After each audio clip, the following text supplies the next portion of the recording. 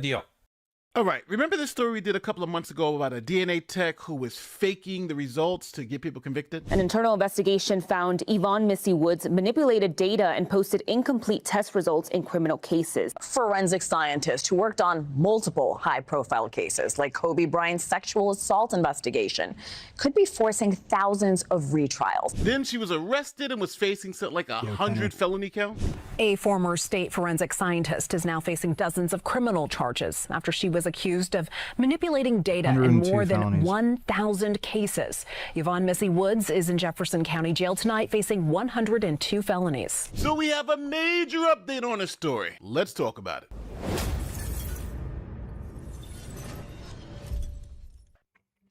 This is Yvonne Missy Woods. She was the former forensic scientist at the Colorado Bureau of Investigations, commonly known as CBI, and she worked there for 29 years, from January 1994 to November 2023. Now, Yvonne Missy Woods is a 29-year veteran of the state's crime lab. She's considered one of the best and most trusted DNA analysts in the country. Her work has essentially never been... You lost more weight. Good job, dude.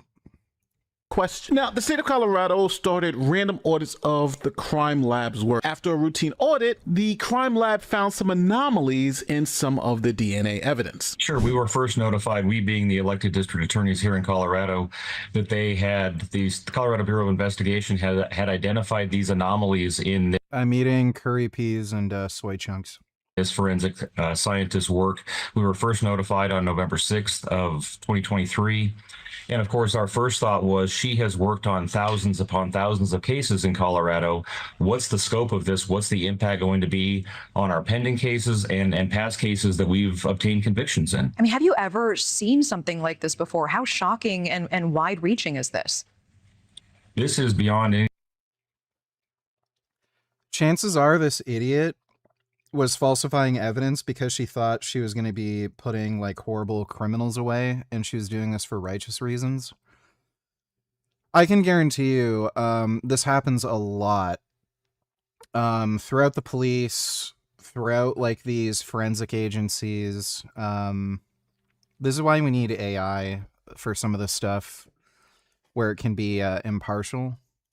Anything that I think any of us have ever seen. Remember when NBA star Kobe Bryant was arrested for sexual assault in Colorado? Well, Yvonne Missy Woods is the DNA tech who handled that particular case. She was the one who identified Kobe Bryant's DNA at the scene. And if Missy Woods had been faking results all this time, then that brings into question cases like the Kobe Bryant case. So now the crime lab had to notify both the prosecution and all these defendants that this was going on and that some of the evidence could be compromised. In a letter to district attorneys on Monday, It's kind of weird too, because I remember Kobe Bryant talked about that, and the way he like was talking about it, he was like, I have no recollection of this. So that was likely a load of bullshit. Current director of CBI told them the agency might have information about Woods that could affect her credibility in court. According to the letter, there were anomalies in her work. The director wrote CBI is not only compiling a list of cases Woods may have worked on, but also finalizing plans to prioritize and retest cases. Now, after the news came out that this DNA tech was possibly manipulating data, jeopardizing cases, defense attorneys started filing lawsuits to get their clients out of prison. Yvonne Missy Woods. She was the lead scientist in charge of analyzing DNA for the trial. Well, I think that was the reason he was convicted, because they were saying there was DNA evidence putting him at the crime. Just so you know, I threw another party with balloons and champagne celebrating that you made a worst of the fitness industry about me. I feel so happy. Please keep it up. Yeah, that's nice. Thanks, Brandon Carter. Missy Woods in Hunter's case is now under investigation. Days before filing the lawsuit, Burden learned CBI found anomalies in her work. It gave us more impetus and it validated our suspicions. A court dismissed Hunter's case initially, the lawsuit says, after Woods incorrectly identified the victim's hairs as Hunter's. 10 months after the crime, new evidence of hair surfaced. What led to a conviction was a hair follicle that was given to CBI somehow. The lawsuit is demanding for all biological evidence to be handed over so it can be retested. And my other question is, how many other people are in prison based on irregular evidence. So now, after an initial review by the state, it says that evidence in about 3,000 cases may need to be retested at a cost of $7 million to taxpayers. The CBI now estimating about 3,000 cases are going to need retesting. All this after learning about anomalies surrounding one investigator who'd worked with the Bureau for 29 years.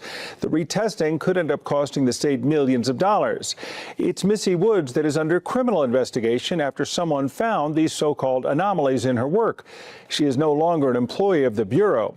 CBI thinks about 3,000 cases are going to need to be retested by a third-party lab. All right, give me a second to pay some bills. This is a paid advertisement for Rumble Wallet. They're sponsoring this portion of the show. Now, let me clear something. Comment, it'll take you to official rules for complete details. Again, this was a paid advertisement for Rumble Wallet. So the state then spent the money and retested something like 3,000 cases, and here's what they found. CBI says it's finished reviewing the caseload of a former DNA analyst who's accused of manipulating data over the course of her nearly 30-year career. An update posted to CBI's website shows the review of every single case that Missy Woods was involved in that's been completed. The agency has now identified just over 1,000 impacted cases. Wow. An internal affairs investigation started in October of last year and found Woods purposefully deleted data. So now they've reviewed the cases, they've seen the problems, and they decided to charge this former CBI analyst with over 100 crimes. 102 charges related to 58 cases of alleged criminal misconduct dating back to 2008. According to Imagine just minding your own fucking business, and this random deranged cunt just decides to ruin your life. the arrest affidavit, dozens of agencies around the state are involved. Some of the cases involved are serious and high-profile cases like numerous homicides, sexual assaults, robberies, burglaries, and even sexual assaults and trafficking involving children, all of which our legal analyst points out rely heavily on DNA data in court. CBI estimated the cost of Woods' alleged misconduct is a whopping $11 million. Woods is currently being held on a $50,000 bond. Her first court appearance will be tomorrow at 10 a.m. Missy Woods was a prosecutorial rock star.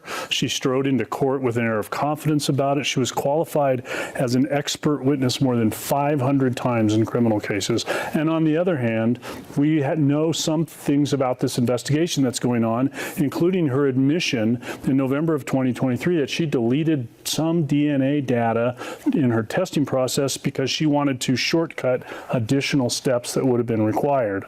So on that hand, it's not a surprise. And there's already been some evidence of cases being botched and some criminals being essentially given a free pass because the state can't trust what this DNA crime analyst did. One of the cases she allegedly botched was the murder of Tamra Dean Harney's father. When this trial started, we were confident the evidence would deliver a sentence of life in prison until CBI was called into question. Tamra's dad, Roger Dean, was murdered 40 years ago.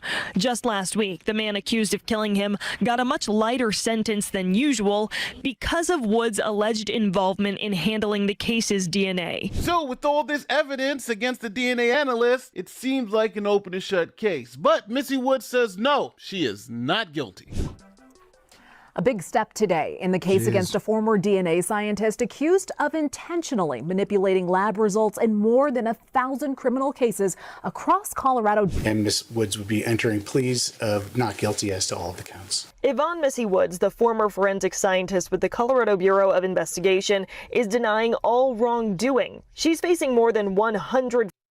Usually in cases like this, they do it for righteous reasons where they think, oh, I have to lie and fabricate evidence, otherwise the criminals are going to get away. So usually that's what this sort of stuff is. Felony charges, accused of tampering with DNA evidence in criminal cases throughout her nearly 30-year career with the agency. Now listen, I understand she pled not guilty, but the evidence here was overwhelming. They had her dead to rights. They just had her dead to rights. So Missy Woods was looking at lifetime in prison, or you can make some type of deal. And obviously she made a deal. As Yvonne Missy Woods walked toward the courthouse Tuesday morning, something she'd done an untold number of times during 29 years with the Colorado Bureau of Investigation, she faced a day that would be unlike any other in her life. Count 1, cybercrime. How do you plead, guilty or not guilty? Guilty.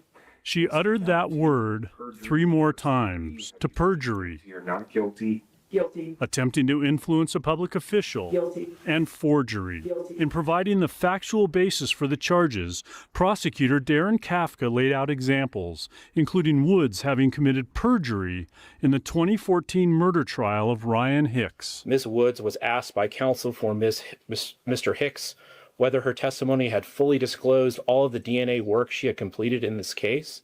Ms. Woods knowingly gave a materially false answer to this question while under oath. Now, after pleading guilty, Missy Woods is going to face a judge September 8th, and that judge can give her anywhere between 8 years as the minimum and 16 years as the maximum. How much time do you think Missy Woods should get? Now, if you're asking me, I think a just sentence would be life in prison, and I'll tell you why. If she is falsifying evidence that's getting people locked away for life sentences, then I think it's only fair that she face that same punishment. Dude, she tampered with thousands of fucking cases. Yeah, she should get fucking life. That's just crazy.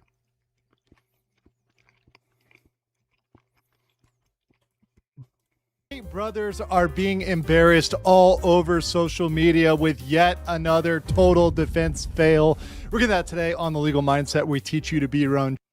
Dude, this is going so bad for them. Like, everyone's finding out they're just complete frauds. Judge, I'm Andrew Esquire, American attorney, as we watch the Tate brothers battle against extradition from the United States to the United Kingdom for some very serious charges. And they are trying to stay in the U.S. to fight that extradition and not be sent to the U.K.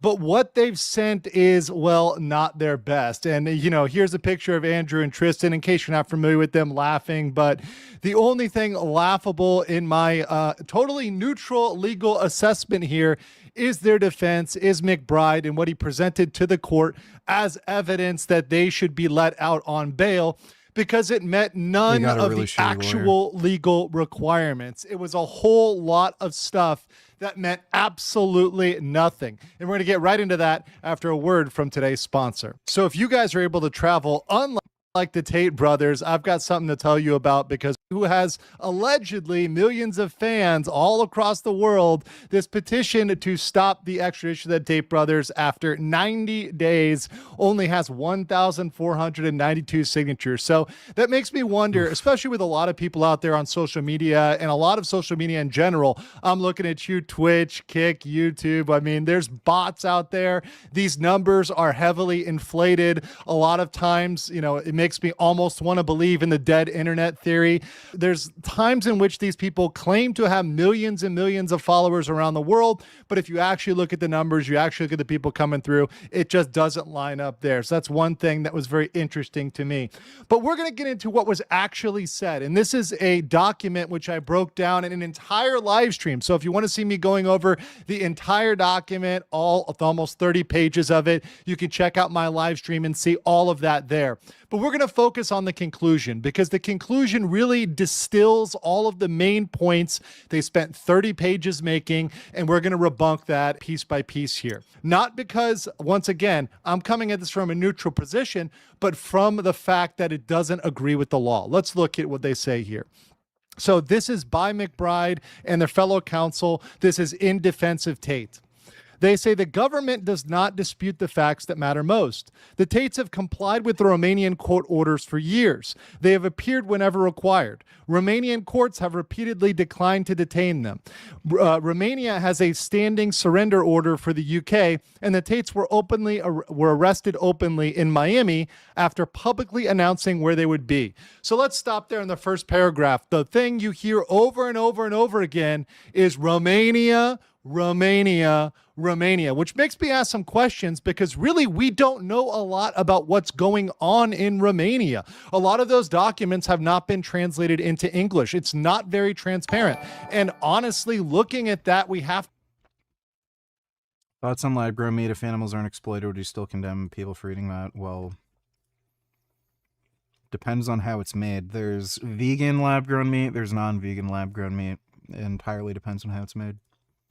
Thanks, Ethical. To ask questions about the Tates connections in Romania, what's really going on there. Are there shadier things going on in Romania? Who knows, right? At this point, nothing is going on in Romania because they had to drop that case for procedural deficiencies. So there's nothing really going on in Romania. So all of this compliance in Romania really doesn't matter right now, and it doesn't give you a defense on why you should not be extradited. Just because you were a good boy in whatever criminal case, in this case, another country, doesn't mean you're going to be a good boy in one involving the US and UK. Under totally different regimes with totally different enforcement, totally different level and scale here in terms of the charges, because there are some very serious charges and there are dozens of them against Andrew and Tristan. And beyond that, being arrested openly, well, they announce everywhere they go. It's not very difficult to track anybody who's on social media.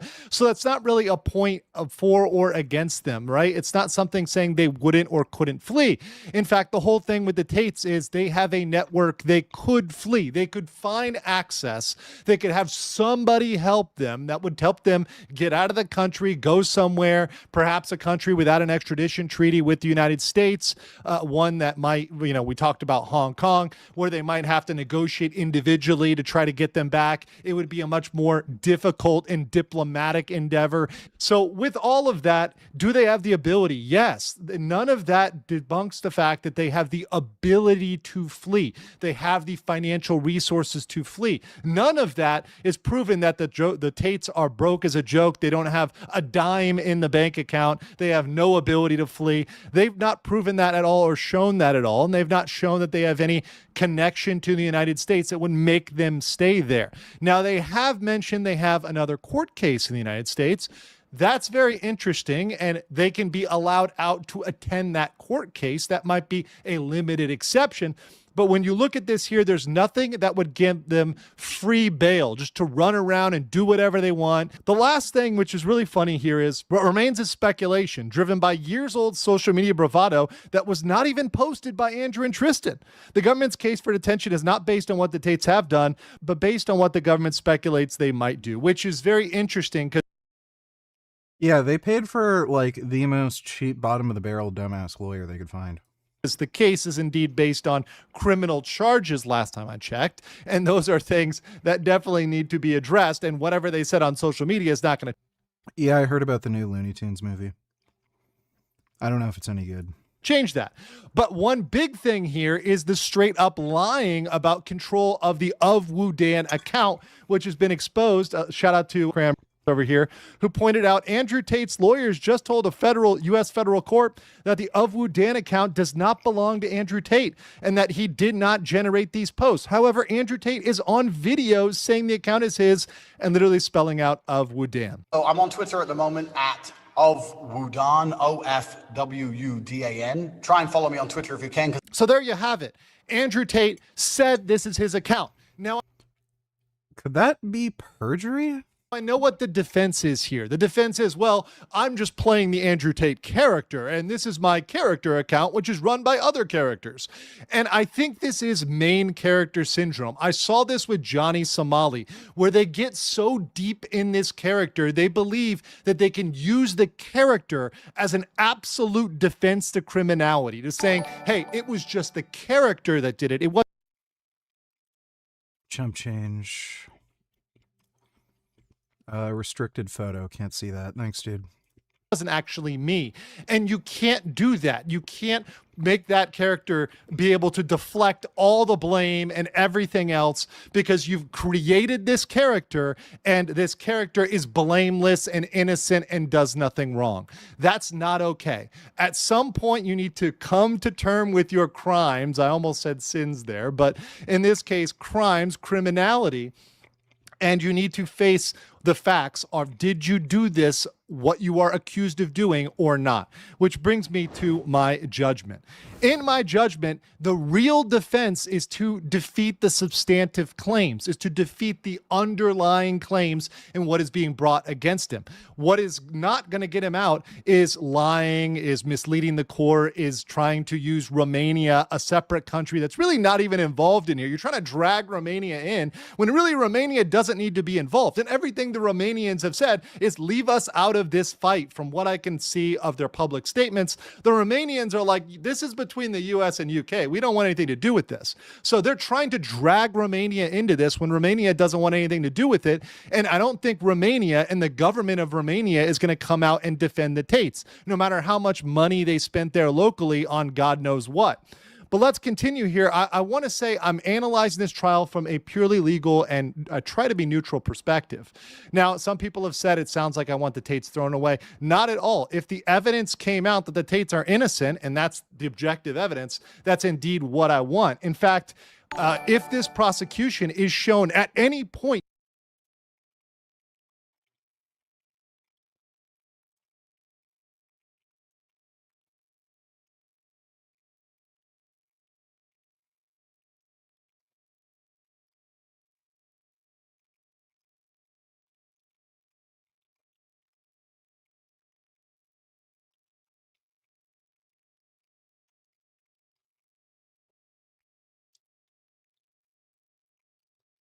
they've agreed to settle for $17 billion. Oh, dude. That's kind of cucked. But, yeah, like, Jesus Christ, that's stupid, dude. So, apparently, you cannot make a product that is enjoyable to use if people complain about it. Okay. Thanks for the donation, chump change. To be for free speech purposes, or for the purpose, you know, it's revealed that this is a scheme by the UK. Congratulations, you're banned. See you later. To silence free speech, or to silence men, or to silence anything else, I would be the first person to blow the whistle. I'm a person who's read The Rational Male. I believe hypergamy is real. Maybe that makes me evil. I don't know what. But I would be the first person to blow the whistle and say this is false. But everything I've seen so far puts the burden against the Tates, puts the burden against their bail, and shows me that their defense has absolutely failed. But I want to know what you guys think in the comments below, and I will catch you on the next one.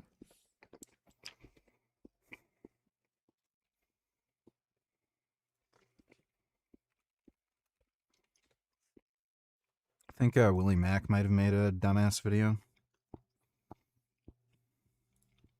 Andrew Tate is facing life in prison, with many of the things he's being accused of being recorded on camera by him. And his charges include beating women. I have an idea. You know what my idea is? That's right, lock the door, you knew I was going to beat the out of you. If you behaved, I wouldn't have to hit you, would I?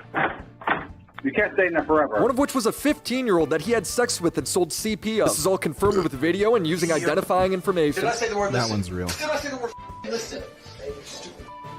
All of the Tate's lies are crumbling around them. It's gotten to the point where their friends are having to defend them by saying having sex with 15-year-olds is legal. They keep trying to say that he trafficked her, and I'm like, bro, number one, that chick is from Slovakia. The age of consent there is 15. What? First of all, pretty sure that's not true. Second of all, that video was shot in the UK. What are you guys trying to say? That's what they're alleging. Oh, she was 15 when he met her. Okay, well, guess what? That was the age of consent in that country. So shut the up. But it's crazy how they're trying to paint this narrative, trying to say that they broke the law when they didn't. It now makes perfect sense why EDP's favorite creators are Myron, the Tates, and Sneaka. Yeah. But the biggest lying buffoon in their corner right now is the Tates' lawyer. He tries to make the conversation about everything but the charges. He's saying that the Tates are locked up right now because they defend white men. Andrew and Tristan's message is against that. It is, you can be a man. It's okay to be white. Your testosterone doesn't mean that you're guilty of anything. But then a couple weeks go by and Joe McBride is making the argument that the Tates are only being arrested and mistreated because they're black. When you are a minority person, especially if you're black or Latino in this country, you routinely go through horrible shit in the prison system. It's, boy, how did you get in this room? Boy, why are you talking so much? Boy, we're going to make an example out of you to make sure that every Yeah, funny for them to be like playing the whole race card. I'm a victim because I'm brown. The black man in the world. Shut. This guy is a terrible, terrible lawyer, by the way. They must have gotten him on a really, really cheap retainer. As far as I can tell, this is their only lawyer, too. So they're way more broke than they're making themselves out to be if they got this one guy who's a fucking retard as their lawyer. His mouth because he knows that this process is punishment and that we will incarcerate you, we will whip you, we will chain you, we will bind you to make you remember the storied history of this country, which means that black men cannot rise above poverty. What, are the Tates going woke now? Is anyone else getting whiplash? Well, hang on, because their entire defense is contradiction. Joe McBride says they're American citizens. They can't go to England and face charges. We should not send American citizens to another country where they're going to be thrown in jail. This guy said he was going to run for Prime Minister of the UK. Why can't we send him there? Are you serious about running for Prime Minister of the UK? I'm the only person who can say that. They are British citizens. Tristan's got a car that's painted as the flag of England. Guys, it's gotten so pathetic. Their lawyer, Joe McBride, has gotten so desperate. He's now saying that the Tates can't be guilty because he doesn't represent people who are guilty of such horrible things. I would never represent somebody who was guilty of these crimes. I don't represent guys who do this kinds of stuff to women. I don't represent guys who do these kinds of acts to children. Stupid. I can pick and choose my clients. My clients aren't assigned to me by the government. Would you believe that he's even lying about this? This lawyer is so dumb. Like, how did they find this guy? He's so stupid. This guy represented a man named Keith Rainier, who ran a human trafficking sex cult. He was found guilty and sentenced to life in prison and was ordered to pay $1.75 million in damages. After Keith was found guilty, Joe McBride admitted, yeah, he did hurt some people, but I'm still going to try and appeal the ruling. The FBI's work in this case, people here were hurt on some level. So like not only was that clearly a lie and a bad argument, but like he's definitively a liar. The question is about criminality. The question is about proving each element of each crime beyond a reasonable doubt. We don't think that the government did that in this case. He did not win the appeal. So actually, he does represent these kind of people. He's got a history of it. The Tate's new defense strategy is to act like they're all about to be politically assassinated. Even their lawyer is talking about how he's going to be killed. Historically, men like us are silenced. Our airplanes fly out of the sky. Our cars are driven off the road. We're shot, we're beheaded, we're executed, we're burned at the stake. That's what it is. And if that's what happens to me, or if that's what happens to them, we will go face God honorably. You defend pedos and traffickers. I want to live an old life and raise my 4 children. This guy having children is terrifying. But Andrew and Tristan have children as well. That's also terrifying. What has been crazy to discover is the Tate's lawyer has long been entrenched in their friend group and their businesses. He does their little hand sign for the Matrix. He's shilling this thing that he calls university.com. Go out there and be somebody. Resist the woke mind virus. You don't need to go to college. Go to university.com and enroll in our school and our program, and we'll teach you how to make money without having to go through an indoctrination camp. Yeah, everybody walking around doing the same hand signal, that's not indoctrination. Don't go to college, pay the guys doing vagina hand signals money. It's every father and every mother in America who wants to send their son or daughter to a school that doesn't fill them with all kinds of chemicals in their body, who wants to send their son or daughter to a school where a boy can be a boy and a girl can be a girl, who wants to send their son or daughter to a school where there's not some crazy flag in the room that everybody needs to bow to instead of saying the Pledge of Allegiance. You guys want to know what university.com is? It's just Andrew Tate's school, just under a slightly different color scheme. If you scroll down to the reviews section, there's Tristan Tate talking about it using its real name. What were you doing before you joined the real world? So his marketing for the school is him saying it's going to save your kid from turning gay. I've seen the Tate protest outside of the prison. It's literally grown men getting on the ground and calling him daddy. Let's go back. Get on the ground. Get on the ground for daddy. Together. He's selling his students a crypto coin called Daddy Tate. I was just doubling down on the school. And I was planting the real world token. I launched a daddy coin. And then he rug pulled them. So on one hand, he's literally raping women, and on the other hand, he's monetarily raping his students. And dude, his school is completely lacking security, leaving all of his students' information completely vulnerable. Andrew Tate's school runs off an open source Discord clone called Revolt. People know this because the file server is still the same stock names of Autumn and January. The owner of Revolt reached out and asked the Tate school to license it. They told him he could either work work for them for $120,000 or try and sue them. But they set up a bunch of ghost offshore companies so he'll never find them. So think about this. They stole Revolt, which is open source, built a school around it with over 800,000 accounts, and then told the owner to screw off. So it didn't take long afterwards for the school to get hacked. The hackers started uploading all of these LGBT emojis. One of the emojis is just Andrew Tate with a big ass. They're making AI images of him at pride events. They're spelling out Tate loves kissing femboy. And Andrew is a cute gay gooner. Guys, they didn't customize the back end of the school at all, so the hackers could just go in and give themselves admin permission. They timed out Andrew Tate from his own school. Every message was leaked. They could see every active account's user ID, email, password, and the token to reset anyone's password. So if they wanted to, they could steal their accounts. Over 300,000 emails and usernames were leaked in the data breach. So that means if these guys are using the same email and password combinations, they could be hacked. They could be targeted with spams and scams. And I got a feeling that these guys easily fall for scams. And unless these guys are signed up to a service which warns them when their information is leaked in a data breach, they would never know. That's why I reached out to Cloak to sponsor this video. It's because this school is so bad. When the hack was reported on, Andrew Tate lied. Thank you, Cloak, for sponsoring this video. What I also find interesting is the school class is leaked as well, and they're just telling their students to lie to try and sell the real world to more people. It says just tell people that you made thousands of dollars from the real world school. Nick Monroe then showed me that these students are making and posting these videos even though it's clearly a lie. I have made thousands of dollars in the real world. Guys, there is no better platform teaching side hustles than this. I tried Googling crypto, trying to do it myself. I ended up losing $10,000. Bro, if you're desperate enough to sign up for this shit, you don't have $10,000 to lose. Guys, don't try to do it yourself. Join the real world today and learn from the experts. Click the link in my bio. Click the link and you could be scammed and have all of your data leaked like me. This guy paid to be told to lie to people. The Tates are telling their most loyal supporters to take advantage of other people, and it doesn't once cross their mind that maybe they're the ones being lied to and taken advantage of. The Tates have built an empire off of lying, scamming, and exploitation. And now it's at the point where it isn't going to work anymore. The Tates are claiming that they don't have water, they have no access to commissary, aren't allowed to make calls, and the DOJ responded proving they're lying, showing their commissary receipt for a single day. Their lawyer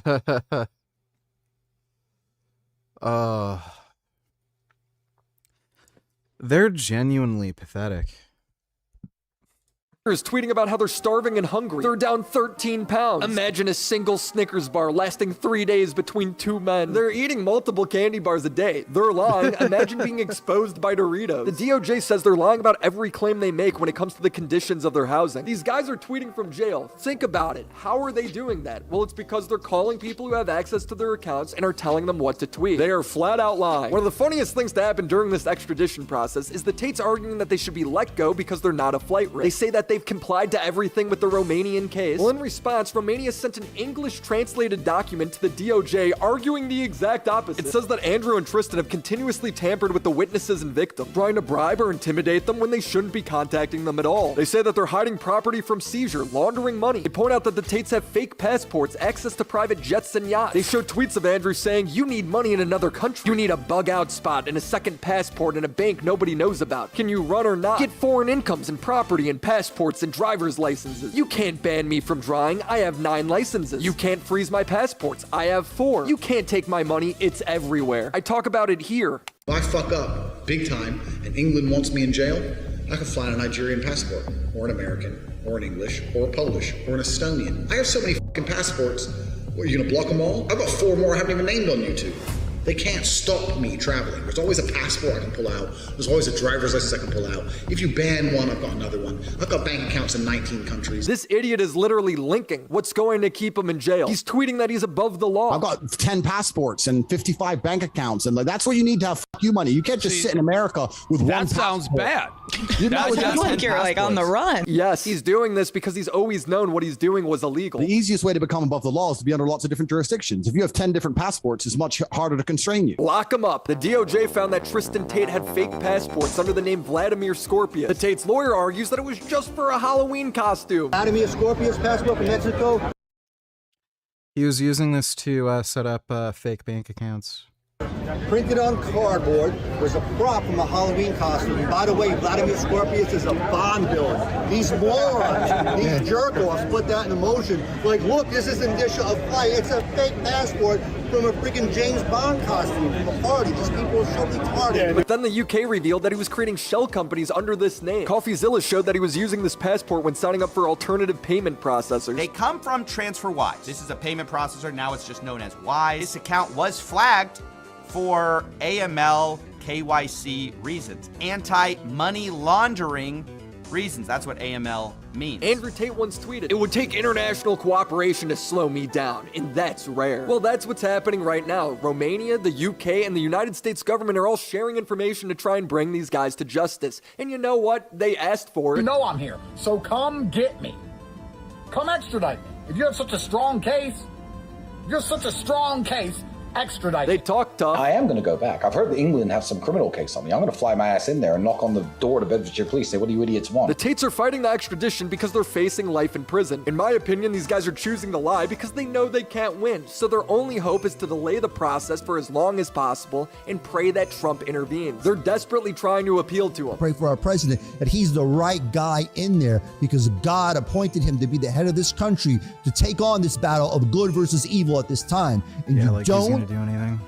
betray your generals. You don't betray your warriors. Warriors on the battlefield, sometimes bad things happen on the battlefield. The bad things that happened is child trafficking and CP. He should not extradite two citizens because some schmuck wearing a wig and some idiot who hates America with a funny accent says that they did something bad in 1812. Doesn't matter. That's not how we do things here. That is how we do things here. 20 people have been extradited to the UK since 2020. Guys, Epstein was convicted of crimes that he committed a decade earlier. Should he be let free? I swear, if Epstein had a podcast and he just blamed everything on the Matrix, these guys would be defending him. This guy is so desperate, he's like tweeting out that Donald Trump signed his tweet. He's posting AI slop to try and appeal to Trump. No extradition without Trump's permission. Americans first. So will Trump block the extradition? I don't think so. There's reports from the White House of Donald Trump saying F the Tates. The Trump administration, because what I'm hearing that literally this weekend, Donald Trump was, somebody brought to his attention, mentioned the Tate brothers, and he literally turned around and said, the Tates. And if he said that, that would be unfortunate. But who knows? Andrew Tate is a psychopath. I briefly touched on how Andrew Tate is suing his critics, but he's also reportedly sending war room members to the prosecutors' houses to try and intimidate them. I've been put under surveillance. Really? Yeah. Who by you then? I was put under surveillance by those associated with Tate. At their behest? That would be my conclusion based on my opinion and belief, yes. Andrew Tate brags about doing it. I understand the levels I will go to. I'm that guy. And the guy, and he, as soon as he could feel it, and he felt it because people turned up at his door. And you've never had this before in your career? Not to this level. No. What does that say about? Not to the level where someone's outside your house. No, for a matter of weeks. And what does that feel like? Are we living in a parody, or is this guy just that retarded? Comically bad. I wouldn't do my job if I knew it was my job to do that job. Who knows? We might be in a simulation that is like a parody. So, who knows? This is some dumb shit, dude. Thanks for the donation dollar. It's deeply unpleasant. I had to fly some friends of mine from Vegas to LA. Like, I had to spend money on this shit. This took time out of my life. When he looked out the window and saw the SUV. I had my personal information unlawfully obtained, which is how they found me in the first place. Because given my career and my history, I'm very careful about what information is in the public domain. You know, my address is not a matter of public record. Once I had his address, I started I didn't want to get banned from Twitter. Obviously, it happened in the end anyway. Yeah. But at first, I put his street name, then I put his house number, and then when guys turned up at his house. I know that my personal information was obtained unlawfully. That was the subject of a police investigation. Welcome to the real world. Worlds have consequences. And it wasn't even hard for me to do. Richard, all I did was I sent some messages to a few private groups I'm in and said, look, cash prize, this guy needs to pay. Andrew Tate isn't going to sue or I don't care that Dolly Parton and Tim Curry are gone. harass me, because if he does, I get to go on a YouTube media tour. I'll be on the H3 podcast that night. Instead, he harasses journalists like Nathan Livingston, Nick Monroe, Kranz, and Gadget, because they're the ones digging up old videos and reporting on the legal papers in the lawsuit. The mainstream media and YouTubers like me use their findings to make videos like this. The Tates are trying to silence the sources. If you guys want a video exposing all of that and making fun of all of the useful idiots around him, comment below. Like the video. Holy shit. On July... Yeah, they're dumb. 31st, someone posted this to Andrew Tate's account on X. I was unable to sleep and it was too dark to read, so I counted bricks on the wall. That message allegedly came from a cell inside the federal detention center in downtown Miami, because Andrew and Tristan Tate are sitting in jail as we speak. But they're not sitting in jail because the United States has charged them with a crime. They're in custody because the United Kingdom No, I'm not popping Zins. wants them extradited to face allegations of rape, assault, and human trafficking. The United States is just holding them pending that extradition. And their lawyers say they're being kept in solitary confinement. When they complained about their conditions, the government's response included this sentence: while FDC Miami is not a Marriott, the Tate's conditions of confinement are reasonable, constitutional, and within BOP's discretion. Okay, so it's not a Marriott, but are we talking like a Motel 6 at least? Is that what they're saying? Help me out here, guys. Putting the conditions of the Tate brothers' confinement aside, the question everyone keeps asking me is this: does the U.S. have to extradite the Tate brothers, and can Trump do anything to stop it? Well, I've got some answers for you, and they might not be the ones that you want to hear. Let's start with the basics around extradition. Extradition is the formal process by which one country surrenders a person to another country for prosecution or punishment. For the United States, extradition is primarily a matter of treaty law. The U.S. has extradition treaties with more than 100 countries, although there are still many countries with which it has no extradition treaty. You can think of an extradition treaty as a contract between the states. It establishes when and how one country is obligated to surrender someone to the other. Federal law then provides the mechanism by which the United States carries out those treaty obligations. Extradition is also generally limited to offenses covered by the applicable treaty. Older treaties often spelled out a specific list of crimes for which extradition was available. More modern treaties generally use what we call dual criminality instead. The offense doesn't have to have the same name in both countries, but the underlying conduct must constitute a sufficiently serious crime in both. A foreign country usually begins the extradition process by submitting a request to the State Department, which sometimes includes the documentation required by the treaty. When a requesting nation is concerned the person might be a flight risk before it has time to make a formal request, it may informally ask for the extradition and provisional arrest. For provisional arrest, the requesting nation must then send the full documentation within a certain time period. In either case, the Secretary of State, at his discretion, may forward the matter to the Department of Justice to begin the procedure for the arrest of the fugitive so that the evidence of criminality may be heard and considered. Now, even if you're on the lam in a foreign country, it's shockingly easy to find anybody because of how much personal information is available for purchase on the internet. I bet you the Tate brothers wished they had signed up for Incogni, the sponsor of this portion of the video, or I'll see you in court. So now back to the Tate brothers situation. When there is an extradition request, the Department of Justice, quote, reviews requests for sufficiency and forwards appropriate ones to the district where the fugitive is found. The Assistant United States Attorney assigned to the case obtains a warrant and the fugitive is arrested and brought before the magistrate judge or the district judge. Generally, the government opposes bond in extradition cases. Here's what happened with the Tate brothers. Federal authorities observed Andrew and Tristan Tate in Miami on July 17th, 2020.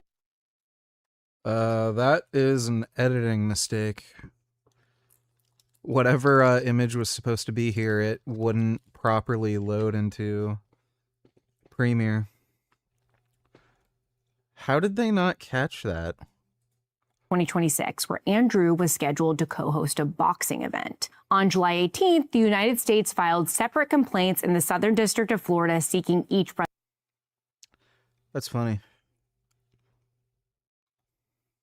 brother's arrest. Both brothers were arrested that day and later made their initial appearance before Magistrate Judge Lauren Fleischer Lewis. These were provisional arrests. This process is authorized under 18 U.S.C. 3184 and Article 12 of the U.S.-UK extradition treaty, which essentially lets a country grab someone up before the full paperwork arrives. The complete formal request that includes the diplomatic package with the warrants, the evidence, the authentication, has not yet been filed. The U.S. government calculated the UK's deadline to submit the complete application as September 16th. That's 60 days after the Tate brothers' arrest. At this provisional stage, what we do know is that British authorities are seeking the Tate brothers for a very narrow but extremely serious set of offenses under UK law. First, there's rape under Section 1 of the Sexual Offences Act of 2003. Then there's assault occasioning actual bodily harm under Section 47 of the Offenses Against the Person Act of 1861. However, these initial complaints filed in the U.S. expressly reserve the right to proceed on more charges later on. Meanwhile, the underlying British warrants are much broader. They were issued on January 19, 2024, by Senior District Judge Paul Goldspring at Westminster Magistrates Court.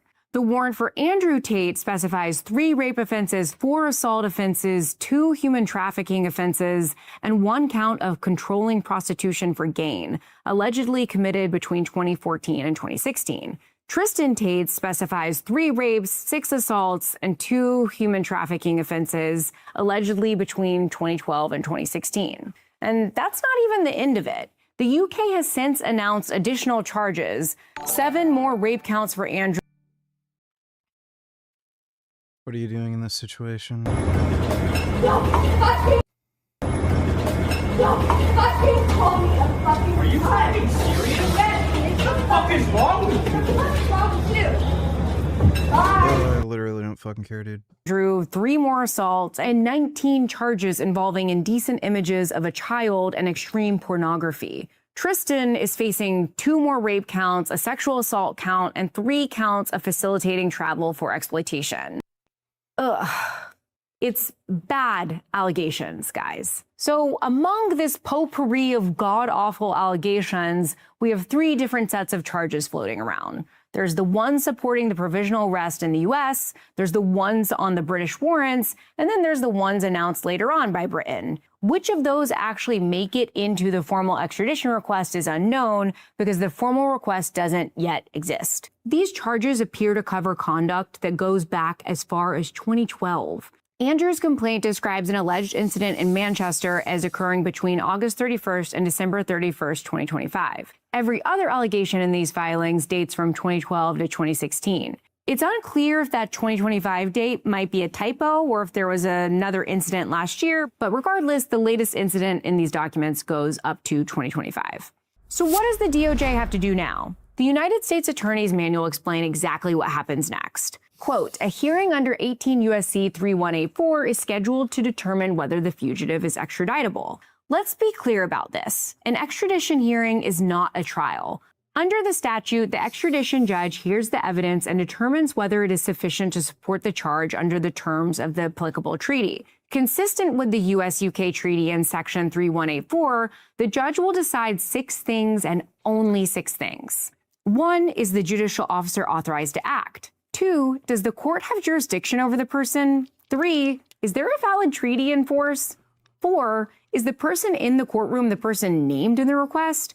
5, are the charged offenses extraditable? And 6, is there sufficient evidence to support probable cause here? And that's it. If those 6 boxes are checked, the judge certifies the person as extraditable and commits them into custody. Based on the record we have, the main one that Tates can contest is the 6th one, which is whether there was sufficient evidence supporting probable cause. But that seems like an uphill battle for them. And to be clear, the treaty Especially since they admitted to a lot of their crimes. The instrument doesn't actually use the words probable cause.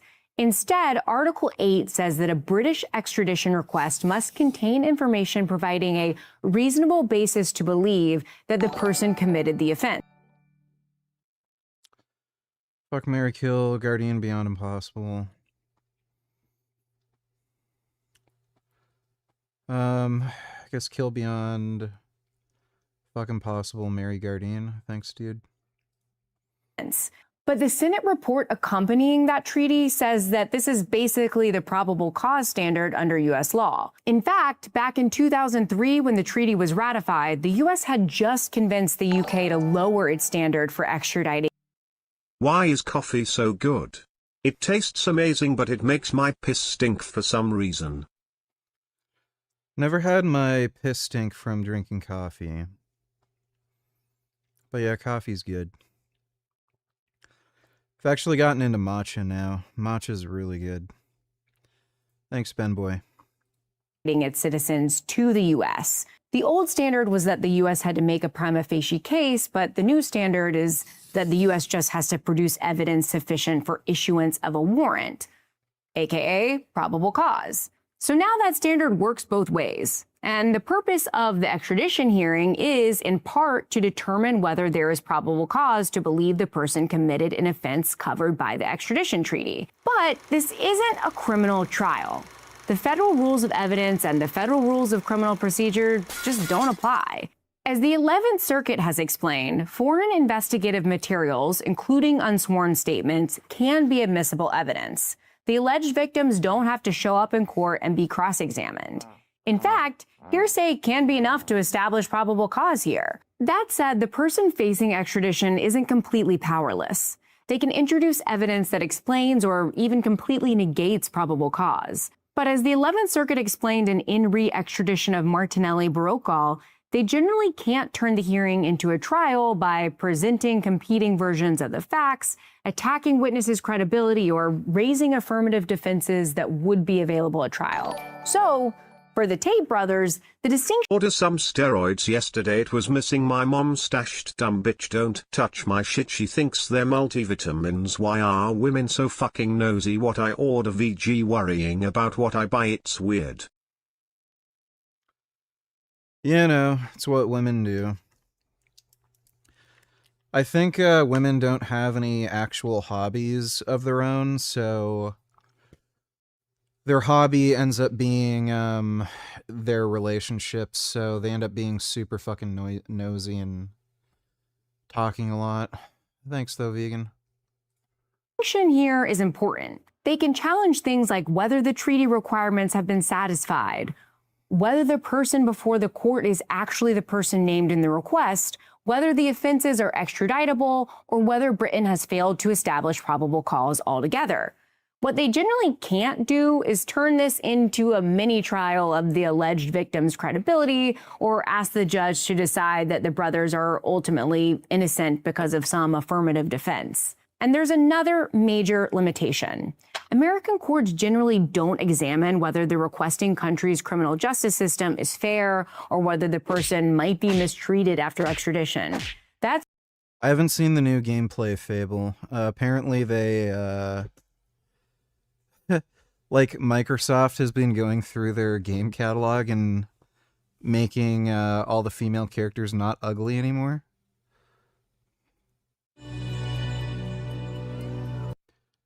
You'll see cinematics, exploration, choices of our living population. Fable's handcrafted, fully voiced NPCs. They all have their own jobs.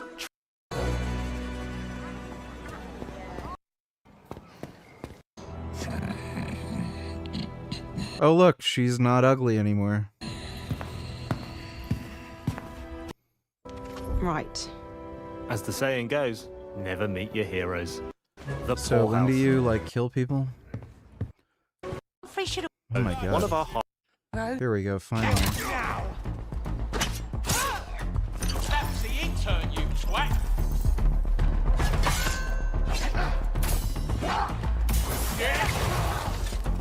It's time to try out our new spell, Blades, which is great for crowd control. Yeah, The Witcher 3 Remastered looks much better than this. You gonna run?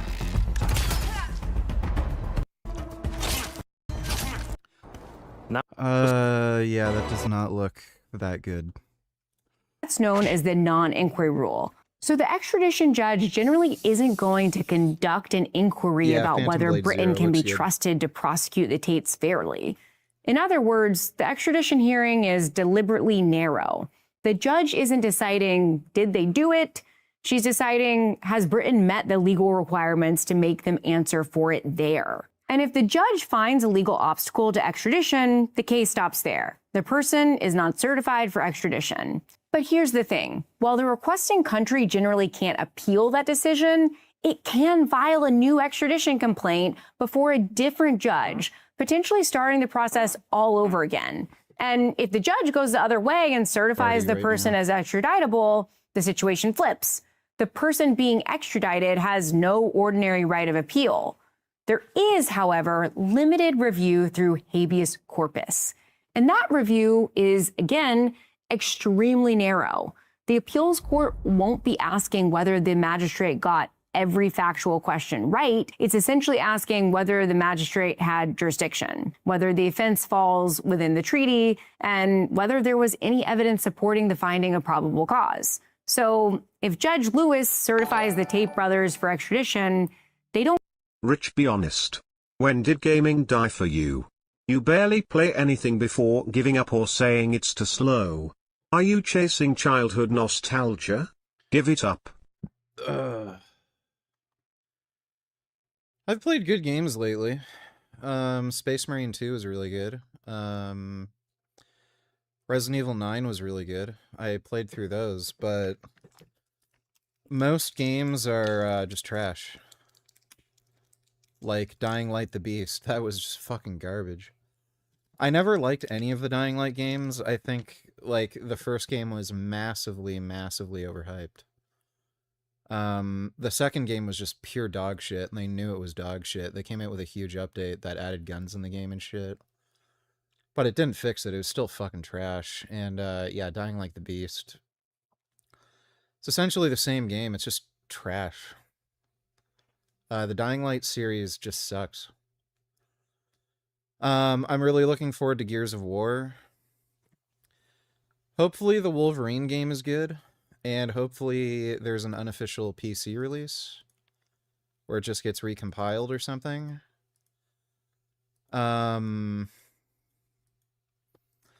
Hopefully the next Call of Duty is good, but, you know, who knows. I'm hoping Rising Storm Vietnam, after a few updates, gets good. I do like the idea behind body cam. It's just... It needs that 0.8 update for sure, at least. Because right now the game's just way too bare bones, and there's not many people playing. But after the 0.8 update in September, that might actually be good. But I still really like games as long as they're good. But yeah, there's just not many good ones. A lot of them just aren't worth my time.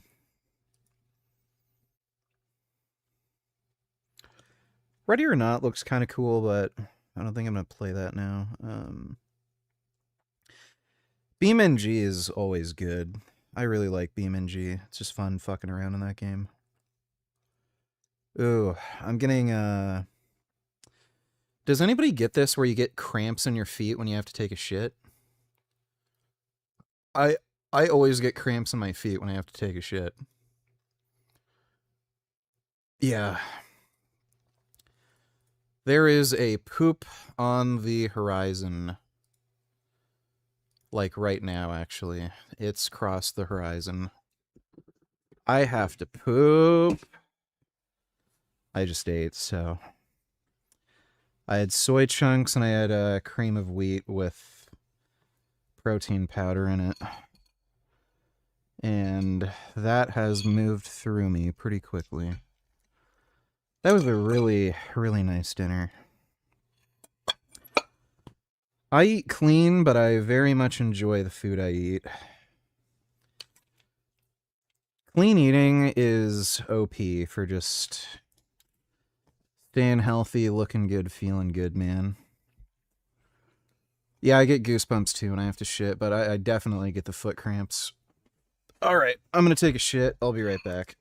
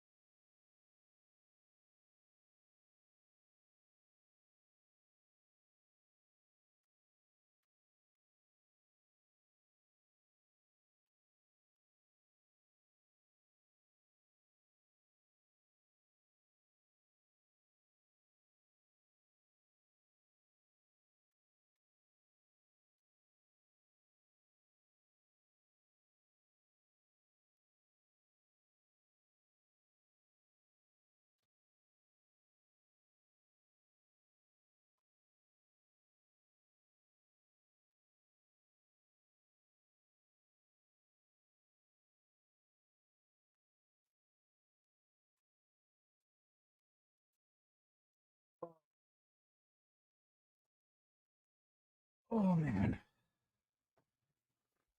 Oh.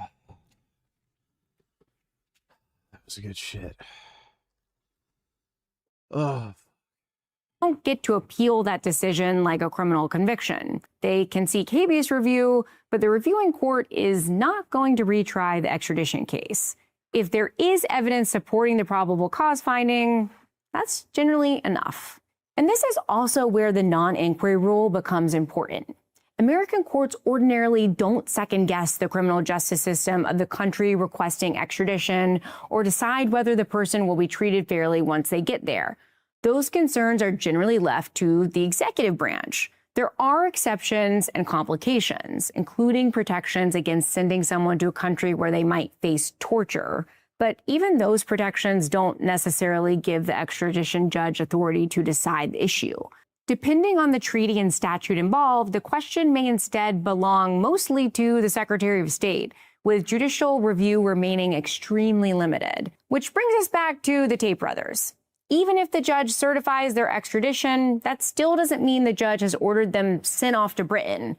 What it means is that the judicial phase is over and the decision moves to the executive branch. The judge decides whether they can be extradited, but it's the Secretary of State who decides whether they actually will be. Now look, I have a lot more I want to say about why the Tate brothers should be extradited, but let's just say my thoughts are not always exactly advertiser-friendly by YouTube standards. There's a whole segment of this video that you're not seeing because the only way to watch it is on Nebula, who sponsored this portion of the video. Nebula is a see you in court. So what's the Secretary of State's role in all this? Under 18 U.S.C. 3186, the Secretary may order the person surrender executive authorities that.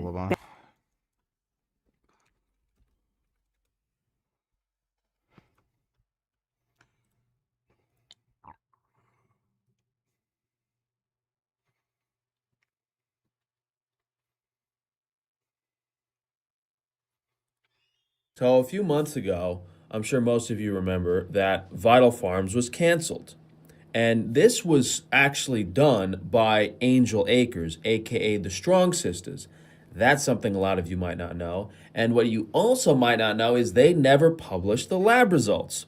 And I thought this was fishy from the start because the Strong Sisters were one of the original Frank Tufano copycats. They popped out of the woodwork, they started making YouTube videos identical to mine, and they didn't really have a background in nutrition or any dietary knowledge. They just had all this information they wanted to share, and they got views like crazy. So I was like, these people are kind of fishy. I think they're dishonest. Why didn't they publish the lab results? I took it upon myself to get my own egg testing done, and Frankie's free-range eggs were the best omega fatty acid ratio out of all of them. Although I really don't think it is a considerable difference besides Vital Farms. So whichever eggs are the most affordable to you, and in this context, Frankie's free-range eggs are not only the highest quality, they are the most affordable. So if all these eggs are relatively similar, why would you pay way more for these other eggs? We did some mineral testing, we did the omega fatty acid testing, but again, eggs have a very similar nutritional profile, and in the context of corn and soy free,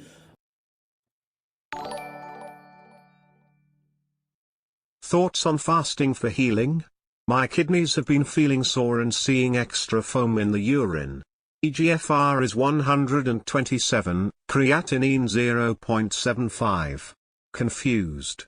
What you would do? Oh my god. So, creatinine doesn't have anything to do with kidney function. That's why when you get a creatinine score, it says eGFR, which means estimated glomerular filtration rate. So they're not actually measuring your glomerular filtration rate. They're estimating it based off your creatinine, and creatinine doesn't measure kidney function. So if you want to measure your kidney function, you need to get your cystatin C tested. You can also get a urinalysis done. So I don't know why you wouldn't have tested cystatin C or gotten a urinalysis to detect protein in your urine, and I highly doubt that your kidneys are sore. You probably have a sore lower back or something. Or you're imagining it. And fasting does not help you heal faster. Thanks, help. Most of these eggs on the market are fairly similar. So Vital Farms had the highest omega-6 and omega-3 was 0.2%. So this is the worst ratio, but you got to keep in mind the total fatty acids is 8%. And these numbers might seem pretty low, but out of all the fat of the egg, 1/4 of it was omega-6. Then Fresh Egg Co. was slightly better, lower omega-6, but pretty low omega-3, 8.6% total fatty acids. Then you have Frankie's Free Range, which had the best omega ratio. We had 1.2% total omega-6 and 0.55. This literally doesn't matter. Dodo, let me see. Kind of healthcare you should have. I just think the government shouldn't tell you what kind of healthcare you should have. And if you're a minor, it's between You want to your doctor try on and your kids? parent. Now, if you disagree with that, if you disagree that healthcare decisions need to be made by a doctor and their parents and a patient, then we think we agree to disagree. But you want to put government inside. So, Abdul, a clinic you're or a doctor, hospital right? Selectively. I am. So you think it's okay for a parent to slash his kid's thingling off? You think that's okay?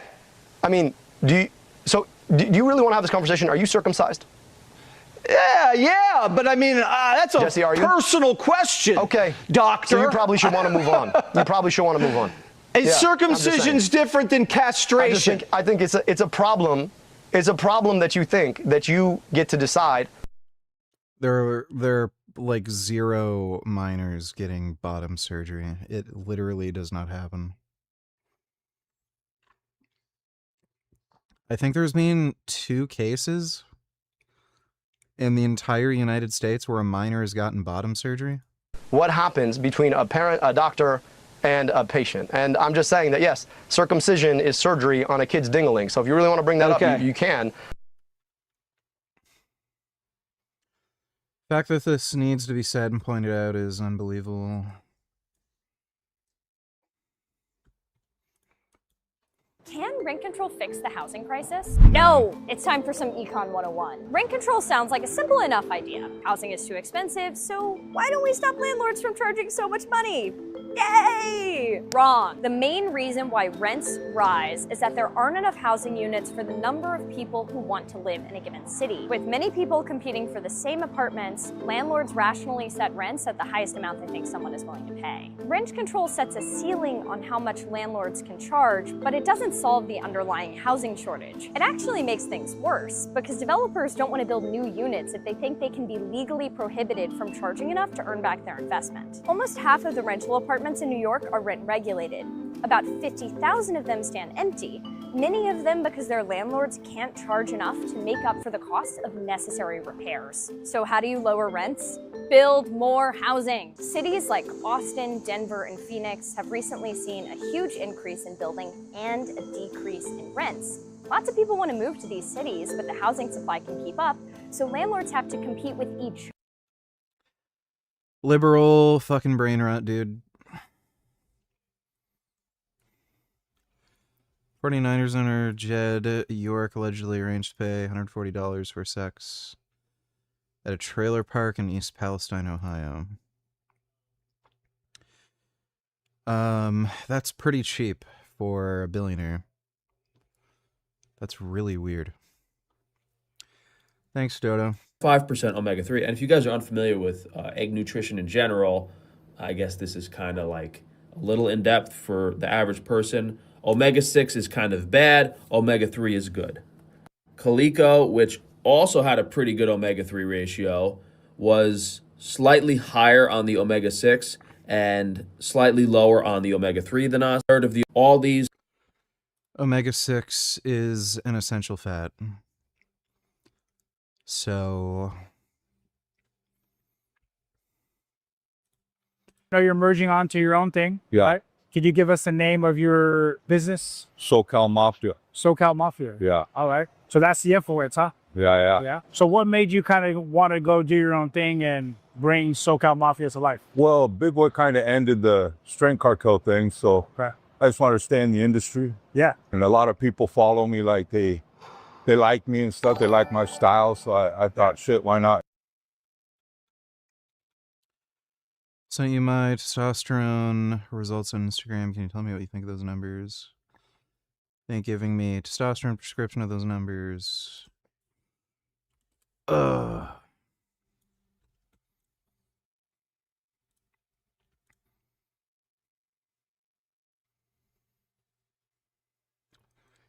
Yeah, I think you'd definitely benefit from TRT.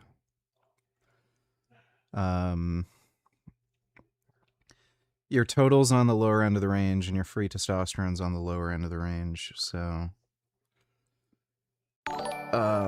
yeah. I forgot there was a town in Ohio named East Plastoin. Imagine a town being named after Plastoin. How horrible would that be if they named Spencerville to East Plastoin VGI? Yeah, that'd be bad. Thanks, Dono.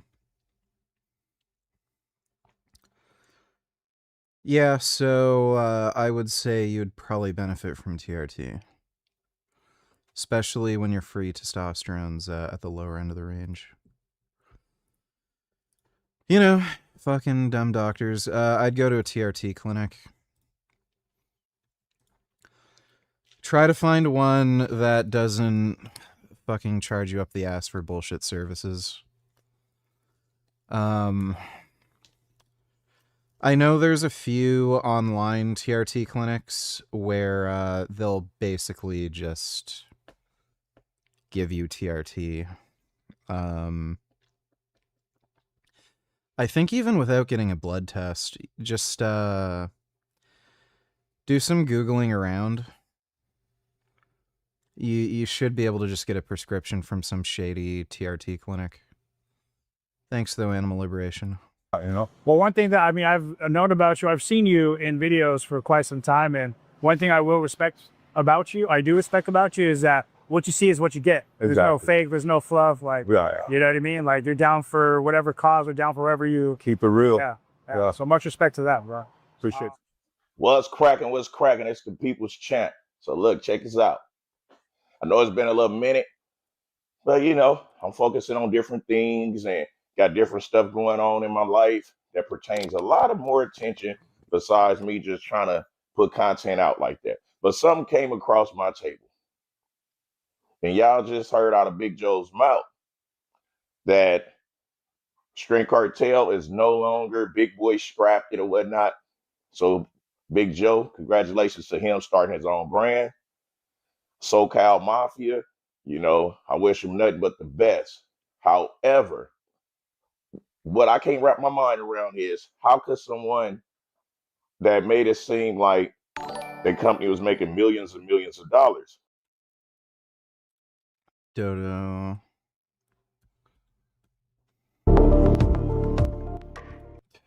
Threatened, intensified attack. Displacement over children's kites, act of war, blah, blah, blah. Yeah, sure. Great. I thought kidneys had pain receptors. That's nice. I thought EGFR was gold. It says EGFR. What the fuck do you think that stands for? Estimated glomerular filtration rate. So they're not measuring your EGFR. It's an estimate. What did I just fucking tell you? I'll get Cystatin C tested. Thank you. No problem. Thanks for the donation, dude.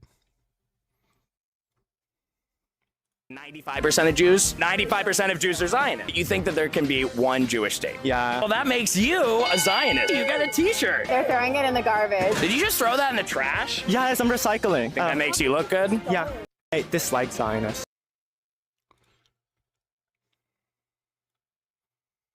Been given billions of dollars that Hamas has used to build tunnels instead of turning this into a place. Why did they need tunnels, do you think? There's zero reason why they needed tunnels. You were going to justify that they should have spent billions of dollars on a tunnel system. Have you read Hamas's charter? Their number one goal is to kill Jews around the world. Why did they make this charter? Because they want to kill Jews. Why isn't Gaza Abu Dhabi? Well, they've been New Yorkers are the most dumbass, degenerate pieces of shit, dude. The company behind Facebook and Instagram have reached a settlement totaling nearly $18 billion to end a lawsuit centering on the harms of social media to children. Now, the case was brought by a group of 29 U.S. states alleging that Meta intentionally designed platforms to get young people addicted to them, harming their mental health. Now, 4 of the states were seeking as much as $1.4 trillion in damages. Now, dude, look at childhood obesity rates. The idea that Facebook, which nobody fucking uses, is causing more mental health problems among children than childhood obesity. Like, give me a fucking break. It's just so retarded. Now, as part of the settlement, Meta has agreed to make changes to its platforms, including establishing daily time limits for teen users. Now, the California Attorney General issued a statement saying, "Today we have secured a settlement with Meta that will make social media less dangerous for our kids and make a world of difference for..." This is just so fucking retarded. I can't get over it.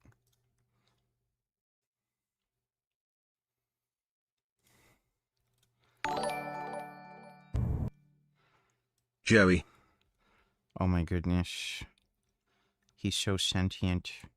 The truth of the matter is that I don't deserve to get people to subscribe to me because I'm not putting out the content that would make people excited.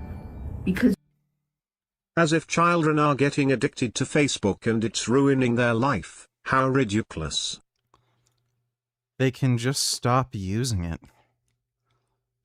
They have parents. Their parents can make them stop using it. Like, we're living in a society with literally zero accountability. Thanks, Dodo. Because you're literally not doing anything other than just laying there in your little side slice position. Dude, that'd be like sweet. Not having any responsibilities like a cat. And I would like to ask people to subscribe to this channel, but you're licking yourself. Why would anybody want to see you licking yourself when there are cuter cats out there licking themselves for content on YouTube? So that's really all I have to say is thanks for nothing, buddy. I don't know if there's cuter cats. That's a pretty cute cat. Yeah, but I love you. He's pretty I'm in great. love with you. Wow. So sentient, so blob-like. Thanks, Ethan, though. For children and for their families. Now, CNN's Claire Duffy is following the story and joins us now for more on all of this.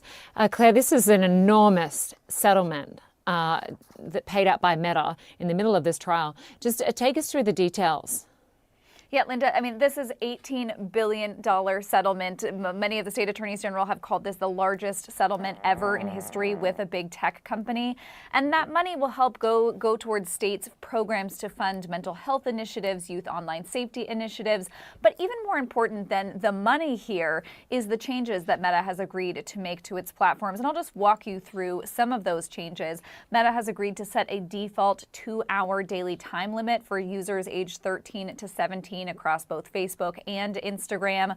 It will input a daily night mode that will block access to the apps from midnight to 6 a.m. Also a school mode that will reduce the number of notifications that teens get during the day. It will prompt teen users every 15 minutes of continuous screen use to try to get them to be a little bit more conscious of their scrolling. It will also turn off likes by default on teen posts and remove access to extreme makeup filters. All of these addressing things that the states had said contributed to this youth mental health crisis.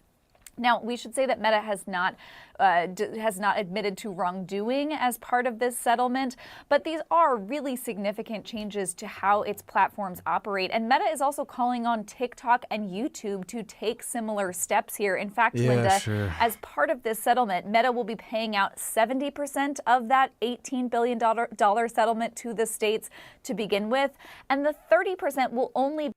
So I guess that's what scared him, 1.4 trillion. So they just decided to settle for 17 billion, which is just chump change for them, compared to 1.4 trillion. be paid out if TikTok and YouTube Holy agree shit, to make trillion. similar changes. And so really we could see an industry-wide change here because of this massive agreement. Just incredible. So they haven't admitted wrongdoing, but they are giving out $18 billion to settle the case.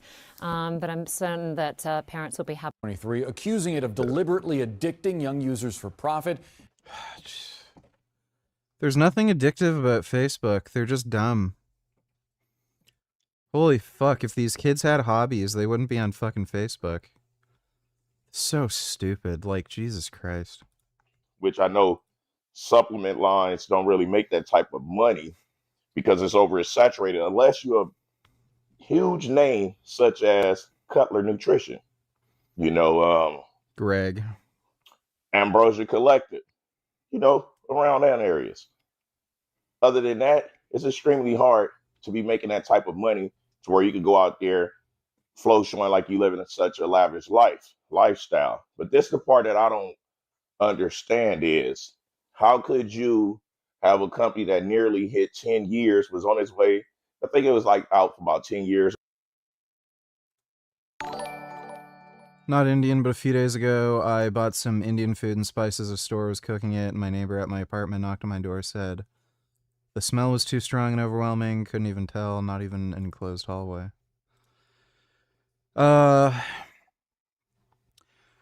Sometimes the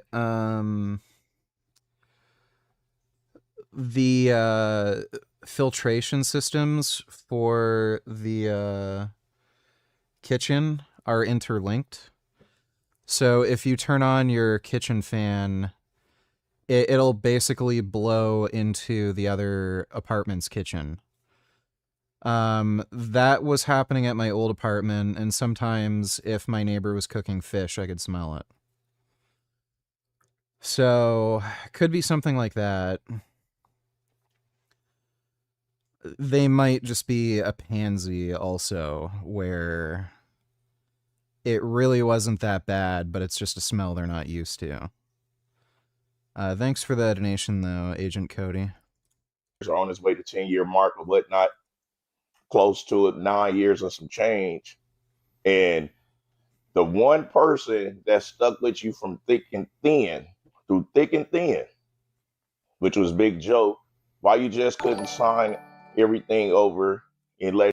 What is it with all this lack of accountability these days, VG, and where did it come from? I think it's coming from women, dude. Women love a lack of accountability. Thanks, Dodo. Let him continue running it because this man got tattoos of it.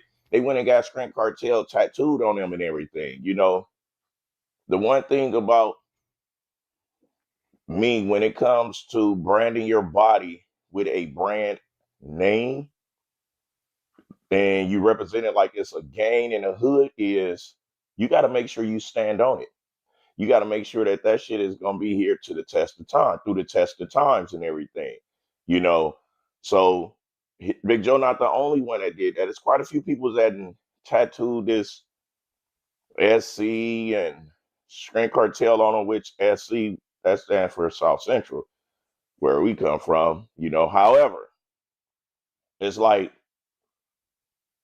what happened to all this? The fear-mongering and outrage and legal actions against data centers. And the legal action and outrage against social media companies for addicting children are two of my biggest pet peeves. These are some of the dumbest things imaginable. Yeah, it's pretty stupid.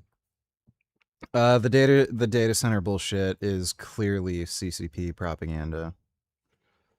The Facebook crap is just... That is just a whole nother level of fucking stupid. Like, if you have a problem with your kids using social media, don't let them use social media. Or restrict their access. Like, holy fuck, learn how to parent. Thanks though, Dodo. Money that was supposed to be made with this company. And don't get it twisted. I'm not counting nobody's pockets, but I just can't figure out how could you strap a brand that was supposed to be making so much money unless it wasn't making any revenues like that, unless it really was a sugar daddy involved, unless Yeah, you were apparently Big just Boy the has a sugar face daddy. and it was no. Wow, VG, it's literally everything you've been saying. He's saying it now. I know for sure you had an impact. You need to go talk to him. Tell him to admit you're right about everything. If this is true, you probably shouldn't have kept quote tweeting me to argue with and mock my position that MAGA's worse. You are self-aware enough to admit that you're often spite-based, so calling someone else unprincipled holds a lot of weight. MAGA is not relevant now. The fight against them in 2024, and we lost. People who sweep for socialists are either disgusting anti-democracy haters or idiots. Stupid if you're a monger over MAGA right now to sweep for socialists. It's almost as if he learned from me or something. Weird. I literally told this to him. If MAGA is so bad, so stupid, so incompetent, but people vote for them anyway, then clearly the issue is your own party. And sure enough, he has adopted that fucking stance now. What an idiot. Thanks, Dodo. No longer making anything, because I always said anytime you try to promote street lifestyle and violence, anything that pertains violence. What do you know about parenting? You're not one. It's not as simple as telling your kid to stop using Facebook or YouTube. It's even more simple than that. Get their phone. Put parental blocks on their phone. Ta-da! If you take it from them outright, that can cause an even bigger issue. Sure. Sure. If you have your life ruled by a child, then you are a very weak person. So, learn how to be a fucking adult. And a parent. Thanks, Pepto. Anything that got gang tied to it, cartel tied to it. Like it's a stiff one, even with Big Joe using mafia inside something. It sucks in a negative crowd, a negative energy. How could you spin that into something positive? That's like me bringing out a brand that's saying gangster fitness. Destiny not reaching out and giving you credit for changing his mind is gayer than sucking Fuentes' dick. He never did anything with Nick Fuentes, but, I mean... Destiny definitely has a mental complex where he has a hard time admitting he's wrong. Thanks, dude. Crip watermelon, Crip juice, and all this. You know, you got to be very careful when you choose these different names and these images that you try to portray. I don't portray no image. I give y'all exactly who I am. I am very transparent. Very transparent. You know, and I'm a big concern. Agreed, VG. Just bring back the belt punishment and the kid will act right. Well, I don't agree with hitting kids, but... if you're just a strong adult, kids will listen. Thanks, Dodo. About why the company flopped? Absolutely not. My only issue that, well, it ain't really an issue. My only thought of it is... I know it's just a joke, still gay though. Well, yeah. Thanks for got my notification. Why you didn't set your dude up? If you're off with, and if you're well off, why you didn't set your dude up who's been there from the gate to be in position to where that he don't have to be starting nothing from the ground up? I remember Big Joe took his Jeep. He got a cold Jeep, and he went and got it wrapped with all the string cartel stuff. Big Joe, one thing about that dude is he's extremely loyal, and he is saying everything you've been saying the whole time.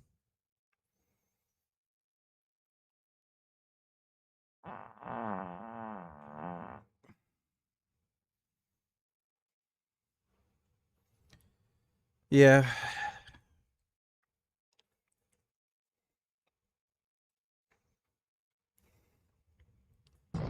Oh, yes. Really all just avoid the more damning videos and continue to say out of context or these were edgy jokes. Guess the DSA types really are just blue mega. Anyone associated with these types are supporting Islamic terrorism.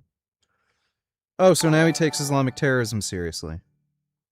Why do so many parents just let their kids step all over them anyway? Because they're just weak people.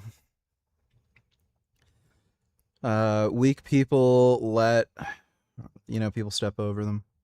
Thanks, Dodo.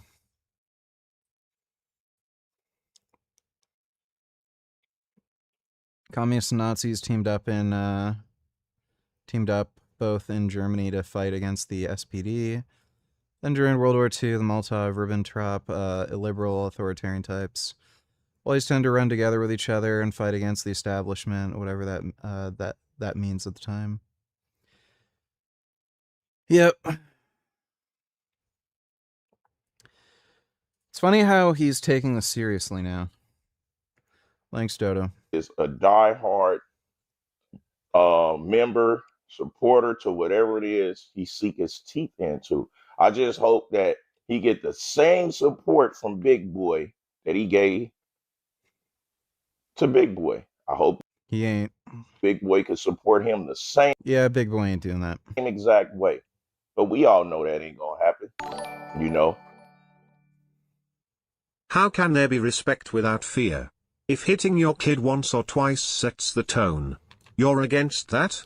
If a kid has nothing to fear, how can you truly get respect? It would be like you jacked versus skinny. More likely to get challenged skinnier. That's great, you're stupid. Thanks for the nation, dude. I always had respect for Joe. Still have respect for Joe. Because Joe never came off trying to portray that he's something that he's not. He never came off as, this bully tactic person or he so well off. He always played his position. He speak when spoken to. He always been pleasant. He never had any hidden agendas. He never, when you turn your back, he over there winking. You know that shit Big Boy do. He is that. And he never did any of those chismoso ways or whatnot. So, I really hope that he can get it off the ground and it can become something that can stand through the test of times. You see what I'm saying? Because it's crazy how everybody that was around this Wes Watson, Cali Muscle, and Big Boy fiasco all parted and went to some weird ways. Let's not forget that just a few weeks ago Density was saying I don't think we need to worry about Mom Donnie, and the jizya was seen as an advanced in human rights and defending Adam Mockler. After I made you debate him several times, now he changes his mind. Yeah, it's kind of funny how that happened. Maybe he just needs enough public embarrassment. Thanks, Dodo. The only one who I see that did a positive move was Cali Muscle. Cali Muscle moved out of state. He chose his family. I always told him, get back to your roots. Choose your family, choose them beautiful kids and that wife, and start back doing you. All this weird shit, all this tough guy shit, leave that alone. Leave that completely alone. And I support what he's doing. Not that it matters. I don't know, I'm just saying I have respect for what Cali Muscle doing with his 180 that he did. Now I don't watch or follow nothing Big Boy do to even give you guys any input on what I feel about that. Long as he ain't no longer wearing this LA Killer attire and stuff like that, I have nothing to talk about. I don't have no dog in this fight. As long as he ain't sending nobody at me like he once did, he ain't got to worry about Mack Truck.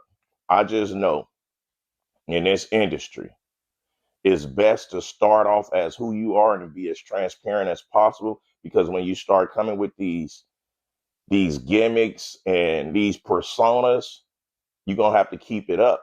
And then when you get exposed, you're going to have to take accountability and own up to the shit. But these dudes get exposed and they try to make it seem like people's is attacking them and coming at them. However, there's no here or there. I just wanted to touch in on that, get my input because it came across my desk yesterday and everything. And hopefully Big Joe could get his fair start. You know, I'm quite sure there's a lot of people's rooting for him. I'm one of them. Anywho, it's the People's Champion. Kelly Muscle been up to? Dodo. If you wanted to transform the world of the 18th century, you might care about like how well you can navigate Westminster or something. But another thing you might care about is like, can you just like immediately start building steamships and telegraph and the Maxim gun and whatever? If you could get really good at that, you could like be a fucking super transformative thing in the 18th century. So you're suggesting if we do that, if the AIs get really good at the verifiable stuff in chip design, etc., and then they get really good at building fabs, it'll be the equivalent of going back to the 18th century and like, okay, I don't know what you guys are talking about in your parliament, but I've got a bunch of steamships and a bunch of Maxim guns. Yeah, that's basically right. Like, I think my perspective is like, if AIs are sufficiently good at R&D, including hardware R&D, robots, whatever, then they can radically transform the world, even if they're not that good at playing politics. And also, we're in a pretty dangerous situation because the AIs might be doing huge amounts of really hard to understand R&D, building out basically the whole economy of the future. And we may not understand what's going on in there. Mm-hmm.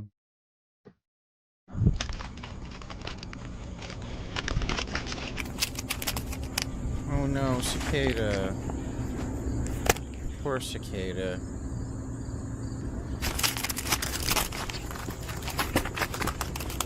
Poor cicada. Oh. This is everything I ate at my first ever movie screening, and honestly it couldn't have gone better. We were gonna watch Tony, the story about Anthony Bourdain's early years, but before that we had a quick drink and bite at Shaw Theaters. I first started off with their non-alcoholic Negroni. It was insane how that tasted like gin. They were nice enough to customize a lovely vegan plate. I had the cherry tomato bruschetta, which was divine, followed by the pita fries with an incredibly creamy hummus. So addictive. They also served mini falafels on toothpicks, which was good. I loved that there was sufficient plant-based protein here. And of course, veggie spring rolls with chili dip. This definitely felt so special to me because I believe food and culture brings people together, and that's kind of what inspired me to start hosting my own supper club. We also got to hear a few lovely words from Mr. KFC, the founder of Makan Sutra, and who was also a friend of Anthony Bourdain when he was exploring Singaporean street food. This was all in all such a wholesome. Anthony Bourdain's a piece of shit. Why the fuck is she even promoting this horse shit? He was an anti-vegan scumbag. Thanks, Dodo. Fuck this. What's this Dingleberry up to?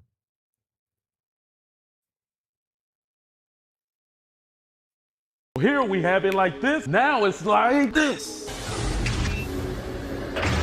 Tell me about your day today, Callie. What are we doing? We got to bring the Cadillac Escalade to 86 Auto Lab. We about to get it matted out. You know what I mean? Instead of the shiny factory, it's beautiful like it is. But we about to put this new type of, it's not a wrap, but it's like a wrap on this whole thing, baby. It's going to be looking sick. About to be blacked out. You know, like me, black, like black. You know, it's about to get black. Yeah, so 86 Auto Lab, man. Shout out to them. We go.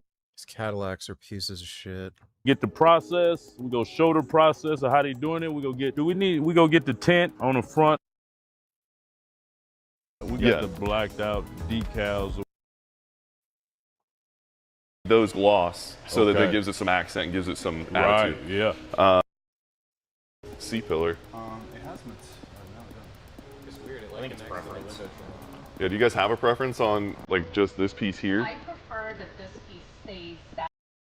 This is the spot to go, and y'all go see.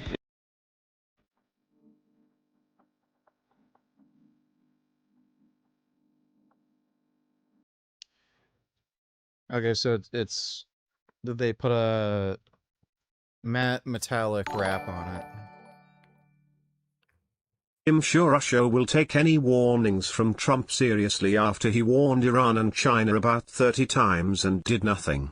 Trump is the most worthless president in history. It's too bad Hillary Clinton weren't president now. Just a few moments ago, the Wall Street Journal is reporting why the CIA director made a mysterious trip to Moscow. John Ratcliffe meeting with Russian officials early this morning. And let's show you video of what's believed to be his plane landing in Latvia shortly after that visit. We are now learning what those discussions were about, according to the Wall Street Journal. They report that Ratcliffe was there to deliver a warning to Russia not to attack NATO countries, which is obviously a significant meeting, a message that could have been conveyed in many different ways. It didn't require the CIA director taking the sort of risk of going in there and having Ukraine not have to bomb Russia during that, given that CNN reported about 2 weeks ago that U.S. intelligence assessments indicated Putin could try to test NATO's resolve by launching an attack on a NATO member. Now, earlier, Trump downplayed the significance of the visit. Here he is. He's there on, very sort of semi-routine. I hate to disappoint people. We would like to see the war with Ukraine end. The comment there about the CIA director is false. The CIA director's secret flying to Moscow is anything but routine. This was Ratcliffe's first known visit to Russia since the start of Trump's second term. It's been 5 years since a CIA director has stepped foot in Russia. I've spoken to a former CIA director who went there when times were much less fraught, who would have described it at the... I can feel my test rising from the show. Fuck the king. Game of Thrones sucks. Thanks, Peak. time as an incredibly security risk and anything but routine. Lara Seligman broke the story for the Wall Street Journal, and she is out front. Yeah, I remember that chef Carl Ruiz who'd joke about vegans, then he got a heart attack at 44. What a fucking loser. Tonight. So, Lara, okay, you obviously have significant new reporting here. So let's just start with what can you tell us about this trip and what triggered it? So what prompted this surprise visit to Moscow by Ratcliffe was new U.S. intelligence. Yeah, Trump is honestly such a worthless leader. He is a dumbass. Thanks, Dodo. Assessments that Russian President Vladimir Putin could launch a limited assault on an allied country, likely a Baltic nation, in the next few years. We reported this a few weeks ago. So Ratcliffe was dispatched by the Trump administration to Moscow yesterday. He arrived in a military aircraft, kind of a surprise. And the intent was to deliver this message to Putin not to attack NATO countries. So this is really significant and really signifies that the Trump administration takes this intel seriously. He arrived there on a military jet. He met with Russian intelligence officials, not Putin himself, although Putin was briefed on the meeting. So why would Putin go and attack a NATO country, especially while his military is stretched so thin in Ukraine? Well, who the fuck knows? Well, according to intelligence officials, the idea would be to test NATO's resolve and try to fracture the alliance. What we know is that U.S. officials are increasingly concerned that Putin is backed into a corner, and the thinking is that a cornered Putin lashes out. Yeah, I mean, so much of this is so fascinating that if, the reporting is obviously stunning, you're reporting that Putin would be considering an attack like this. But if it's within a couple of years, why this now? And also why this administration, which has had, frankly, such disdain for its own intelligence assessments on things like Ukraine or Iran, took this one seriously. I mean, there's so many questions from all of this. But, among them, Lara, is this. Hours ago, Trump was asked about a possible Russian attack on NATO, right? Was that the reason for the trip? Somebody asked him, and this is what he said. The CIA director, ours, is in Russia. Rumors are saying Putin is gonna test NATO resolve, all the way to speculation that is crazy. He's going to strike England, all the way to this is maybe the U.S. telling them about the Iranian sanctions, saying we're serious about them. Can you tell me why our CIA director flew in the middle of the night to meet with the Russians? Well, none of the above. He's there on, very sort of semi-routine. I hate to disappoint people. We would like to see the war with Ukraine end. So among the things Glenn Beck lists there is Putin is going to test NATO resolve. Trump denies it. Obviously, your detailed reporting contradicts what he said. What do you make of his denial? Well, I think it's kind of embarrassing for the administration. I mean, I think he was meant to go there covertly and have this meeting with Russian intelligence officials. Potentially, they even asked to speak with Putin himself, and they did not actually meet with Putin. And it's possible that Russia rebuffed their request and they went home empty-handed. So my thinking is potentially they're embarrassed and don't want to admit what they were doing. But what we do know is that Putin is in a very difficult situation right now. He's being squeezed on the battlefield in Ukraine, and he's under domestic pressure at home. And he may see an opening as well, since there is, as we've reported, a shortfall in critical Western munitions that's been driven by expenditures in the Iran war. So that could also factor into Putin's thinking here.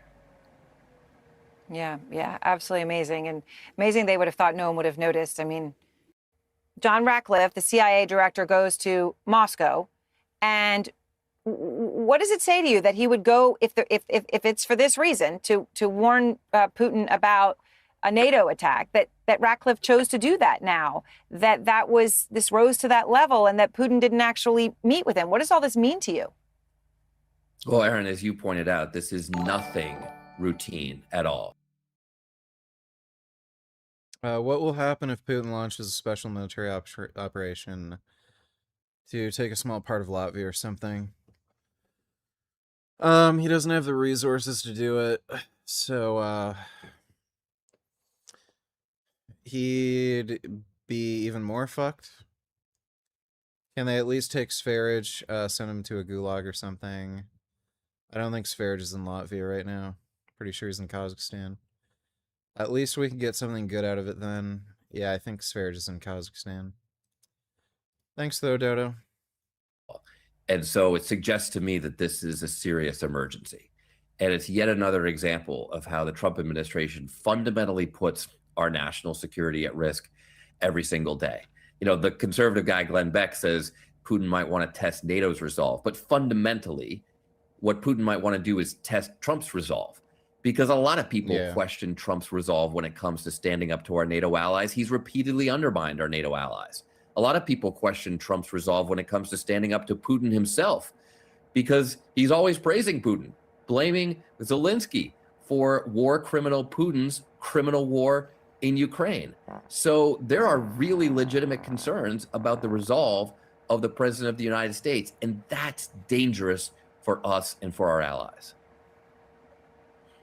I want to play something else that Trump said in that same interview with Glenn Beck about the supreme leader in Iran, who obviously hasn't been seen, as you know, Congressman, since he formally assumed power. And let me just check here to make sure we all understand. That was about 6 months ago, okay? But here's Trump to Glenn Beck. I don't think he's dead.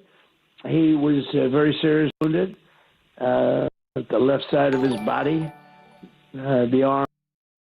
On a side note, how did you like the new Spider-Man? I didn't see it. And are you excited for the upcoming Marvel movies now? Odds the bastards that Sony let Venom crossover. Yeah, I didn't see the new Spider-Man movie. I might watch it when it comes out on streaming. But I'm not remotely excited for any of the new Marvel movies. I'm kind of burnt out with all the stupid superhero bullshit. Thanks, movie. The leg, the whole thing. He was very seriously wounded, but I don't think he's dead. So those comments, Congressman, come as The Economist has some really important new reporting. They are saying that there are new billboards showing up in Tehran, and on the billboards, and in the billboards there, I've seen them when they put really, really big. And these apparently show 7 men who have taken power in Iran since Khamenei was killed.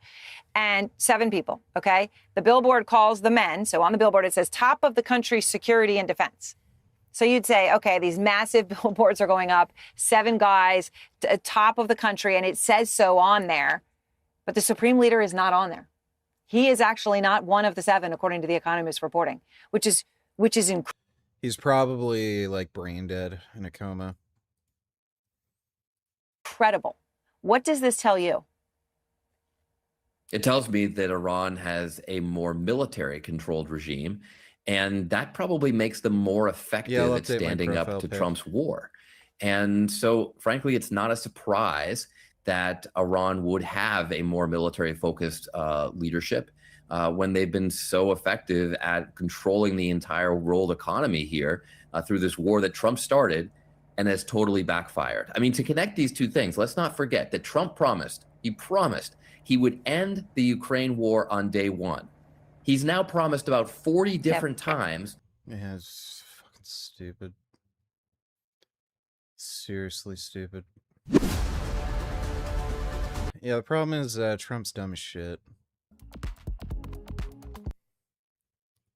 Where you at? Oh, there you go. Tall. Damn, that's a whole new car. I think we need to change out this. Yeah, the wrap job looks good. I think it looks these pillars. Right. Absolutely. We're 86 Auto Lab. We're in Franklin, Tennessee. Rabbit food up in there.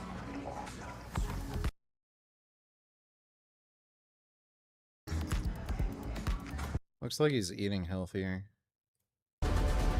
Visual politic community. There's a word starting to circulate in the upper echelons of the Kremlin. A word that terrifies absolutely the entire Russian population. And that word is mobilization. Not just any mobilization. We're talking about a general mobilization.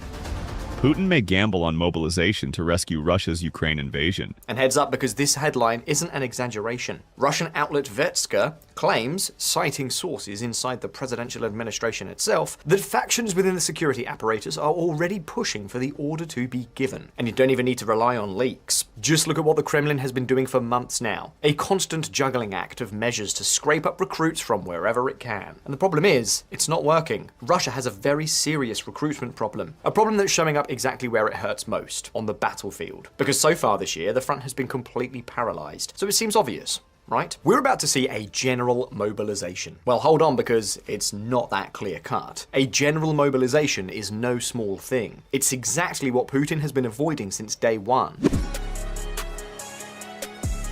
We already saw it in 2022, when he had no choice but to mobilize. He made sure that the move stayed limited, and that the burden fell on the empire's peripheral regions, the ones that could make the least noise. But of course, that source is drying up. And if it dries up completely, there's only one place left to look: the country's urban elite. And that means Moscow. That means St. Petersburg. That means going after the Russia that spent 4.5 years watching this war like it's a distant news broadcast. Yes, in recent months, they've started to feel it, with Ukraine's increasingly bold strikes. But with a general mobilization, they wouldn't just feel it anymore, they'd be in it. And here's the thing, we're talking about a population that is very, very tired of this damn war.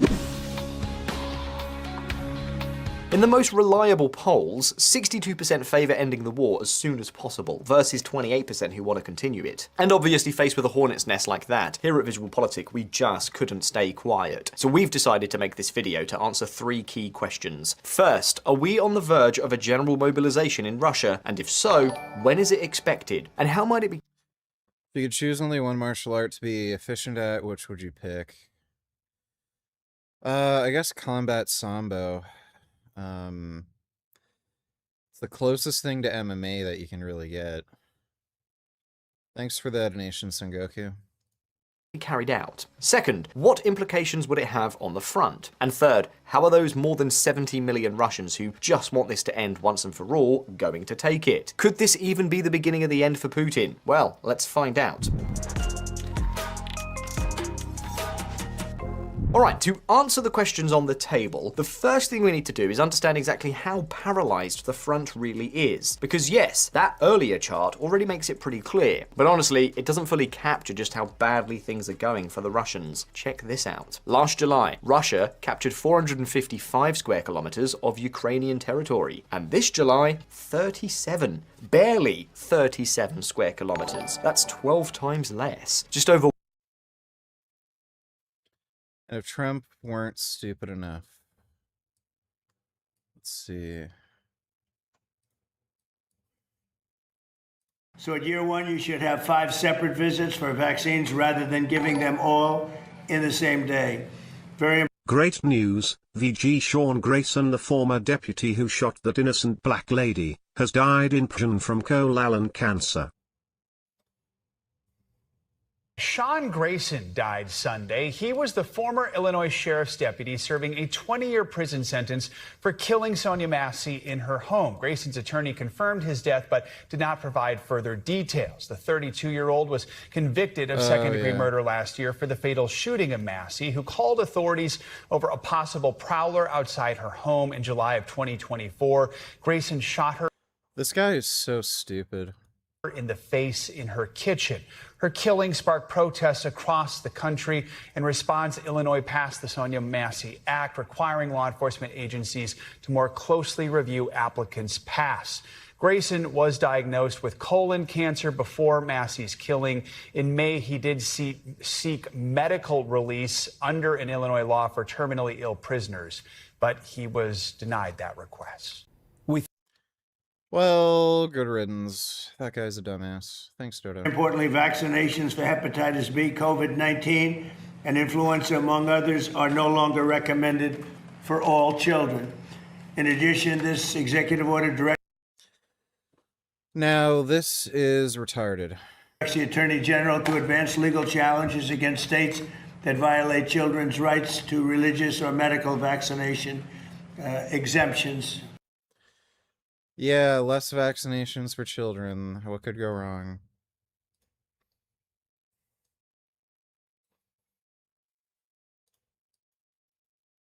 We're strongly requesting, even telling people when you get your shots for your young child, and this has to do, we think, with preventing autism, that you go to the Vaccines do not cause autism. doctor for 5 small shots instead of 1 big, massive shot. You do it in 5 different shots. There's no reason to do that. 5 different This is just going to result in fewer vaccinations. shots. Small, little shots where those beautiful little bodies can handle it. And I think you're going to see a very big difference in the rate of autism, which is like an epidemic. Oh, society is degenerating. Thanks, Dodo. For 1 square kilometre a day. And mind you, we're talking about the entire theatre of operations, from Sumy to Kherson, where there's more than 1,000 kilometres of contact line. Put another way, in an entire month of campaigning, an army of roughly 700,000 men captured the equivalent of Madrid's Barajas airport and paid an absolute fortune for it.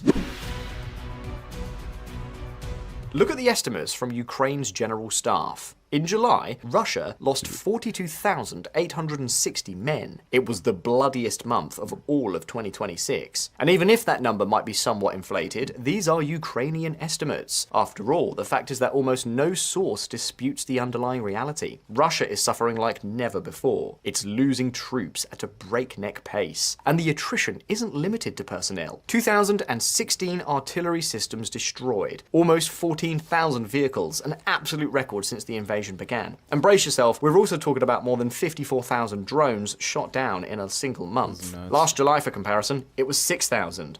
And that's just at the front. Because meanwhile, behind the lines, Ukraine is popping Russian refineries like party balloons, logistics, infrastructure everywhere. Even dozens of Russian Amazon warehouses. The situation can be summed up in 4 words. Maximum cost, maximum reward. So why is this happening? What's changed? Well, the answer is complex, and we've already gone deep into it in several videos, but broadly speaking, it comes down to 2 big factors. On one hand, Ukraine's technological capability. On the other, Russian attrition. I'm telling you, people like Trump are sending us back to the Stone Age. Yeah. Yeah. He's, piece of work, all right.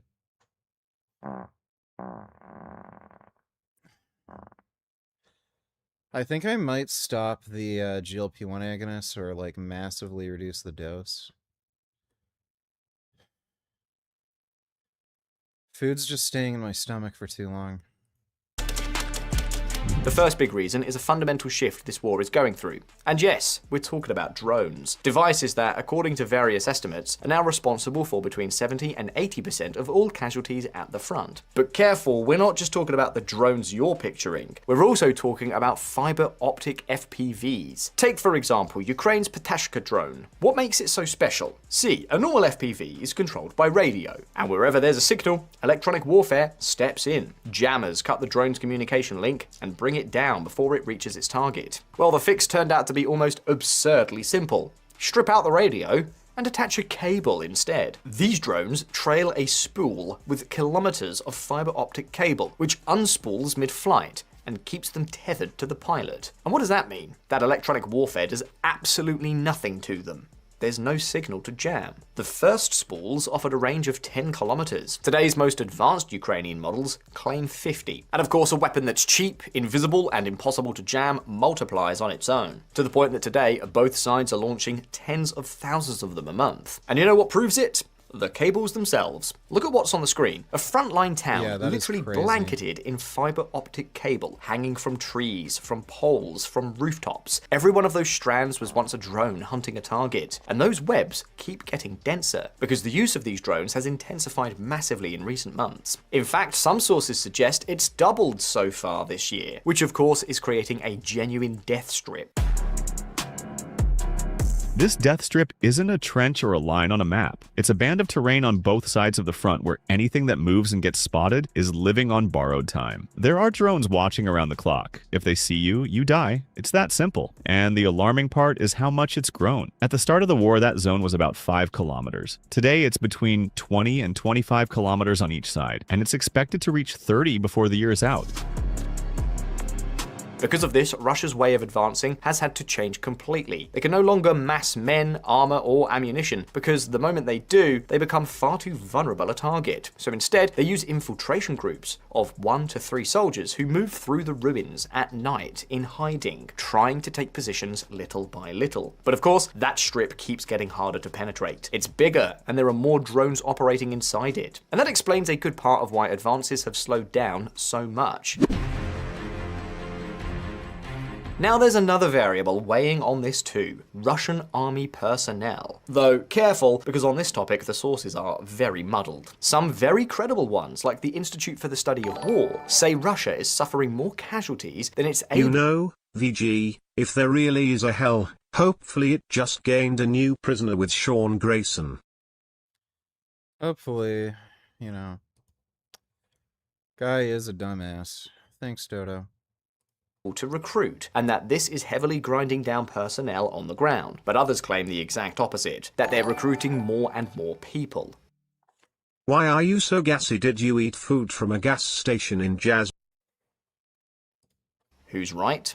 It's genuinely hard to know. If we take the major estimates and put them together, Russian casualties range from 5,000 to 8,200 men a week, and recruitment between 5,500 and 8,000. So depending on how you look at it, Russia is either gaining 3,000 soldiers a week or losing 2,700. So seen that way, personnel doesn't seem like such a worry.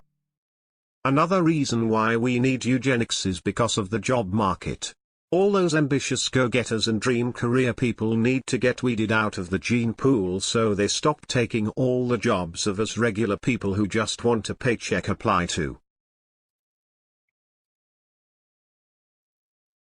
Yeah, sure. Thanks, dude. Worrying variable for Moscow, right? Maybe they don't need any general mobilization after all. Well, let's not get ahead of ourselves. Let's explain. Because what matters here isn't how many soldiers Russia has, it's whether that number keeps growing. Look, in 2024, they had just over 500,000 men deployed at the front. By late 2025, they were already nearing 700,000. Considerable growth, but that trend has stopped. So far in 2026, the number is completely stagnant. Russia has stopped accumulating troops. Now think about that for a second. In absolute terms, Russia might not be losing deployed troops or losing very few. But in relative terms, it's losing, and a lot. Why? Because remember what we just told you. Every month that passes, advancing gets harder. The death strip is wider and more impenetrable. The attrition level keeps rising. The accumulated exhaustion is getting— You ever been interested in foraging? This account has a great foraging education. She's vegan.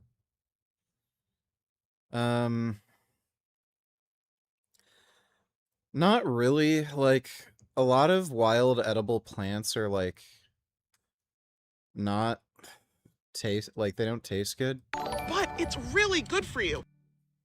And it makes the most satisfying sound when you pick it.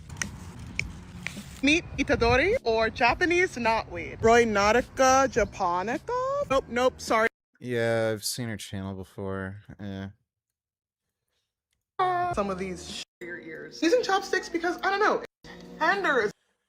Yeah, like, wild edible plants just aren't great. Like, I'm more of a fruit kind of guy. And I just like broccoli and peas, really, so, Thanks, Animal Liberation. Soul Child. Yeah, I don't care, dude. Thanks. Getting harder to bear, and the effort required to capture each square kilometre has skyrocketed. In other words, they need far more units to shift that trend and force a breakthrough at the front. What they have now is nowhere near enough. That much is becoming clearer by the day. And yet, the Russian army, at best, hasn't grown in capacity for half a year. At worst, it may be starting to shrink. Which is why more and more analysts believe that neither in 2026 nor in 2027 will Russia manage to seize what's left of Donbass. All of this, of course, assuming we stay under the current dynamic. Bottom line, the number of deployed troops is one of the variables that could determine this war's future. Up until now, the Russians had managed to get troops fairly easily, but this year, things have stalled, while accumulated fatigue keeps growing. So why isn't it so easy for Moscow to get troops anymore? Well, stay with us. In September 2022, Putin signed Decree 647, a 10-point order that let him call up any Russian citizen with prior military experience, whether they wanted to go or not. In just over a month, that mobilized 302,503 men. But careful, they didn't come from all of Russia equally. Far from it.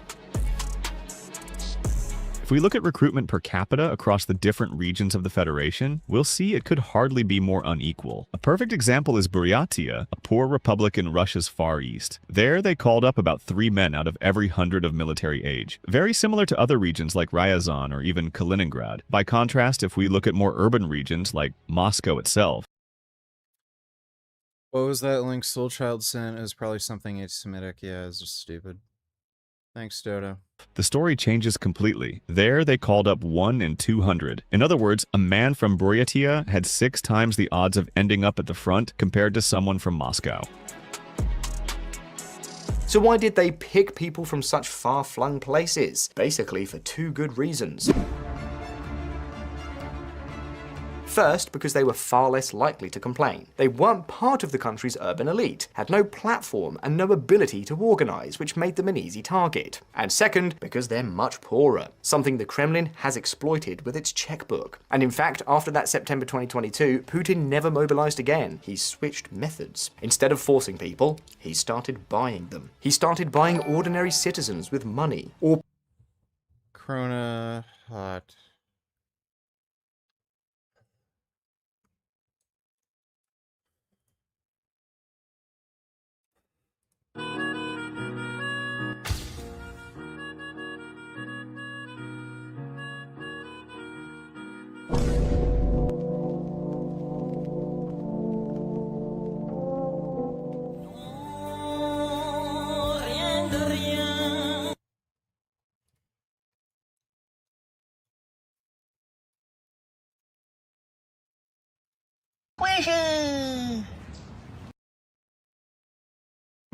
It's a nice squirrel. My goodness. Or a chipmunk. Or is that a squirrel? I think it's a squirrel. That's a good squirrel. I like squirrels. That's good.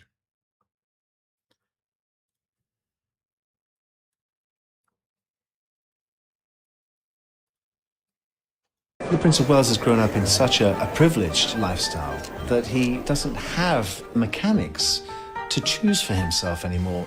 Everything is done for him. His pajamas are pressed every morning so that they don't have creases in them for the next day. His shoelaces are pressed flat with an iron. His underwear is folded in a certain way. The bath towel has to be placed in a certain fashion. The bath plug has to be in a certain position. The water temperature has to be just tepid and only half full. Prince Charles does have his valet squeeze 1 inch of toothpaste onto his toothbrush every morning. This guy's a fucking pansy. I hate him. If anyone gets anything wrong, everybody is scolded. On one occasion, he rang me from his library and he said, "Oh, Paul, a letter from the Queen seems to have fallen into my waste paper bin. Would you..." That's a chipmunk VG. Okay, thanks for letting me know. "You pick it out." The waste paper bin was there. He was sat there. I had to bend down into the paper bin and pick out the letter, put it back on his desk. "Will that be all, Your Royal Highness?" "Yes, thank you very much."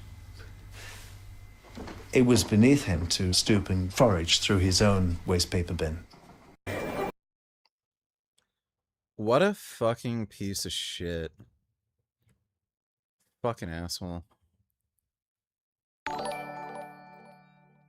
Dodo, Sarah Pine's description of 20th century continental powers describes Russia today exactly, precisely. I think he means Sarah Payne, but yeah.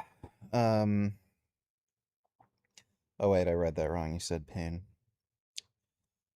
Yeah, Sarah Payne's dead on with that stuff. Thanks, Dodo.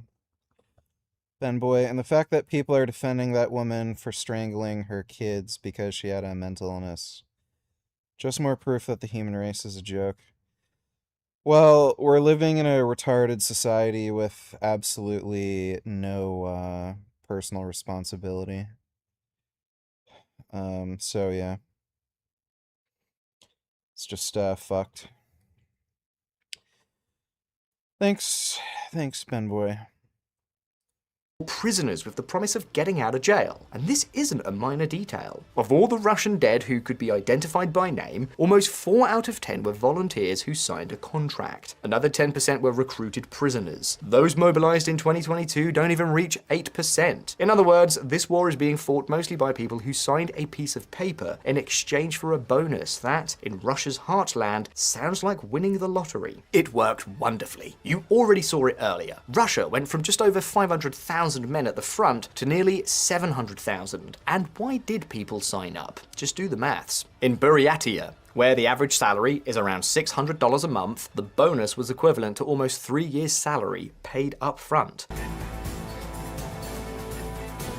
That bargain is running out. The people who could be bought are running out. And we know that because the price hasn't stopped climbing. Look at the escalation. In January 2024, the average regional bonus was 159,000 rubles. By December of that same year, 908,000. They multiplied it almost 6-fold in 12 months. And in March 2026, it hit an all-time high, 1,470,000 rubles. In fact, it's estimated Russia now spends more than $10 billion a year just on signing bonuses. That's just the upfront bonus, not counting salaries or compensation. And here's the important part. Even so, it's not enough. Because in the first quarter of 2026, with the highest bonuses of the entire war on the table, recruitment hit its lowest point in 3 years. Barely around 70,000 contracts between January and March, 20% less than the year before. Record prices and a record low in sign-ups, all while more men than ever are being lost at the front, which explains headlines like this one.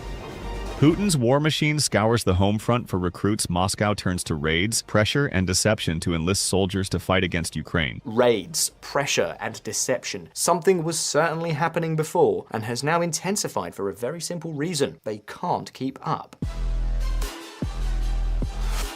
So basically, Putin's army has a very serious personnel problem. And the worst part isn't the present. The worst part is where it's headed. Because it's going to get Agent Cody, who's the hottest politician woman in the last 15 years? I don't care. Thanks, dude. harder and harder to attract people, right when they're going to need more and more of them. So what's the way out? There are only two. Either sit down and negotiate to end the war, or find recruits by whatever means necessary. I want to watch this documentary, so let's do that now. This is an hour.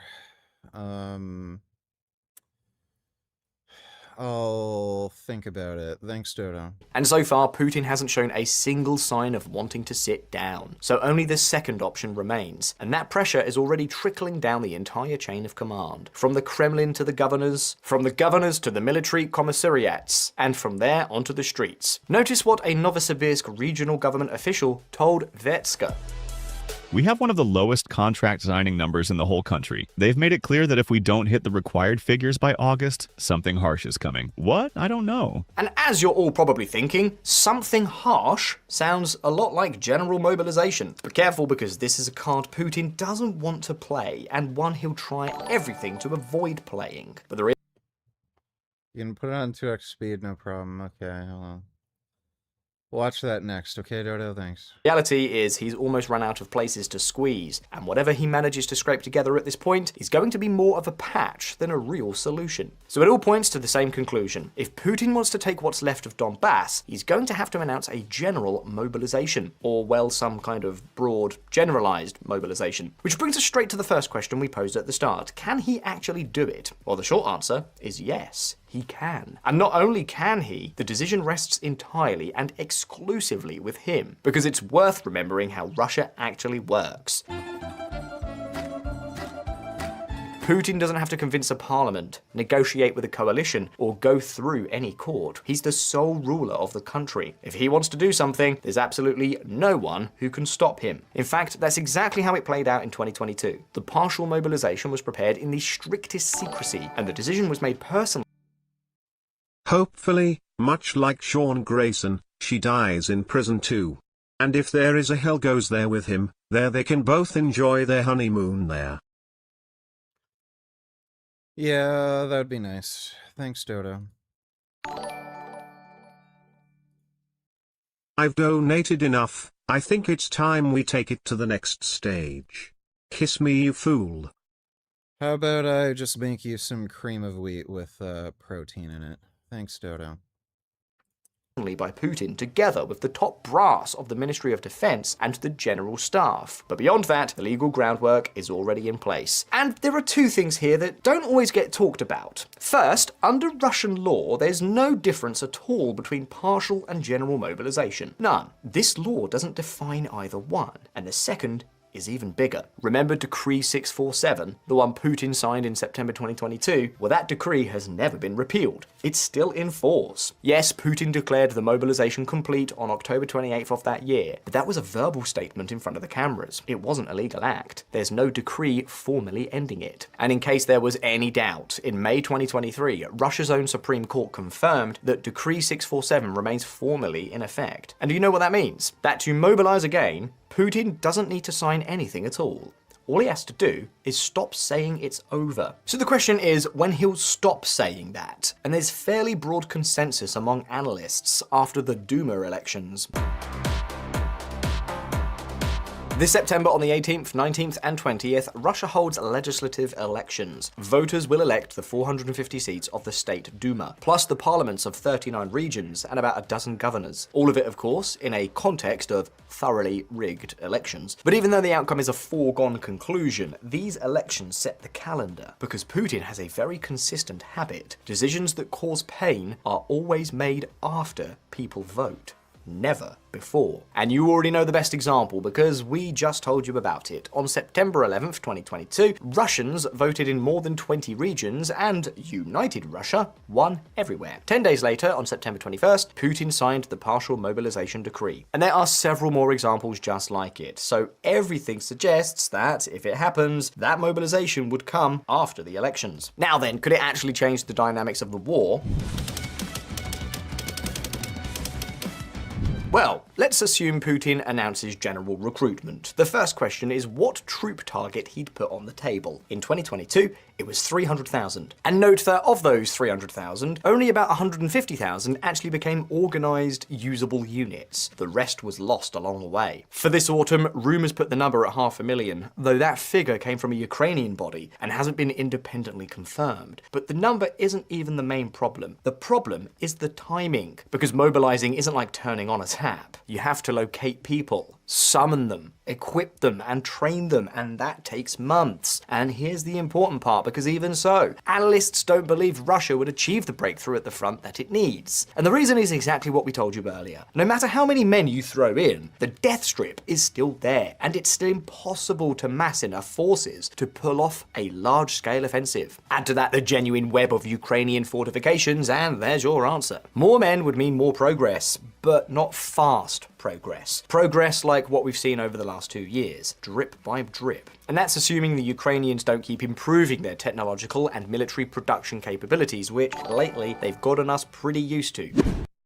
At Red Panda Bear Zero, well, it doesn't matter anyway. They're stuck with each other for all eternity in a place of unmanageable suffering, whether they want to be there or not.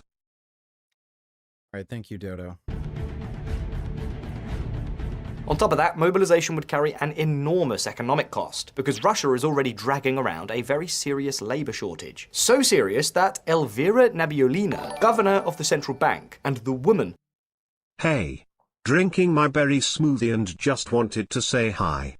Well, that's nice. I really love berry smoothies. I think I might make one tomorrow, and I'll have it with some Vegemite. That sounds like a plan. Thanks, Sandplank. Appreciate it. New vegan rap song out. Let us know what you think of the lyrics.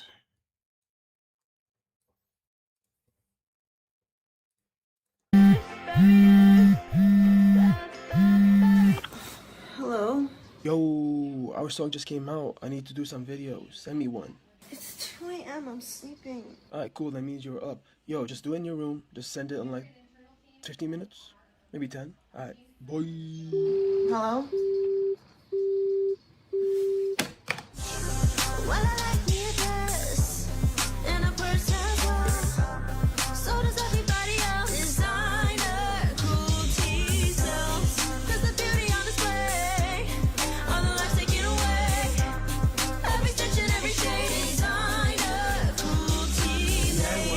Can make a change. Wanna rabbit fur, that's just strange. Surely sheep still causes pain. Fashion and style, no need for brand names. You don't need a belt from Hermes or a fancy Burberry dress. Who are you? Trying to impress with their skin? It's giving hard pass. White cow skin when an apple is there. Why for a price like cow dies? That's not fair.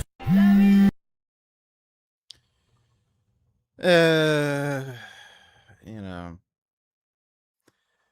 Thanks, Animal Liberation. Beginner.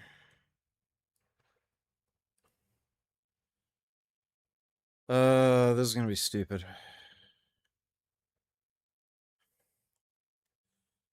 Yeah, you don't do weighted plyometrics. That's dumb as shit.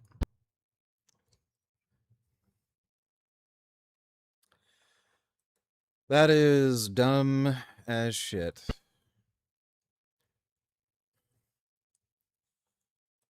Yeah, that's literally stupid. Thanks, beginner. Holding up Russia's war economy. Said so in April with a bluntness that, coming from a technocrat, amounts to a scream.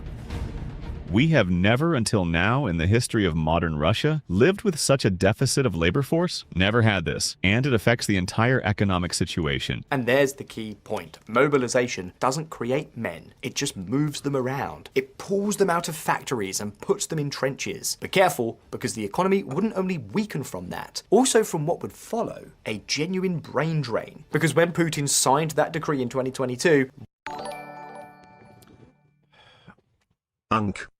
Did you finally see the new fully uncut Chris Hansen interview with EDP that was released today? I did not. We're not gonna have time to watch that tonight.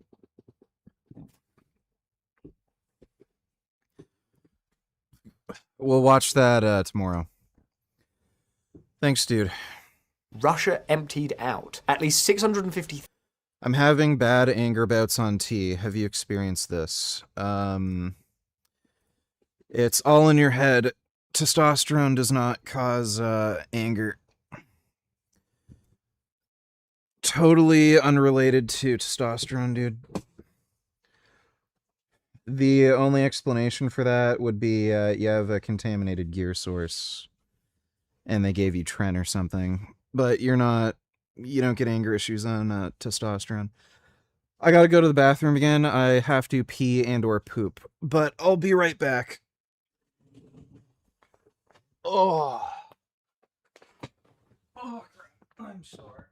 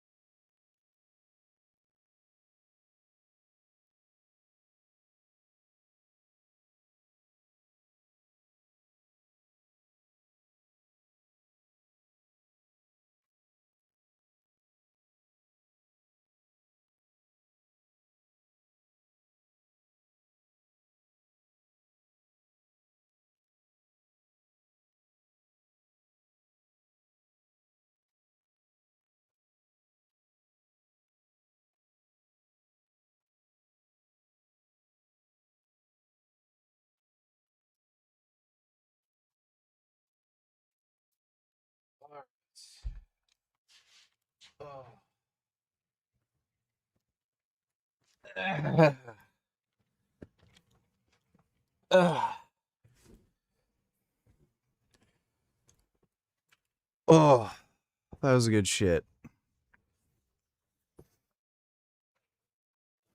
Oh. Oh, so much better. Oh, okay.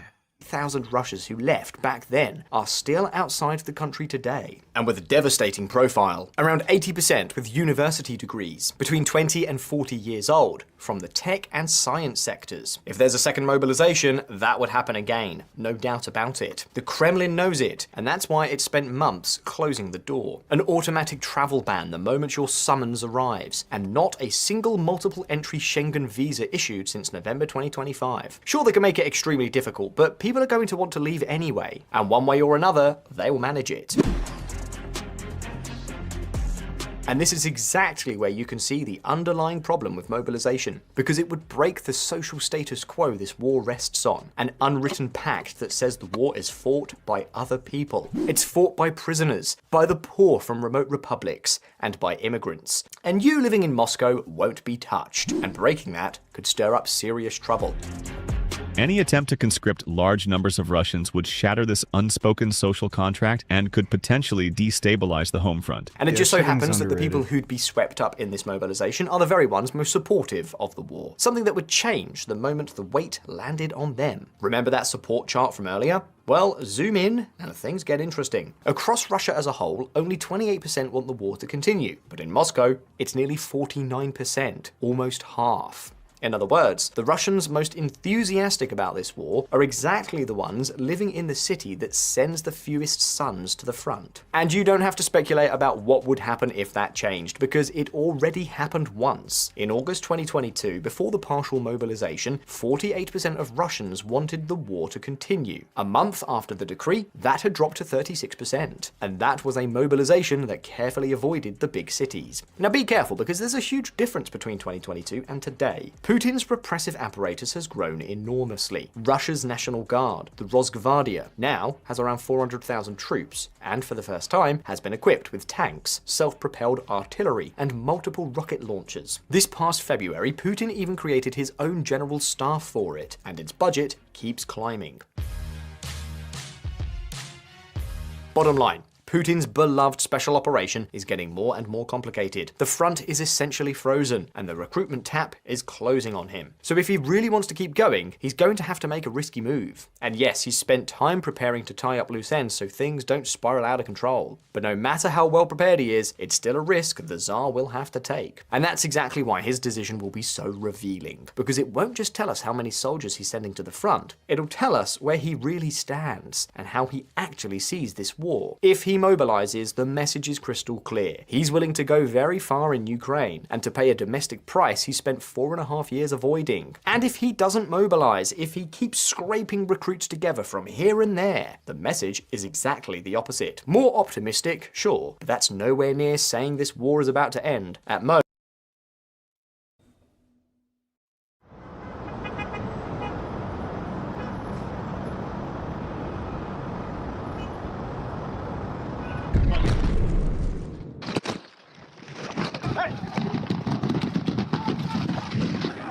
Any casualties, we're pushing back.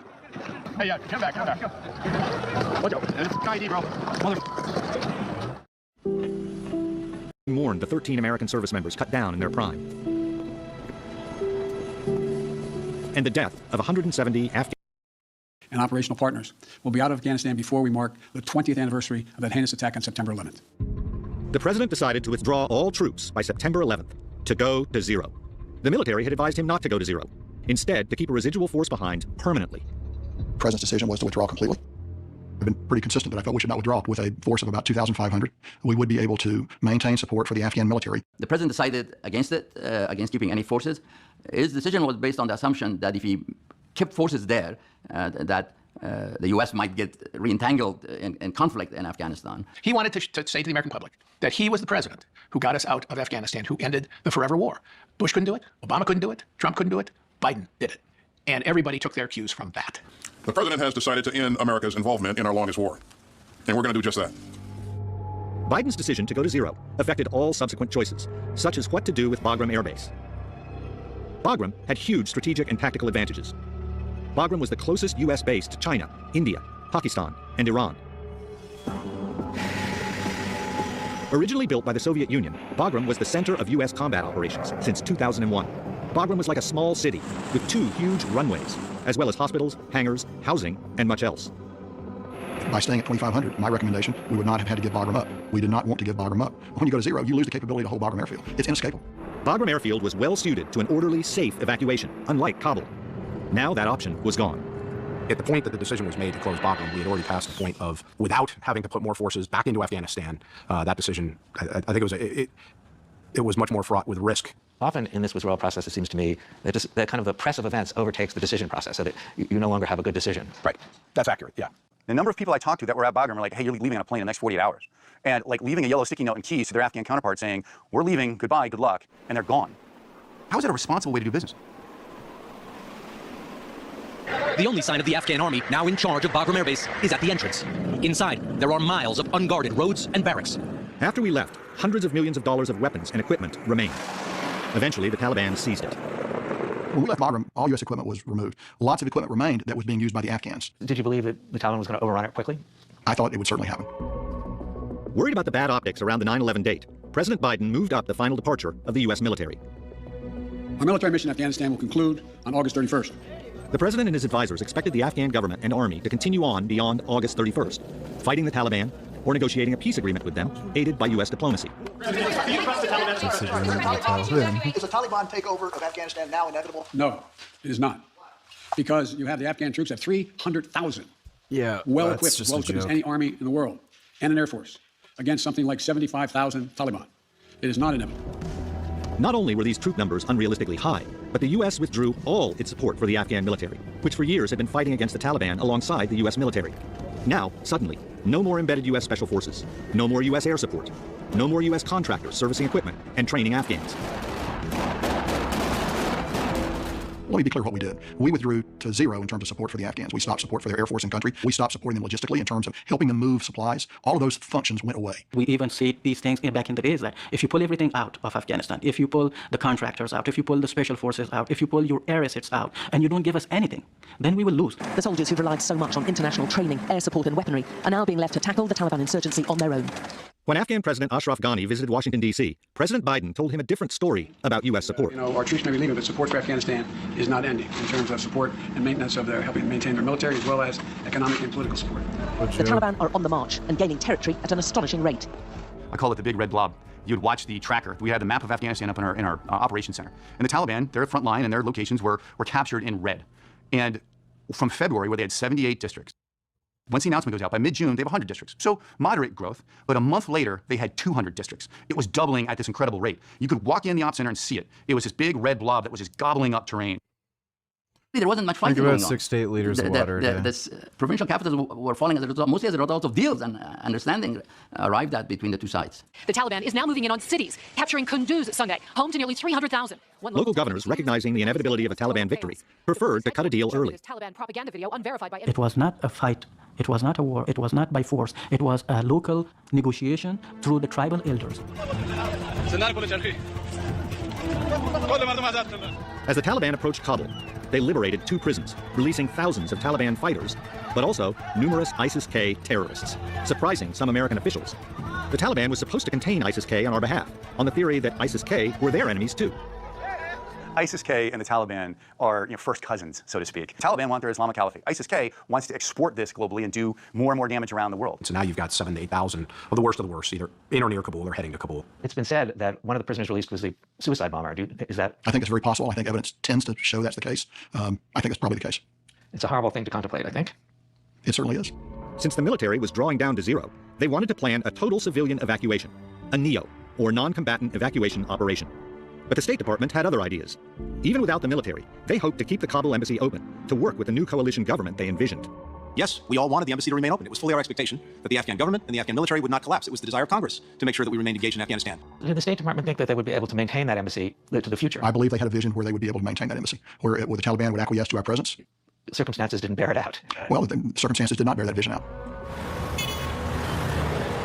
As Kandahar fell and the Taliban approached Kabul, the president of the State Department finally announced the start of a civilian evacuation, a NEO, on August 14th. The military had fewer than 20 days to complete the evacuation. Too little time. Why did the State Department wait so long? There was a White House meeting the first week of August to talk about the way ahead, and a senior administration official said in that meeting, there's not going to be a NEO. We're not going to do it. To do a NEO would be to admit failure. I've heard that said. This is the first week of August. The NEO. The deal was executed by the State Department and the Defense Department. And I would have to say, sir, waiting till the last minute is not executing a plan at all. And it led to the deaths of many Americans and Afghan people and Afghan allies. Mr. Chairman, the record reflects that, again, this decision was reached collectively. No one urged initiating the NEO until we decided to do it on the 14th. I think the Department of State largely ignored the problem, wanted the problem to go away, and finally recognized the scope and scale of what was in Afghanistan after our military withdrawal far too late, only in mid-August. Let me say that again, only in mid-August. Dude, I'm not like a defense expert or anything, but I called this way ahead of time. I said the Taliban's going to immediately take over. Like the Afghan military is a joke. Like, it's just crazy that they tried to put out this, like, bullshit that, oh, there's 300,000 troops in the Afghan military. They can, you know, stop the Taliban. It was just so obvious. Such a dumb idea. The call I got on the morning of the 15th from General Alizai is, my forces have capitulated at the gates. Taliban have a clear shot into Kabul.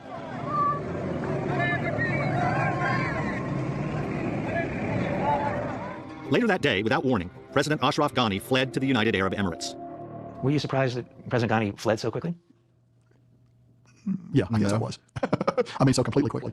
Like, get up and walk out and not tell anybody you're leaving. Kind of quickly. Now with the Taliban fully in control of Afghanistan, the world is watching. By the end of the day, the Taliban had overrun the presidential palace.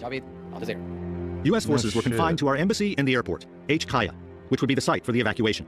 The Taliban agreed to provide security for us in the rest of Kabul, which they controlled. At the airport, matters became desperate.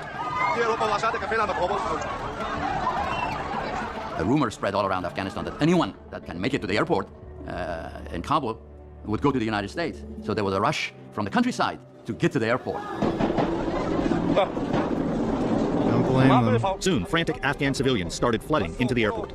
Around that time, 11 o'clock, midnight, a text message came out through the Signal chat app saying that the walls have been breached. Get all available Marines and head to it. So we just ran outside and just ran into the darkness.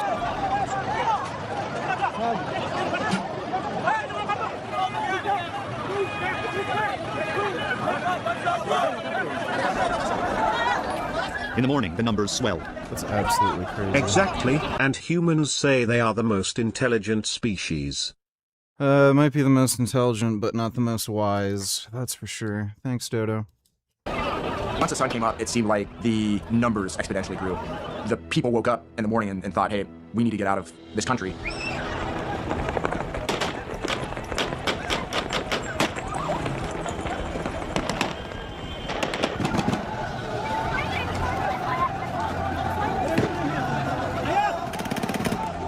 We saw upwards of 4,000 to 5,000 people rummaging through the terminal. There were fences that they could just climb over. It was like water pouring over a rock.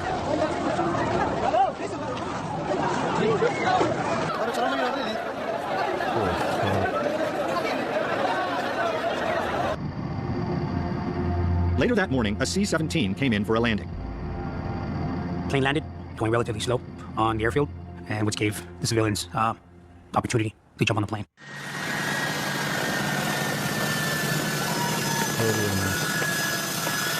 I remember seeing the C-17 taxiing down the runway, people clinging onto the sides of it, sitting on the wheel well. Yeah, you're gonna die. The C-17 had arrived with vital equipment to secure the airport. But with the crew and aircraft threatened by the mob, its mission was aborted. Eventually, I ordered the C-17 to take off immediately. If that aircraft is destroyed on this side, either on the tarmac or on the runway, we've got a much bigger problem. Now we're talking catastrophic mission failure.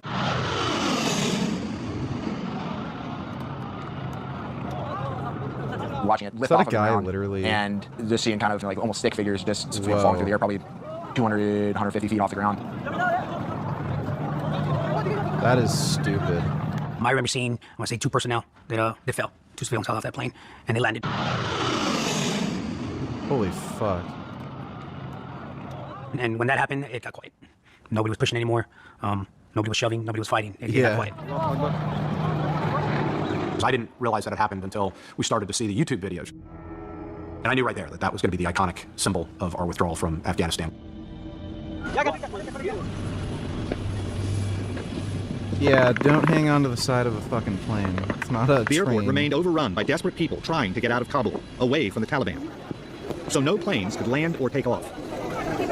This was the most dangerous moment of the entire withdrawal. Around this point where I actually thought that we weren't going to make it.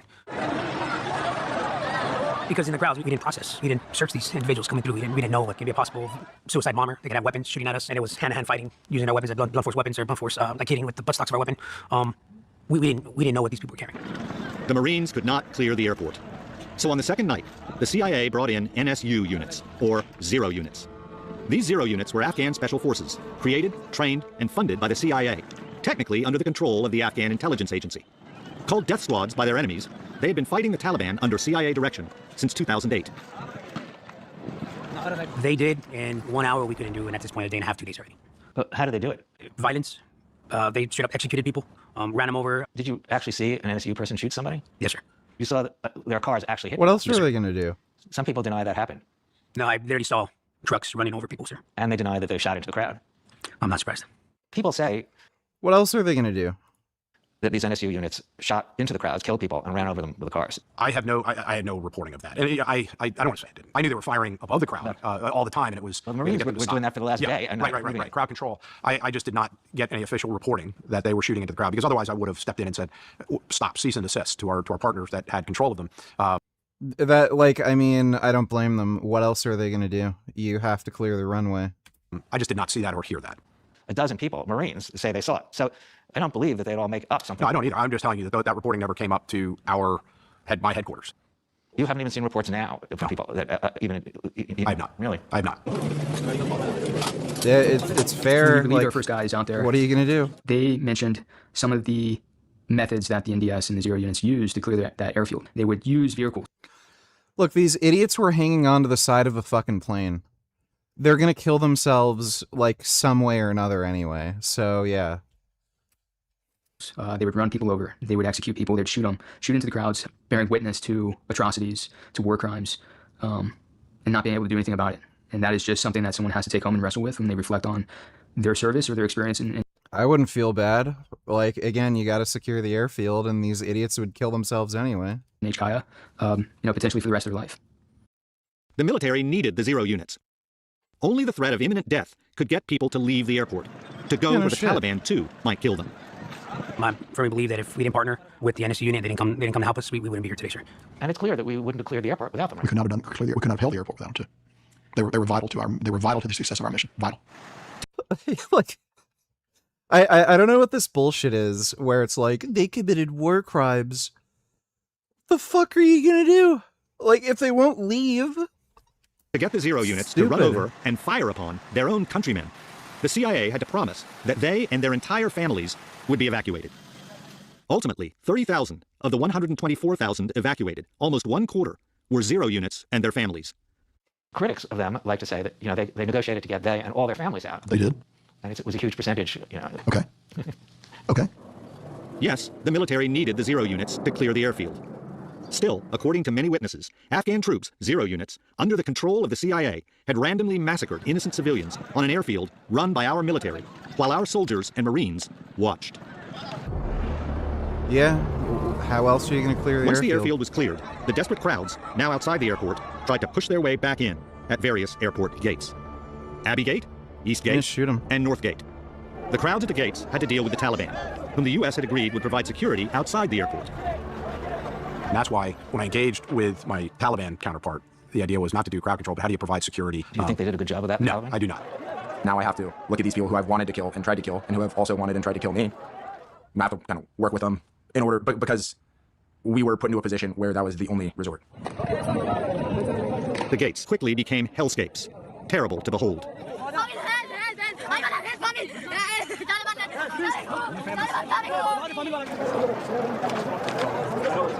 The first thing that you start to notice as you start to walk up to Abbey Gate is the smells. Just the mix between the feces and the blood, the decaying bodies. And then you start to hear the noise.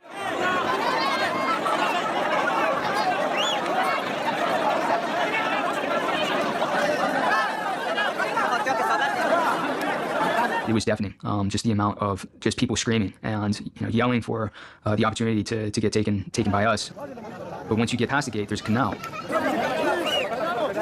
Inside that water was sewage from the city. And inside that water as well was razor wire. And some people were getting cut. And, some people getting sick very quickly. Yeah, and they don't have any antibiotics. These people are fucking chimpanzees.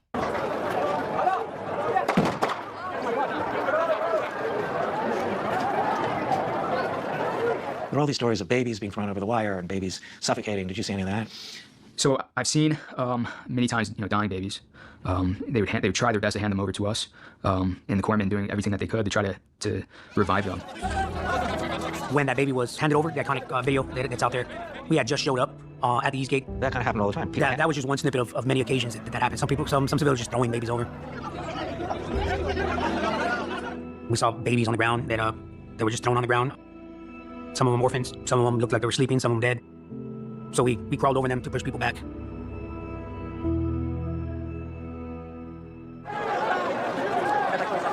The chaos at the gates stemmed, in part, from conflicting orders issued by the State Department about whom to let in. First, it was U.S. citizens with passports and holders of special immigrant visas, SIVs. But what qualified as proof of that status?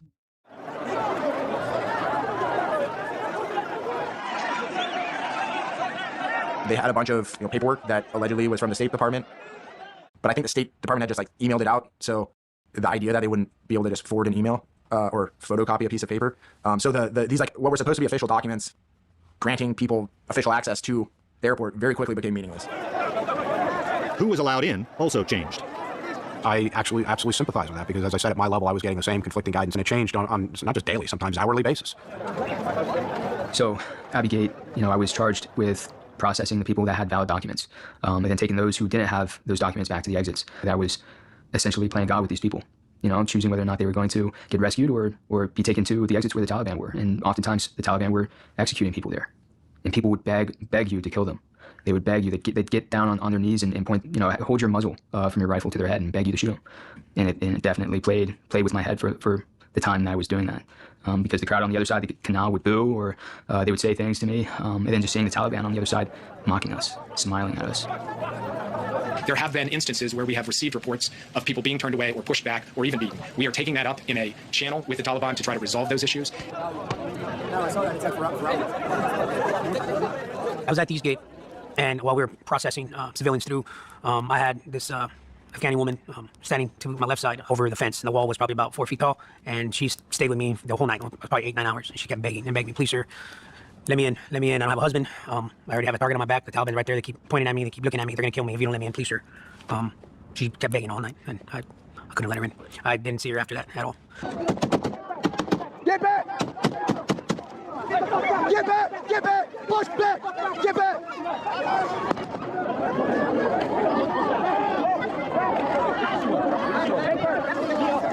Hey, Jason!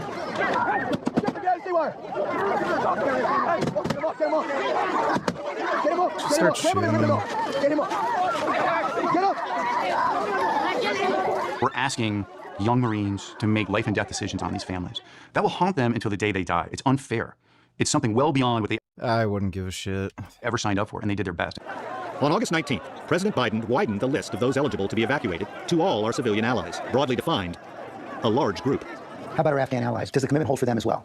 The commitment holds to get everyone out that, in fact, we can get out and everyone that should come out. One of the hardest things that still affects me to this day is we were told the criteria to let people on the airfield, which was American citizens, personnel. On the 19th, they had told us, hey, we're going to be letting anybody on the airfield. Meanwhile, there's thousands of families that got denied and dragged off by the Taliban because they didn't possess the right paperwork for a day and a half, 2 days later, for them to be accepted back on. We received direction, correct, from the president, that if they up in front of the gate, largely, you're letting them in. Many of the people who left did not meet our criteria for who we wanted to bring out. It seemed like, just from the imagery, that it was the young military-aged men that were able to push their way to the front They of can the push gate. their way to the front, they can grab a woman or a baby with them to appear to be a family, and they can gain entrance. That is correct. And what it turned out to be is, on the other side of the gate was survival of the fittest. So whoever was the strongest would fight their way up to the gate and would pretty much hold it until the gate opened and they made it through. So we noticed it was only military-aged males going through there. Yep. I remember just seeing rows of military-aged men lining up to go get on our aircraft to get out. And I was just thinking, what is wrong with this picture? Oh, man. Where are the families at? I just remember turning around so many families and allowing these men to come across. Many of the Afghans who had worked with us for over 2 decades were desperate to leave, fearing execution by the Taliban. They appealed to everyone with whom they'd worked for help. Around about that same time, is when we started to get flooding of emails, phone calls, and the like. We need to get so-and-so out. We need to get the women's orchestra out. We need to get the women with white scarves out. We need to get so-and-so out. And overall, by our account, basically it got to the point where I was getting direct phone calls. My wife back in the United States was getting direct phone calls. My friends were calling her and they were getting phone calls. And so was every member of my staff and others. Throughout this whole debacle of processing people through the gates, I was receiving text messages from Marines in the Marine Corps that served in Afghanistan in the prior years saying, hey, this guy that I used to work with, he's calling me, he's trying to get out. This is his name, this is what he looks like. Can you get him out for me? That wasn't happening. There's no way we could have gotten onesies and twosies out from the crowd of thousands and thousands of civilians. It wasn't going to happen.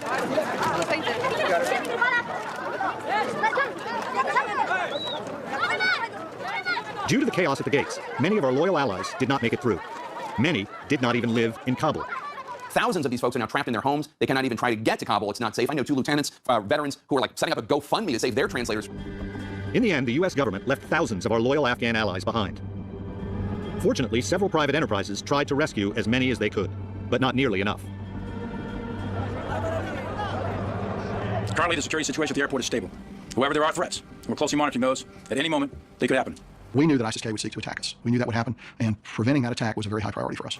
The Taliban was supposed to eliminate ISIS-K threats as part of securing Kabul for our withdrawal. The Taliban clearly did not do anything with the fairly timely and what I think was reliable information about known ISIS locations within Kabul. They didn't do anything with it. You couldn't have taken out those locations yourself, right? No, not because at that point, I didn't have the authority, and we didn't have, we could not have struck them in the center of Kabul. No, that was out of the question. The best case was the Taliban go and try to, take these individuals out. They didn't do it. But by the night of the 25th, it became clear that an attack was imminent.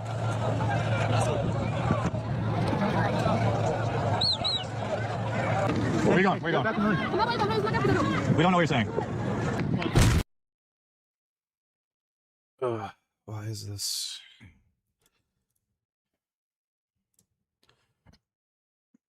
The bombing goes off, and you see a cloud of smoke. My staff sergeant looks over and he immediately claims it's, he says it's an ID. And we start running down there as fast as we could. And that's when we see, the mass casualty. Jeez. Oh, fuck. Blood in the air. What happened? You smell blood. It was horrific. You guys good? Hey, look at me. Are you guys in the right state of mind? Let's go. Let's go. Holy motherfucker, dude. There's a ID, bro. Hey, you good? Are you hit anywhere? Huh? How's your head? Hey, yeah, get him back. You're good, bro. I was unafraid to die at that moment. I wanted to be there. I wanted to do what I could to help. And if given the opportunity, I would have gone with the guys into that city to find whoever did this and was responsible for it.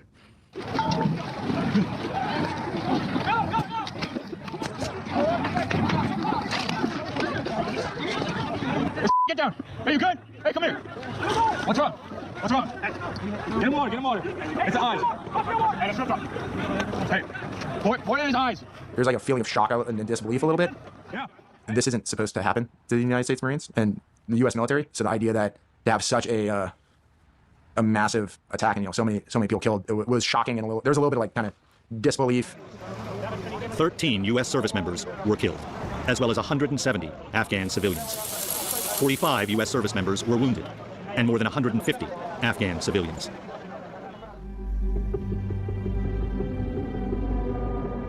The military spotted a white Toyota Corolla approaching the airport. What was the driver's intention? The assessment was that individual was an ISIS-K affiliate that was driving the vehicle to conduct an attack on the airfield. It was a decision by the commander ultimately to look, do we strike or do we not strike on this vehicle that appears to be meeting all of the patterns that we're hearing on signals intelligence, or do we eat an IED?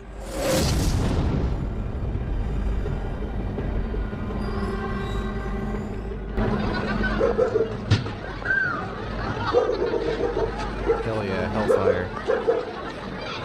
But the intelligence was wrong. The car belonged to an aid worker. The strike killed 10 people, including 7 children. Well, that's an oopsie. There was no evidence of explosives in the car. They were just innocent civilians.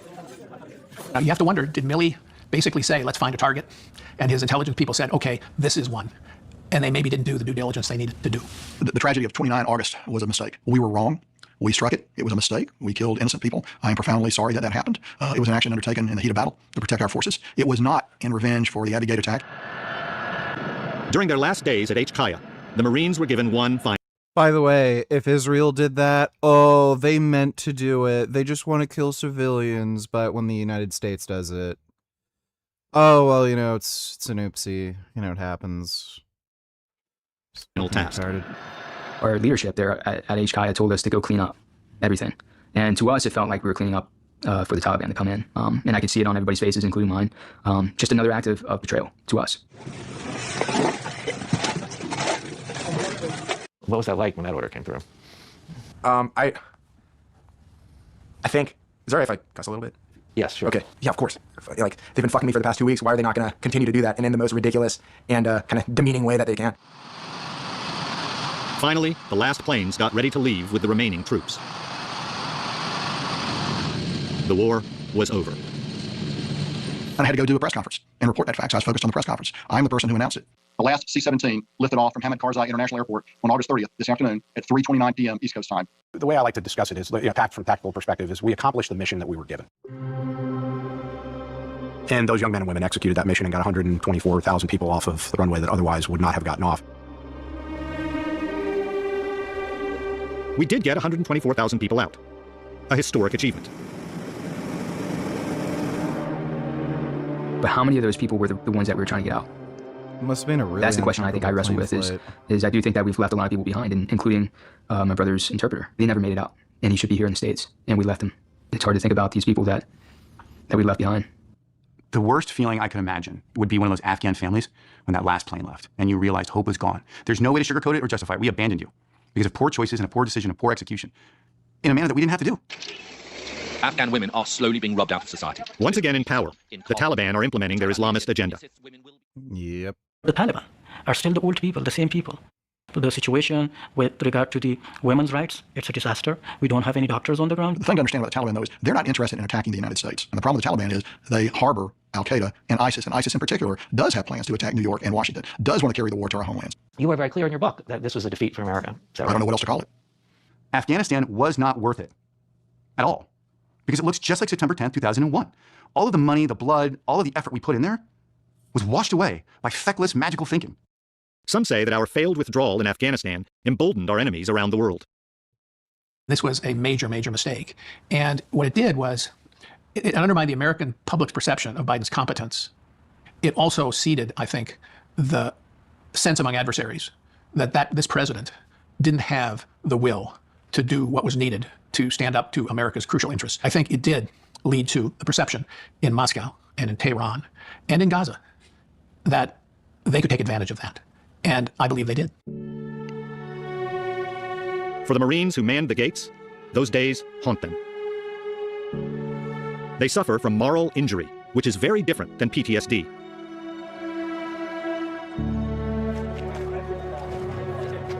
Moral injury is when you bear witness to, or you're the perpetrator of actions that go against your moral compass or code of values. Throughout HKIA, these guys were just stuck in a moral dilemma the entire time. Playing God to people's lives, choosing whether or not they got rescued or that they take them to the exit and potentially be harmed by the Taliban. It was a lot to weigh on these guys. Partnering up with the Taliban, seeing what they would do to the civilians, with the NSU, what they would do to civilians. The fact that we couldn't actually do anything to prevent that from happening, it was a hard pill to swallow. So I just remember coming home and dealing with my own psychological challenges. I just didn't resonate with PTSD. It didn't make sense to me. And I started to recognize the same thing was going on with everybody else, the reoccurring nightmares, just this damaged sense of identity, upon discovery of moral injury, that it was spot on with exactly everything that I was feeling and what a lot of other people were feeling at the time too. Moral injuries is a real thing. I've experienced them, and thank God for the VA and their help that they've helped me out. Every single person there was injured in that sense. And it will, every time they close their eyes, as they're slipping into their sleep, you can come right in and get them. And there's nothing you can do about it except try to find good resource help. And what can you do about moral injury? I mean, how can you deal with that? The biggest key to it, though, is that our leadership, they need to answer to these things. They need to be held accountable for it. And if not, moral injury just persists and it can metastasize into mental illnesses or disorders. And it's just something that we deserve. We deserve to have our leaders address or talk to us, just simply talk to us about what happened. And maybe if it's within them, to seek forgiveness through us. And I think that we would be more than receptive as a community to go down that path with them. It doesn't seem like that's actually happening, though, does it? It does not. No, it does not. And it seems like seems like they turned their back to us. They've lived their life, they're living on, while we're still here living with what we had to do on their behalf, on their mistakes. It's been a busy time for all of us in this department. A proud one, and a solemn one, too. Should anyone have been fired? Should anyone have resigned? Let me put it this way. If that were Japan, they would have all resigned, including the prime minister, if that had happened in Japan, in shame, and taking responsibility. But that isn't the way modern American politics works. Accountability actually decreases the higher up you go, I guess. You get further separated from the consequences of your actions. I don't get the benefit of the doubt as a company commander, were I to have a training operation that was so poorly executed. Let me be clear. All of this happened because we did not make a decision in April to bring out our embassy, our citizens, and our at-risk Afghans. Let's be very clear where blame lies for this. It doesn't lie with the joint force. It doesn't lie with the military people who are executing this operation. It lies with the political leadership that chose to turn a blind eye to the situation in Afghanistan and allow this to boil to a point in August when it became out of control and was beyond control of any reasonable military capability to impose order on it. But we should just be clear on this. I do blame the president. This was his decision, and he bears the moral culpability. Yes, could this have been handled better? There's no question. You've gone through some of the different decisions, mistakes that were made along the way, but they all flow from the one fatal blunder. No one wanted the war to end the way it did. Not the military, not the State Department, not the president. But the ones among the living who bear the brunt of the accumulated errors of others are the young men and women who stood at the gates.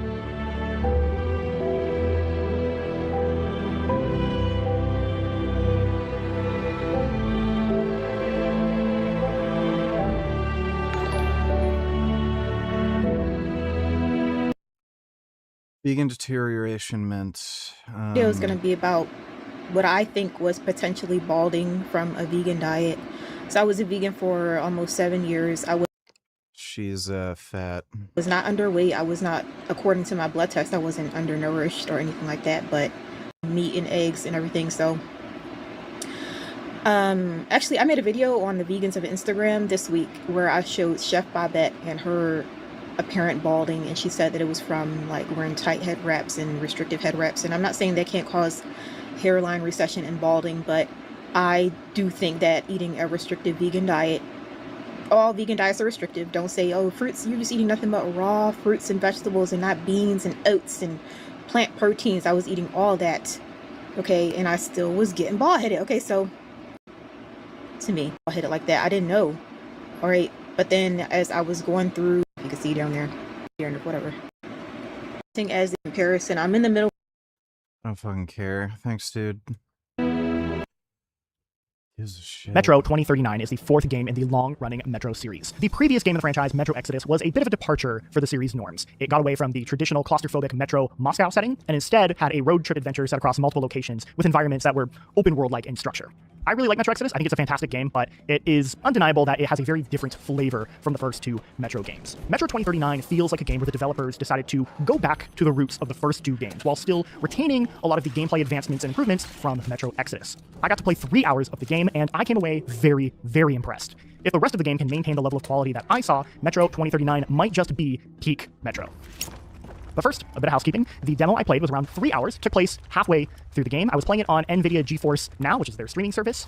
I did not get to capture, so everything you are seeing is provided B-roll, not my own. The demo opens up very fittingly in a Metro station, and right here at the beginning, we see the first major change for this game, which is you no longer play as RTM, who has been the series protagonist for the past 3 games. You now play as a new character, the unnamed Spartan Stranger. And unlike RTM, he talks. What does he want from you? Everything. Everything. They are pressuring me to hand over Sevastopolskaya to the Novarak. Why am I telling you this? My God, you don't even realize what's happening. I actually have mixed feelings about this. Not that he talks at all. I actually like that. In the original Metro games, RTM technically did talk just in loading screens. It was like him writing in his journal. That's the only time you'd ever hear him talk. As if they're in a conspiracy. Otherwise, he was the strong and silent type, which I think worked a lot for the first Metro game, worked well enough for the second Metro game, but by Metro Exodus, it didn't really make sense that RTM didn't communicate at all, because a lot of that game is him talking with loved ones and friends, and it came across more as a one-sided conversation. So having him be a silent protagonist started to not make as much sense anymore. The Spartan Stranger in 2039 has motivations of their own. They're trying to find somebody. So having them talk to people, I think makes a lot of sense. I don't mind it. The thing I don't like is that, unfortunately, this guy has a habit of talking to himself when you're out alone during gameplay.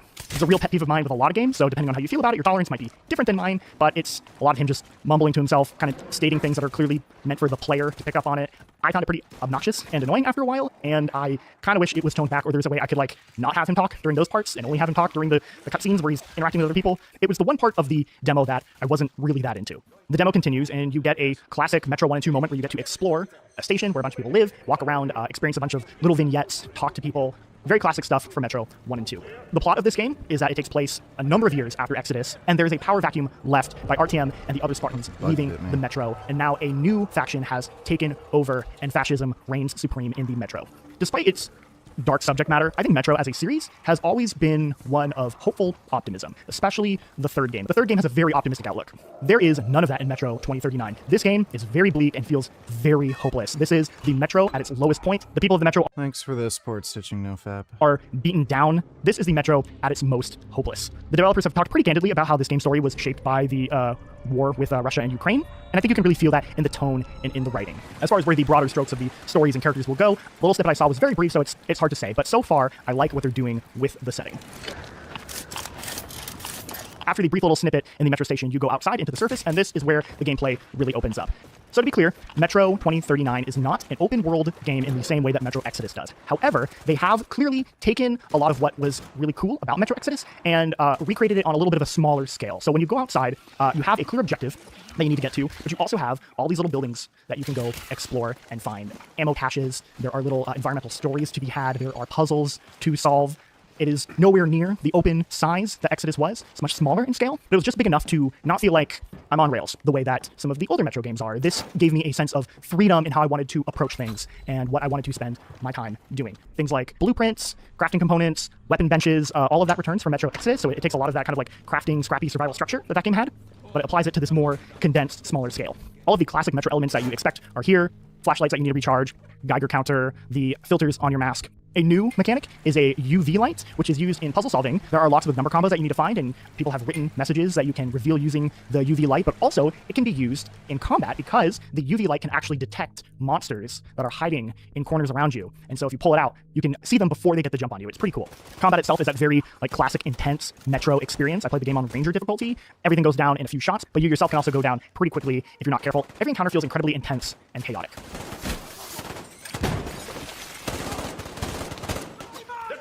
I was a little shocked how much variety was packed into this tight little 2 to 3 hour experience I played. I had full-on stealth sequences using my night vision. There were puzzle sections. There were quiet moments where you were just kind of appreciating the decay and beauty of fallen Moscow. An element that is returned that I'm really excited about is sort of the supernatural, almost horror elements that were very present, I would say, in the first Metro game. There's a particular section that I won't really talk too much about, but it takes place in an old kindergarten, and that is as creepy as you can imagine it is. I also just want to say this game looks absolutely stunning. The Metro series has always tried to sort of push the boundaries of graphics, and I replayed Metro Exodus in preparation for this preview, and I think that game still holds up remarkably well. And this game, well, we're certainly hitting a plateau on visuals, still somehow managing. Please make it a 5 hours at least stream like in the old days. I'll try my best. I'm not tired yet, so yeah, I can probably get to 5 hours. Thanks, G. Appreciate the donation, man. Just to impress me, largely thanks to its fantastic art direction.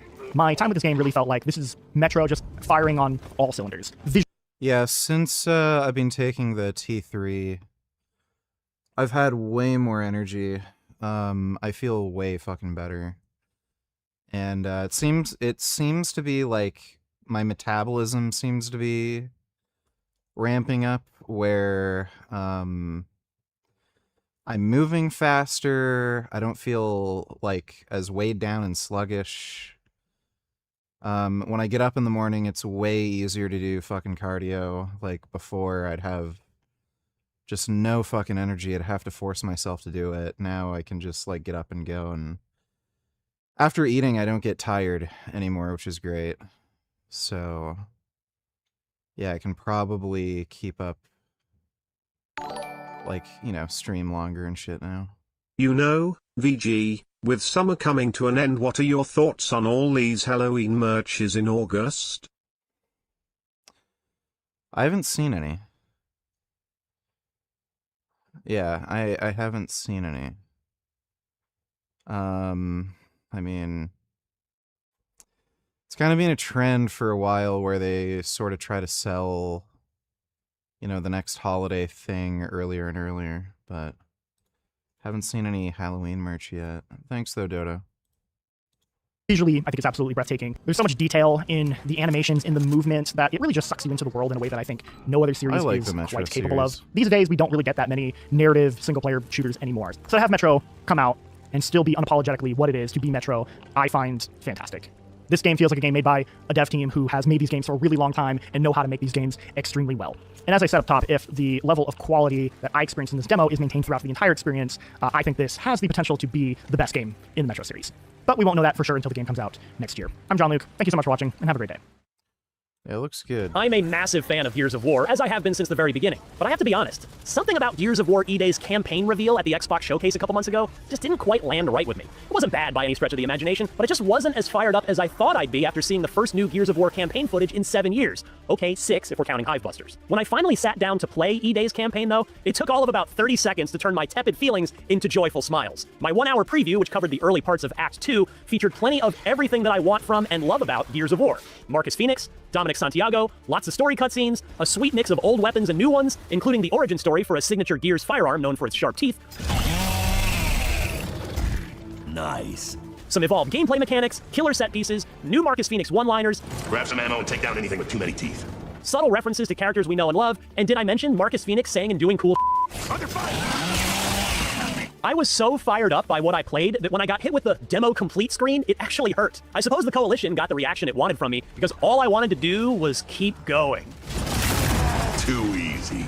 And I'm now not only more fired up to finish Gears of War E-Day's prequel story than ever, but I'm also more confident.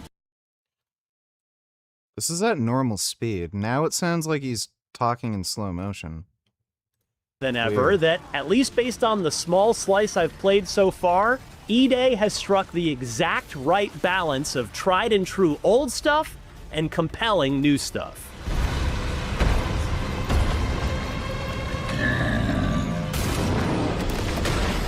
Mild spoilers ahead for E-Day's campaign, so turn back now if you don't want to know anymore. Act 2 picks up with Marcus and Dom still in their civvies, scavenged Mark I Lancers in hand. They've arrived with fellow civilian-dressed COG soldiers Carter and Reyes at a makeshift command center with the mayor of Kelowna, whom they've no doubt rescued in Act 1. COG officer Colonel Trench and the mayor face off about whatever the heck is happening out there. You and I both know darn well what it is, of course, and how to best handle it, leading the angry colonel to yell at our heroes to get some armor on.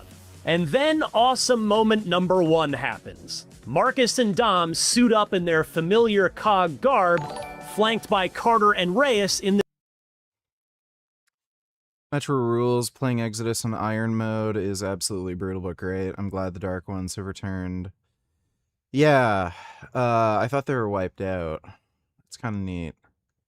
I'm interested in seeing if they're actually villains this time, or if it'll be like the first game where they just want to be left alone. I have a funny feeling they're gonna be like villains because it seems like there's a fascist takeover, and humans tried to wipe them out. So I feel like they're gonna be pretty hostile. Thanks though, dude. The newly christened Bravo Squad. Guess we're back to it. And he might as well be speaking for players as well. My grin could not have been any wider. Venturing out into the city of Kelowna, we see ash raining from a cloudy sky and remnants of once proud buildings around us. This moment definitely harkens back to the destroyed beauty aesthetic of Gears 1.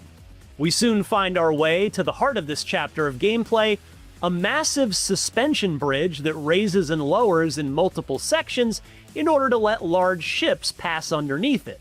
All of that was in the before times, of course, before actual hell started erupting from the ground beneath the people of the city. We're making our way towards Oriya Stadium, home of the Kelowna Eagles thrashball team, where civilians are being routed to in the event of the citywide disaster. But we're gonna have to fight our way there. This straight-ahead bridge section certainly isn't the combat bowls we're used to with Gears, but it's a great way to warm up, not to mention climb up, meaning to get a feel for using E-Day's new verticality, i.e., you can now mantle up and over cover, including the cars that the Locusts are using to shield themselves. The Mark I Lancer, Nasher shotguns, snub pistol, and frag grenades all work exactly as you remember them. Gears of War's core combat has aged remarkably well over the past 20 years. However, E-Day introduces a welcome new evolution in the form of unlockable weapon mods. Just the fact that we might be facing a fascist future scares me. Well, it's just a video game, Dodo. Thanks for the donation, dude. Each firearm has 4 total mod slots, and mods vary by weapon, of course. Every reloadable weapon, by default, gets the classic damage bonus if you nail a perfect reload. It's called Full Metal Jacket now. But there's a heck of a lot more than just that. For instance, the aforementioned Nasher, which, yes, is still your best point-blank bet for turning low-level Locust drones into chunky-style soup, has an auto-pouch mod that automatically reloads the shotgun when you stow it, i.e. switch weapons. This also seems like a good time to mention the new tactical gear, which I unlocked at the very end of my demo build. You got to experience these in the Versus beta weekend if you participated. These are short duration, 45-second buffs with a cooldown, and they also have unlockable mod slots, none of which were available in the preview. But even without the mods, the adrenaline injector immediately refills your health when triggered and also increases your damage dealt while decreasing damage taken. Choosing the Sonic Disruptor tactical gear, meanwhile, nets you a more... Let's see, only 26 years old.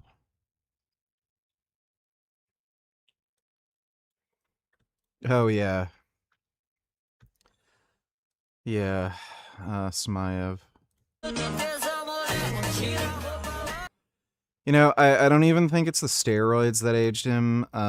It's the amount of food he eats. Like if you see this guy's diet, one, just the sheer amount of food the guy has to eat, but two, like, he also doesn't eat great. Like, he was doing a What I Eat in a Day video. Bro, the guy ate 2 cheesecakes. That was 1 meal. Like, so, yeah, when people talk about all the issues with steroids, it's usually the food that fucking does it to you. Like, steroids are pretty safe and innocuous. It's like everything else you're putting into your body that will, like, fuck you up.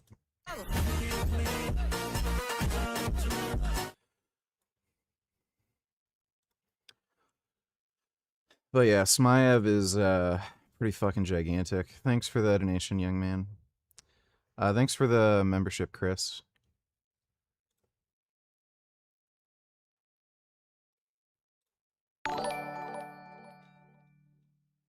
I was not referring to this video game. I see. Well, you know, just make sure the government doesn't take away your guns, and then I'm pretty sure we'll be good with fascism. You know, won't have to worry about it. Thanks, Dodo. Also, them addressing how the second game ended is cool. You definitely didn't kill all the Nazis, and they would take advantage of the power vacuum after the Spartans left Moscow. Did you ever watch the evil ending for Exodus? Far more interesting. I got the good ending and the bad ending. The bad ending is where he's on that train, basically in hell indefinitely. It was cool. I like the way they dealt with the ending. Thanks, forgot my namification. Dodo. Those Afghani Zero units, aka death squads, that were known for extremely violent nighttime raids, and were the last remaining arm of the Afghan army before Taliban took over because they helped us evacuate, were granted tens of thousands of them asylum. Well, I mean, for all the shit they did, they think they deserved it. Thanks, Dodo. And one of them was this man. Was that the guy who shot the police? He was the crazy guy, right? Who lost it?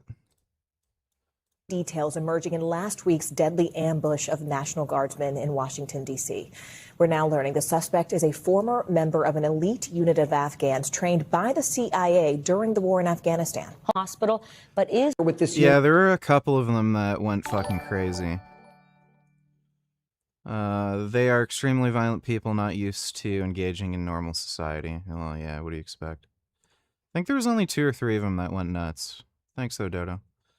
Yikes. Average gear user diet. Yeah, pretty much. I don't even understand how they eat like that, because as soon as you eat junk food when you're on gear, you start getting bloated pretty fucking quickly. And it's really uncomfortable. I guess some people don't care, but, yeah, the water retention that you can get from eating junk food when you're on gear is pretty uncomfortable. Thanks, Yikes.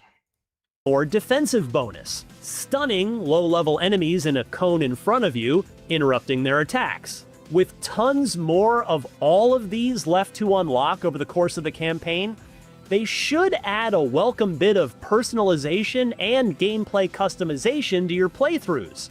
Emphasis on plural there, because I'll be shocked if there isn't a new game plus available that lets you run the campaign again with all of your tactical gear and weapon mods available from the jump on higher difficulties. After battling our way up and across the massive All-Father's Legacy Bridge, including fending off a couple of boomers along the way and getting some reps in with the breach shot, last seen in Gears of War Judgment, we arrived at Oriya Stadium, where the COG was coordinating a stressful civilian rescue operation with lines of the city's residents waiting to be processed and allowed into the massive facility. We entered and caught up with the quartermaster, Russ, who took a liking to Marcus right away because he knew his father, Adam. He asked what... Who are these cringe-ass niggas? Have you heard of this practice sati? Some Indian men used to burn like women alive, and then the It's Pat and I. After Marcus complained about the bayonets easily breaking off of the Mark I Lancers, that's when one of the COG in our party set the chainsaw used to save Marcus's life in Act 1, as seen in the Xbox Showcase demo, right on the table. The quartermaster looks at the chainsaw with a twinkle in his eye and, yeah, you can probably see where this is going. Awesome moment number 2. Marcus and Bravo Squad get handed the first prototype Mark II Lancers with chainsaws built right in. Again, the smile on my face was almost Joker-like. We headed out from the stadium with the goal of getting across the downtown section of the city to the train station. It's here that awesome moment number 3 began to unfold. I don't eat cheat meals. Environmental freedom.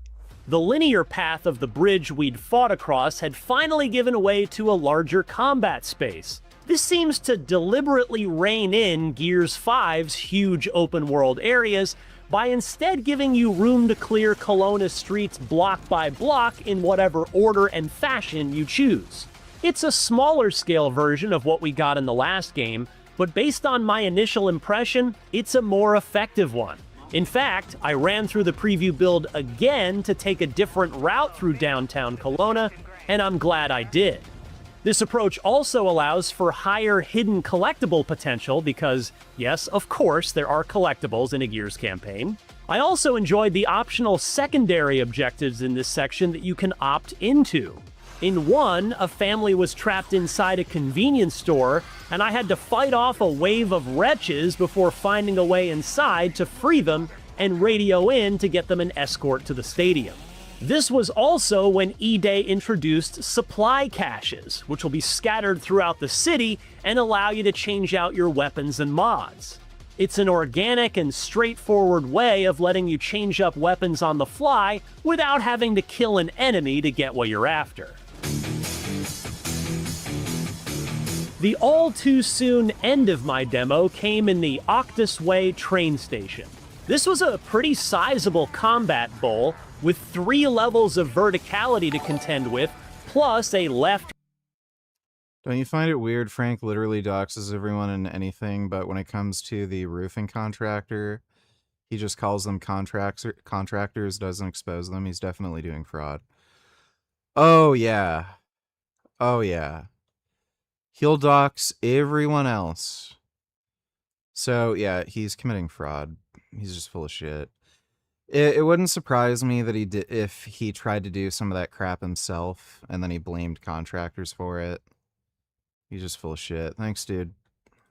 Right and center area of the room to be keeping an eye on, lest the Locust manage to flank you from the side or from behind. It was a frantic but not overwhelming fight. We didn't face off against the Corpser that was teased while we were clearing Kelowna city blocks on our way to the train station, meaning that encounter is no doubt waiting for us later. But Octus Way Station was a good chance to try out all of the weapons, thanks to the supply cache in the corner. I don't know. Corner of the upstairs entrance, and rev up the Lancer's chainsaw for a few good old-fashioned Locust executions. Is so sick. Once I loaded up and stepped out of the cleared-out train station, that's when I got the aforementioned demo complete message and reluctantly put my controller down. One final note. As I mentioned, I ran through the preview twice on Xbox Series X, once on performance graphics mode, and once on the 30 frames per second quality graphics mode. The latter was not running well on Series Yeah, that's why you play this game on PC. X in the preview build. It wasn't unplayably bad by any means, but it was noticeably sub-30 in a lot of spots. I expect most people will opt for performance mode anyway, but it's worth noting and hoping that the Coalition is able to squeeze a few extra FPS out of it in the remaining few weeks of development. Yeah, you play on PC, that's how you do that. That minor complaint aside, I can't say enough about how much I loved what I played of Gears of War E-Day's campaign so far. Does it complete? Dude, I'm pumped for this game. Just exactly what you need, you know? Just fucking shooting fucking monsters and blowing shit up. Completely rewrite the rules of Gears? No, but I don't think anyone, myself included, is looking for that. Besides, this prequel was never about that. It's about getting Marcus and Dom back together and getting Gears back to its roots. And in the incredibly short slice I've seen so far, it absolutely accomplishes that with the highest of... I gotta get cream of rice tomorrow. I really like cream of wheat, but cream of rice digests better. I don't know why, but it's actually hard to find cream of rice. I went to 3 different stores. They didn't have cream of rice. They only had it in the one store that's like far away from me, that's next to Walmart. It's like, I don't know. I don't know why that's such a problem. Marks. I am now chock full of the hype that the Xbox Showcase demo failed to give me. In the words of Marcus Phoenix, sweet. Fuck yeah, dude. For more previews of the biggest upcoming games, don't miss our Tides of Annihilation.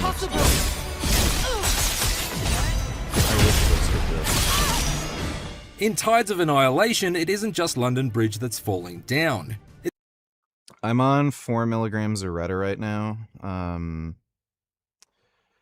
think I might just go off it for a couple weeks and just see if my digestion kind of improves. Like dude, like I'll eat a meal and it takes like 3 or 4 hours for it to like totally go down. It's kind of a pain in the ass. It's the entire city that's been razed to ruins by an unknown presence invading from a mysterious otherworld, and you're the only human survivor left to stop it. This action-adventure, heavily inspired by Arthurian legend, made a serious splash when it was announced early last year. But I was initially concerned that the fast-paced slash-em-up from first-time developer Eclipse Glow Games may have been all style over substance. However, after spending roughly 2 hours of hands-on time with a preview build at a recent event, I'm happy to say that... Yeah, my supplier, I usually get the 20 milligram vials when I'm on the higher dose of Retta, but they only had 10 milligram vials, so I got a 10 milligram vial of Retta and I got a 10 milligram vial of Terzipatide. The Terzipatide's really cheap. The Retta's $90 for the 10 milligram vial from the one supplier I get it from. And it's only 60 for the 10 milligram vial of trizipatide. I legitimately do not understand why there are fat people who just refuse to take a GLP-1 agonist. Yeah, Retta's like a bit more expensive, especially if you're going to take a higher dose. Tirzepatide is so cheap. It's like practically free. Like, what are you doing? And tirzepatide is extremely effective. It's literally the same drug as Retta, only it doesn't have the glucagon agonist. So it's like, even if you have to take a high dose, like, you're still paying fucking nothing for it. And because you're eating so much less, like, you save money. Like, fat people are so stupid. I have a coworker who was paying $500 a month via insurance directly from a pharmacy. Yeah, I don't know why they're so stupid. I have a buddy, like a personal friend of mine, who he went on he went on a GLP-1 agonist. What's funny is he's doing it through his TRT clinic. His TRT clinic initially only offered him tirzepatide. He was paying $500 a month for a 7 milligram vial. I have no idea why it was dosed in 7 milligrams for the vial. Really weird. And then they told him they couldn't give him retatrutide because it's not FDA approved yet. And then a month later, they said, oh, we have Retta now. So they're literally buying the retatrutide vials from China and illegally selling it to him at a massive upmarket. They're still charging him $500 a month. And I'm like, dude, why don't you just order it? And he said, his mom's paying for it. He doesn't care. It's like, still, like, what the fuck? Why would you let them take advantage of you like that? I don't know why he did that. The Tides of Annihilation feels just as exhilarating to play as it is utterly dazzling to watch.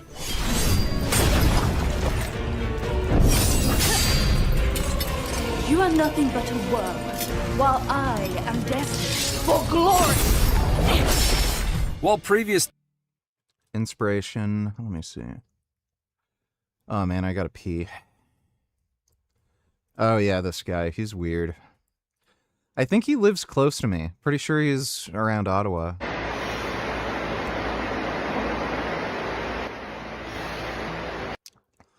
I know he's Canadian, and I've seen him wear an Ottawa Senators jersey, so I think he's around Ottawa. Be kind of funny to do a collab with him. I love how he says he's drug-free. It's like, buddy, if you would stay leaner and be on drugs, you'd be healthier. And stronger. And better looking. And healthier. He's a really weird guy. He's strong. Like, he's actually strong. But, yeah, he's a strange guy. He used to be lean. This is what he used to look like. He actually got really lean and fucking ripped. He had really impressive arms for an Addy.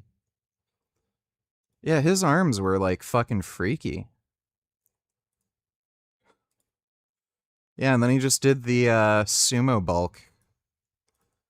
He's a fucking funny, weird guy. This in the world. Yeah, he's fucking strong. That's like you can say bullshit about range of motion and shit, but try moving 500 pounds overhead like that. That's no joke. You're strong.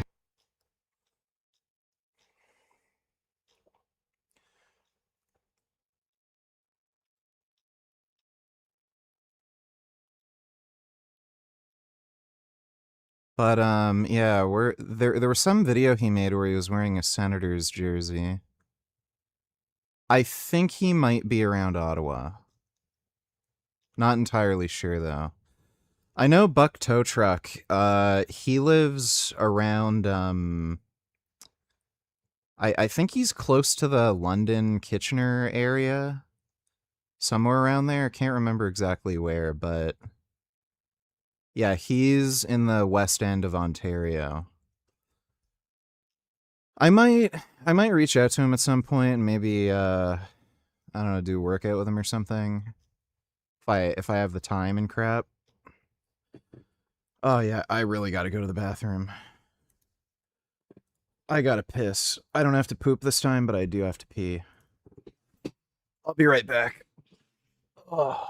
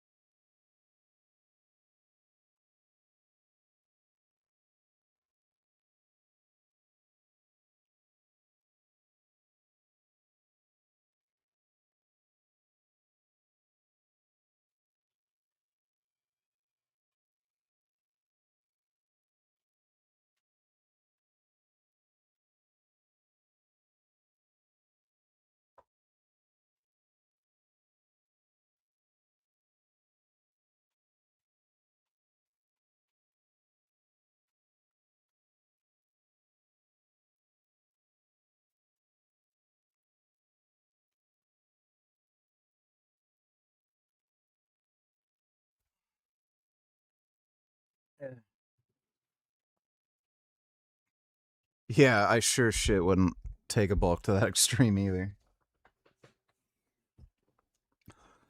Like, dude, if you bulk that hard, there's like no going back. Your body's just permanently changed. If you ever want to lose weight again, like you're gonna have loose skin and shit. Tides of Annihilation trailers have depicted a broken down Big Ben and lopsided London Eye. During my hands-on demo, my investigations into its blight-riddled version of Old Blighty were restricted to a ruptured reworking of the British Museum.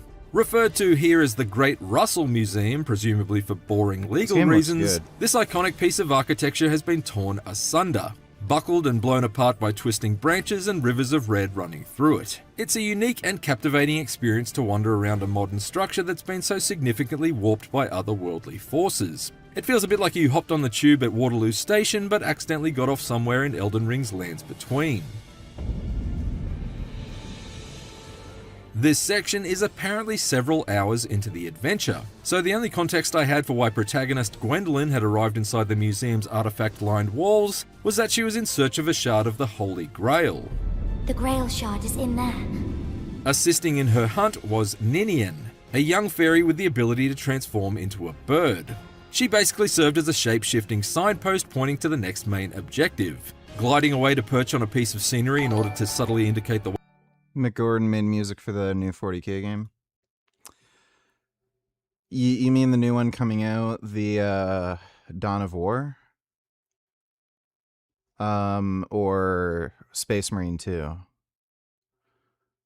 That's cool. Yeah, Bethesda fucked McGordon over. Bethesda's fucking trash. Thanks, dude. Way forward. I wish I had wings.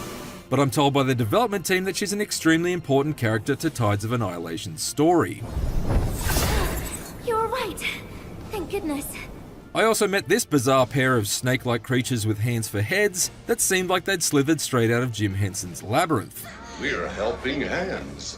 But almost everyone else I encountered was desperately trying to kill me.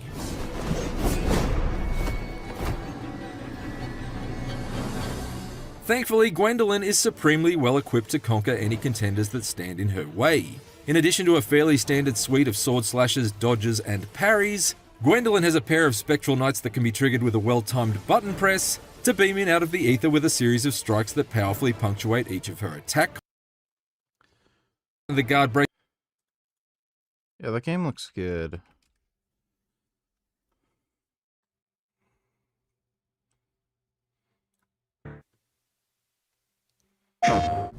Phantom Blade Zero looks fucking dope. Extinguish the flame. See what burns beneath. Oh wait, that's like some dumb behind the scenes.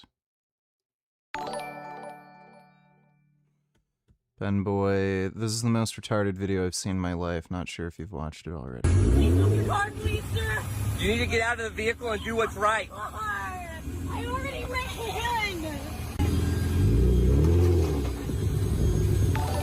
This is a hit and run. Neither worked on 40K's Doom Clone Bolt Gun 2. Oh, okay.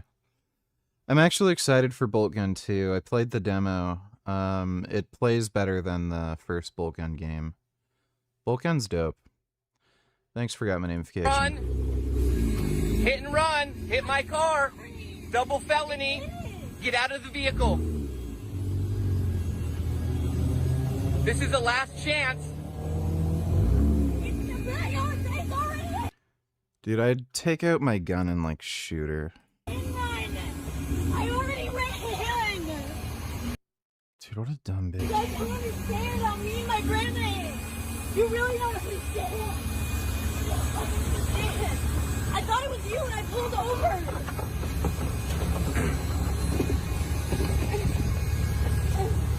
Dude. If you're gonna ride dirty, like, why would you do that and not know how to drive?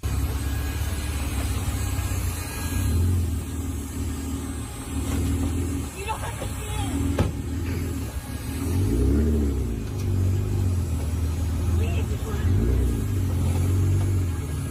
Please move your car, please, sir. You need to get out of the vehicle and do what's right. You need to get out of the vehicle. Are you kidding me? You almost hit me.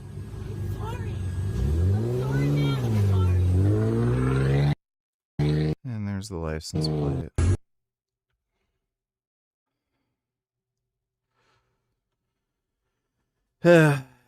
Yeah.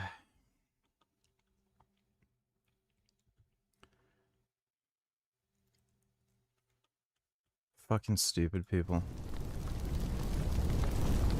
Well, she doesn't have a license, that's why she's doing Extinguish the flame. See what burns beneath. Drop the blade. Let true steel speak. No shape.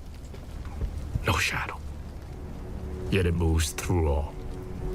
That's the path to know.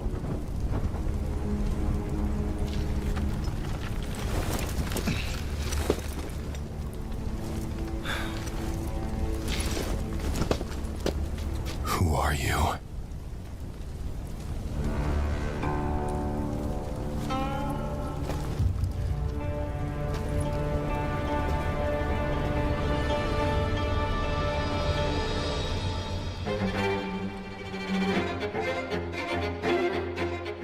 Hello, everyone. I'm Donnie Yen, creative consultant for Phantom Blade Zero, and the actor behind Mo Yuan, a formidable martial arts master. I want players around the world to enter our wuxia world driven by old grudges, shifting alliances, and the confrontations that forge its legends.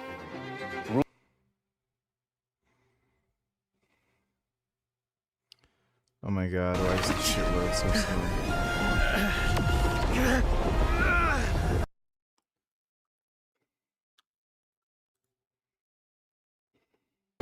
The mysterious healer, the flesh sculptor, restores your life, but with a fatal condition.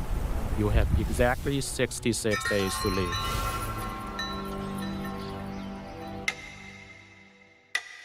Survival means fighting a cure hidden in the chaos ahead, but the hunt will force you to confront the rot beneath your betrayal and a skill massive enough to break the entire Wulin. The Wulin is a martial underworld forged in blood and belief. You will walk among the last guardians of righteousness, the fallen who surrendered to darkness, and the lost warriors bound by broken codes. Each choice you make here will fracture your trajectory and reshape your fate. 66 days, that's all the time you have.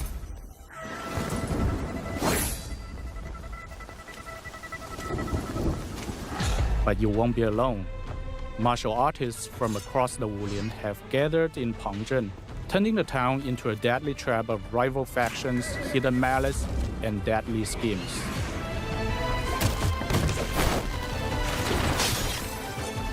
The girl's nothing but a shell now.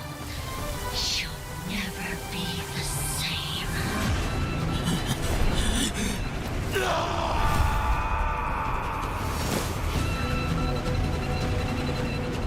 As you uncover the grim secrets buried here, you will realize some things matter far more than survival, and that some enemies can never be defeated by the sword alone.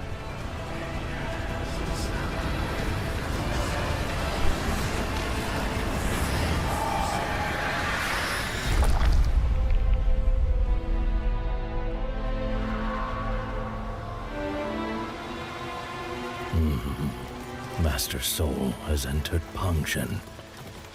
It seems the flesh sculptor's tainted hearts has restored his strength. A change in the game may not be such a bad thing. I'm looking forward to his next move. The Phantom World is a stage for the style we call Kung Fu Punk, where traditional Kung Fu collides with steampunk machinery and body modification.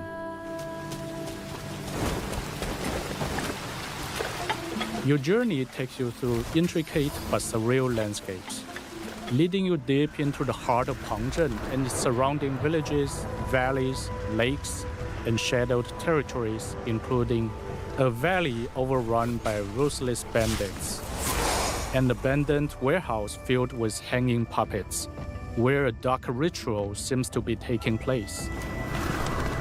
A steam-powered iron tower built for some kind of dark experiment. And a vast lake, which Soul must navigate aboard a peculiar high-speed vessel. Your journey is guided by 8 authentic hand-painted Chinese ink wash maps. In complex regions, they offer only a rough sense of direction, leaving you to explore and uncover hidden secrets. These maps seamlessly connect into a single world, where bells enable fast travel between discovered locations. Phantom Blade Zero is not an open-world game, So nor it's is it gonna a be like linear Sekiro. adventure from beginning to end. Instead, every corner has been meticulously handcrafted, filled with countless surprises and secrets waiting to be discovered. As you explore Phantom Blade Zero, you will discover hidden enemies, side quests, rare treasures, and crucial story clues.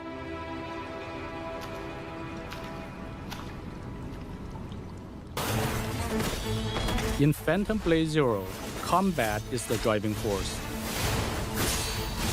Every weapon is forged from martial folklore, cinematic legacy, and ancient tradition. Soul wields a massive arsenal of 30 primary weapons alongside 20. Are you gonna do more horror games this Halloween? I'm still game to donate the price of Signalis if you'll stream it. I already have Signalis. I think I tried playing it and I got stuck like immediately. I might try it again. There should be some horror games. Like, I mean, Gears of War is horror themed. That's gonna be around October. Yeah, I'll probably, like, that's just what we do. Could also just play through RE9 again. Thanks for got my namification. 5 secondary weapons known as Phantom Edges.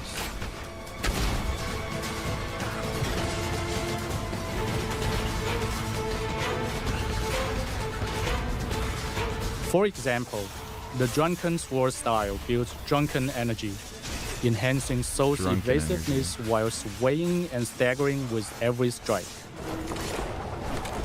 The White Serpent and Crimson Viper twin blades work in tandem. The length of the White Serpent allows you to fling the Crimson Viper outward for ranged attacks. The fluid steel of the Soft Snake Sword coils around an opponent's guard, striking targets cleanly and even slicing through incoming threat-based attacks mid-air. However, a light blade won't be enough against heavy shields, and relying on swords alone will turn the fight into a punishing struggle. Crushing those defenses requires the brutal momentum of iron fists and hammers. The Tiger Cannon can blast apart distant enemy formations with a single shot, or ignite self-destructing enemies before they get close. And when bladed weapons fall short against a swarm of savage dogs, the flame-spewing Flaming Mane makes quick work of them all. Mastery goes far deeper than basic attributes. Upgrading a weapon unlocks distinct forms and techniques, carving out a unique combat philosophy. A lot of weapons.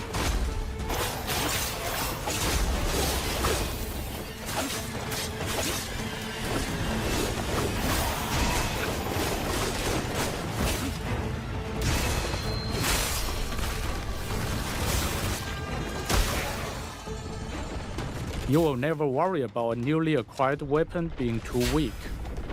With the Reforging Talisman, you can reset the weapon's level, recover all invested materials, and immediately reinvest them into your new gear.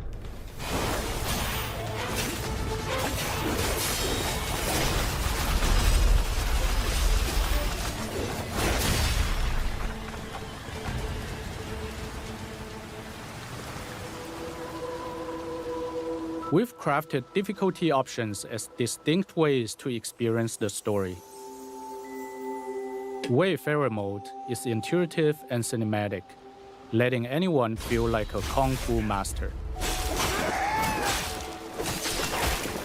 But for those seeking a true challenge, Hellwalker mode brings in core fighting game mechanics. Bosses won't rely on fixed patterns. They react to your spacing, punish your whiffs, and adapt to your habits in real time.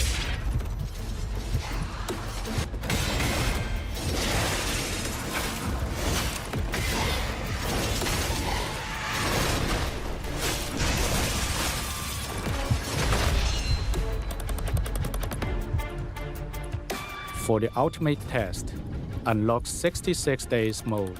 Unlike the other difficulty settings, this mode turns Soul's 66-day countdown into a literal gameplay timeline.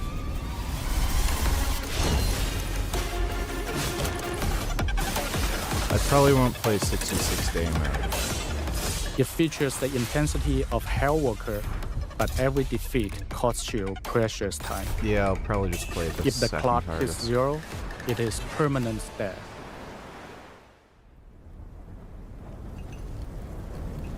Our ultimate goal is to draw from the deep well of authentic Chinese folk arts and martial arts, infusing them into the sleek, visceral aesthetic we call Kung Fu Punk.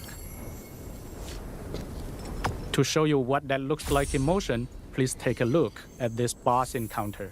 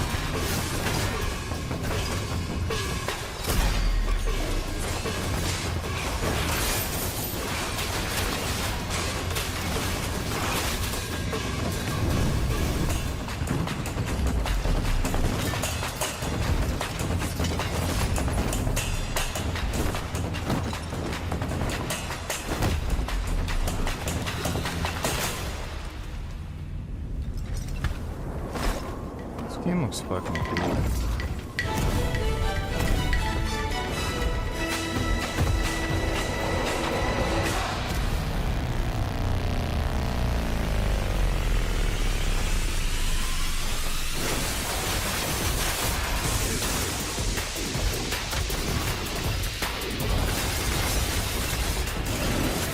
Yeah, it's kind of like Sekiro, but more like spectacular.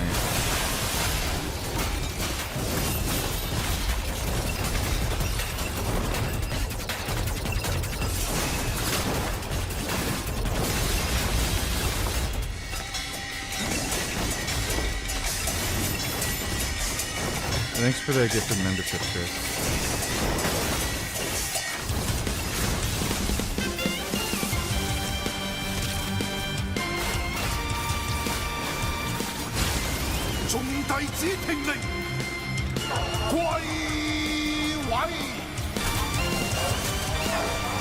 Hey, midgets.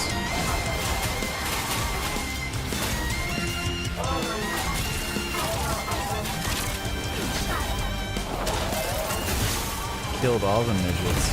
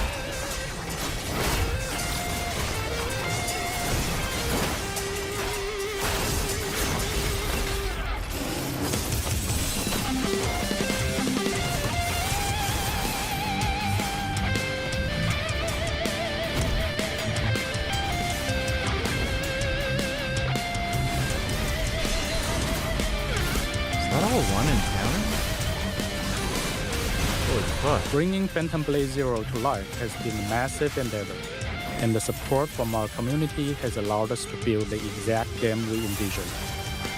It's our way of paying tribute to tradition while bringing it to life as an immersive experience for players all over the world.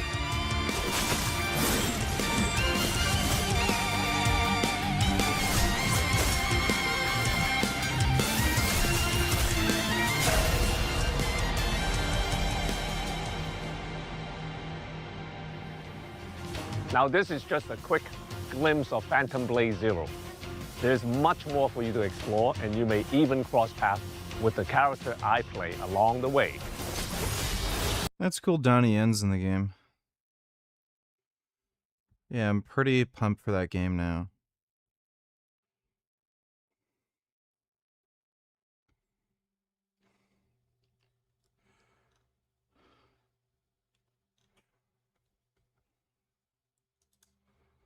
Let's see. Is there anything that I want to play right now?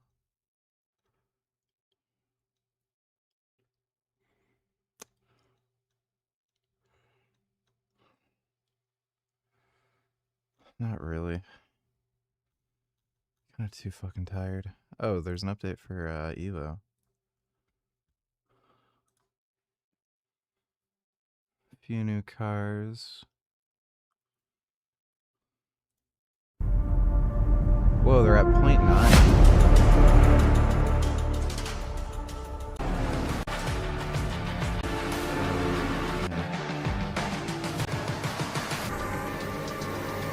RX-7.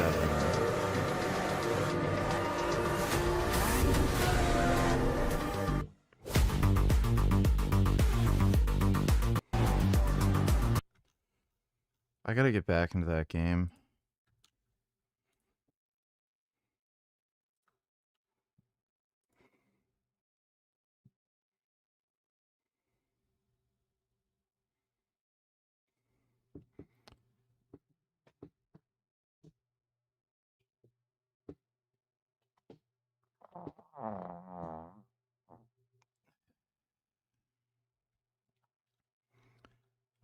started.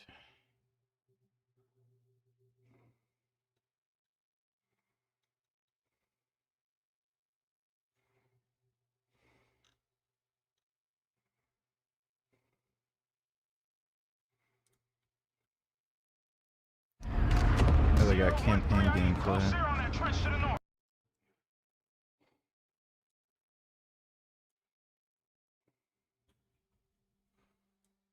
I used my rig a couple weeks ago. Contact trench line, target acquired. Hellhound 1-1, you are cleared hot. Hellhound 1-1 rifle, flash in 5. 5 seconds, everybody down!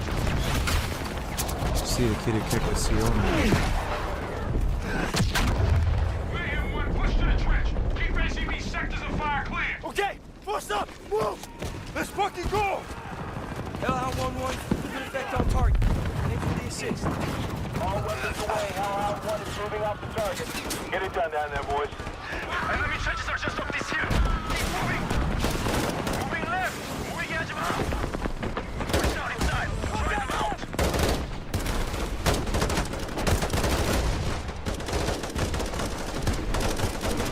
Stay down.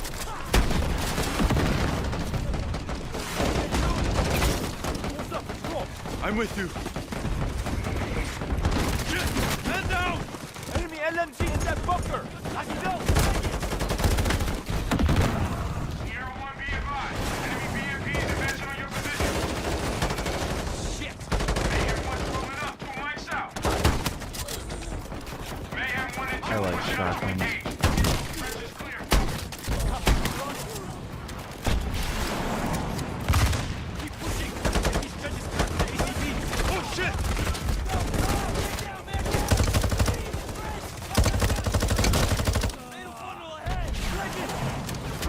Looks like they made this one a bit more violent.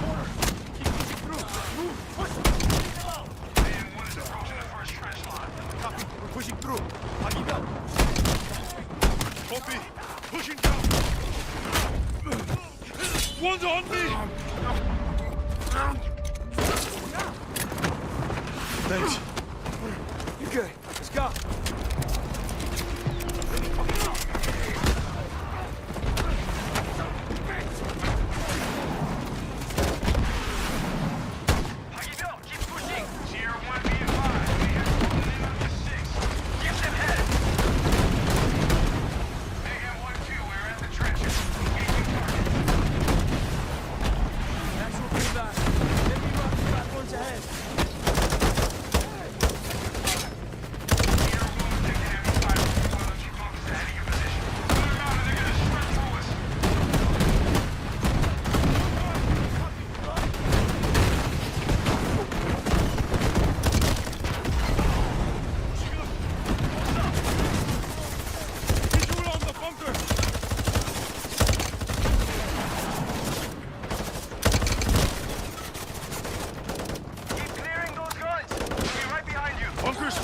Actual, first trench line is secure. Copy, enemy vehicles falling back. We need to force across to the next trench line. Copy, actual. Run, fucking run. Let's go! Smoke out! Push into this trench, too! I'm across! Push across! Secure Bravo trench! Get to the trench! Target units in the middle of the courtyard. Copy, man. One's forcing up. Clear! There's supplies here. Gear up! These sons of bitches are nothing like in the middle of the courtyard. Down. We're on it.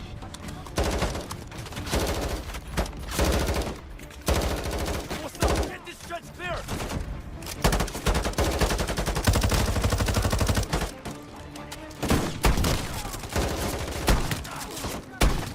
Clear. Visual on the relay station. Copy. Move to the building.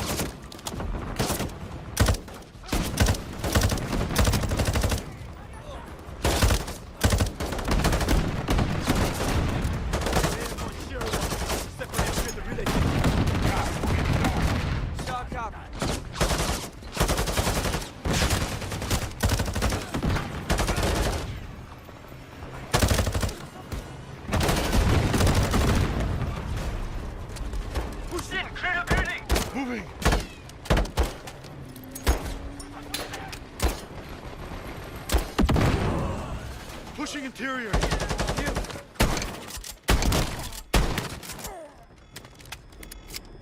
Clear. Oh, shit. Reactors are unstable. Emergency cooling is offline. You sabotaged the whole fucking grid? Yeah, the aim assist with the new COD in the multiplayer, systems aren't effective. at least in the beta, is just crazy. Man, 1 copies all. Rally outside. We're moving to the power plant. It's basically like having an aimbot. I see the power plant. We're getting close. Sierra 1, rally up. Yes, sir. Thanks for the donation, Chris. Appreciate it. Hey, Fern, Echo platoon is pinned down. We're gonna unfuck their situation. Katara? Katara. Park, take the wheel. Order that. Let's roll. I know it's a meme, but I kind of like these gunner sections. Actual, NK's barricaded the bridge ahead. We can't get through. Copy, 6. Reroute to the underpass. We'll follow him with Charlie. Watch for threats.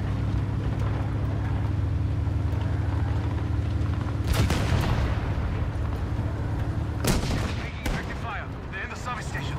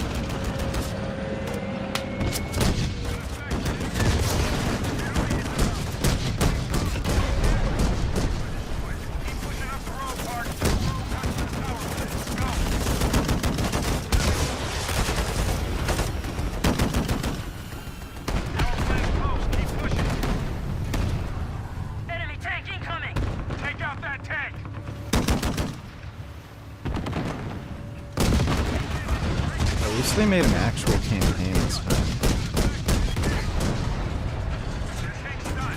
Good shooting, Park. It's almost as if they're trying again.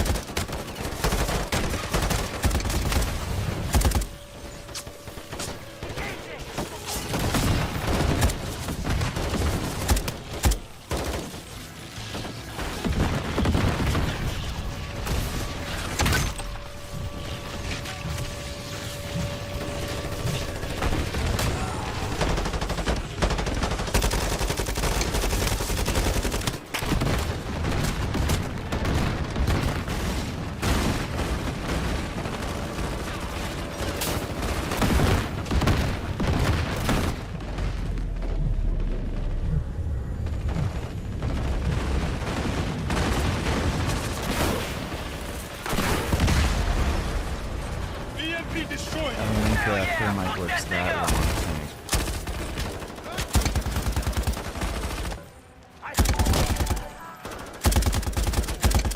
I want thermals so bad. You can get some pretty inexpensive thermal sites now. And there's some micro thermals that are actually pretty good. Yeah, once I get a rifle, I'll get a micro thermal for it. Thanks for got my namification.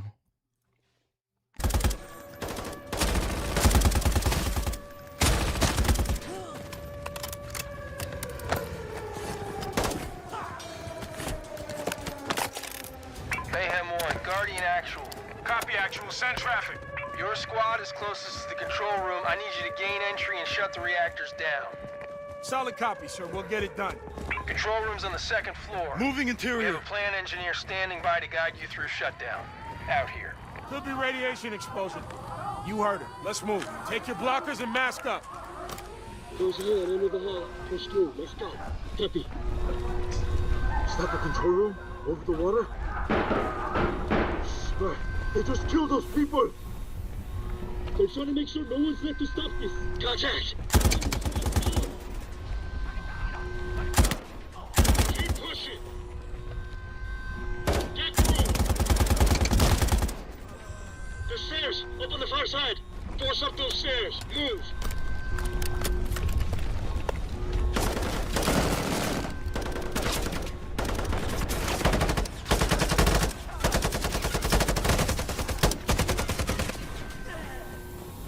Guardian Actual Mayhem 1 is pushing up to the control room, preparing to make entry.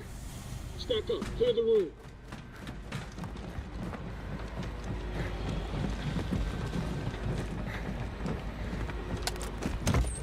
Clear. Okay, we're in. Done, check for survivors. There's a button on the control board labeled Scram. That's the kill switch. Roger, stand by. Look for a button labeled Scram. Yes, sir. Here, I found it. Nothing's happening. Did it work? Negative, we need to walk around. There isn't Oh one. shit, there's gotta be something we can do. You would have to manually flood the cores. That'll stop the meltdown? No, but it buys everyone time to evacuate. Then we're going. Hoorah! Hoorah! Tell us what to do. There are 2 flood tanks, one at each I'll reactor. take down the park. We have reactor 2. Moon, you with me. Doors open. I'm with you. The doorway to reactor 2 is the first one on your right at the end of the walkway. How'd go? This way. You need to get down into the reactor bay. Locate the valve on the coolant tanks to flood the reactor and cool the core. God damn! We gotta hurry the fuck up. This whole place is coming down. We're almost there. Gas on the ground floor. Come on. Core stability's dropping. Hurry! Sean Cotton. This boy's supposed to be flooding the water. The coolant tanks have ruptured. You'll need to flood the water directly into the reactor. Look for a yellow pipeline. It leads to the emergency valve. Open the valve and it'll divert water to the reactor.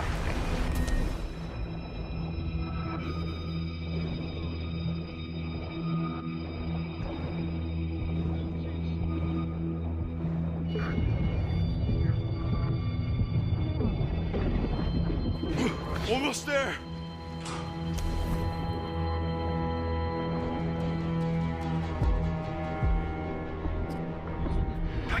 Keep doing what you're doing. It's working.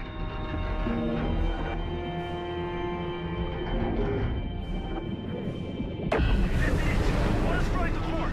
That should cool the core and buy us all some time.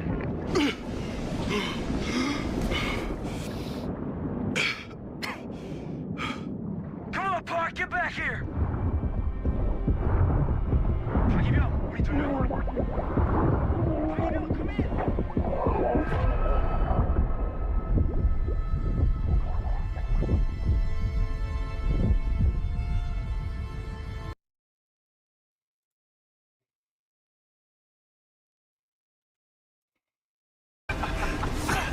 Am I dead? Not yet. Oh. Get him up. We have to move. Where the fuck are we supposed to go now? Roof's the only option. That's a long way to climb. Yeah. We'll make it fast. Come on. Let me push this. Come on. We gotta push. Actual, Sierra 1-3. Dropped up and our exfil's cut off. Move to the roof. Need to lift out. Who would you say won the Candace Owens Andrew Wilson debate? Well, Andrew. Candace just had like bizarre, crazy, like conspiratorial beliefs that she had no evidence for. So, thanks, dude. Copy that 1-3. You boys just get yourselves up to that roof. Bird will be there. Roger. Send coordinates. Let's get up there. Follow me. Use the pipe to climb up.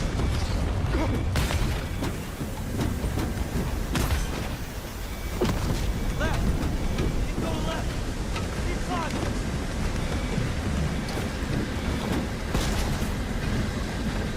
Straight up that pipe. I'm across. This way, down here. Up the stairs. This way.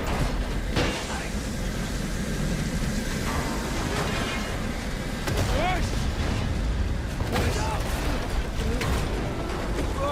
No! No! Shit!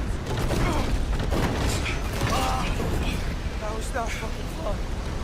Sierra 1, extract helos inbound. Pick you up on the roof. Target, boost me up here. Copy. I'll pull you up behind me. Take my hand. I got you. You get done. Come on, Don. Yeah, appreciate the lift, bud.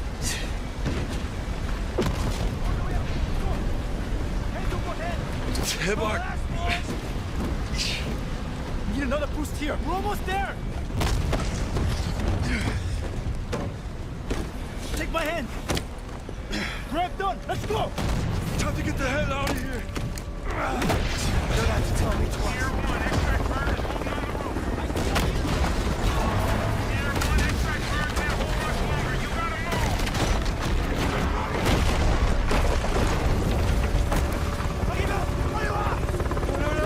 No! Shit!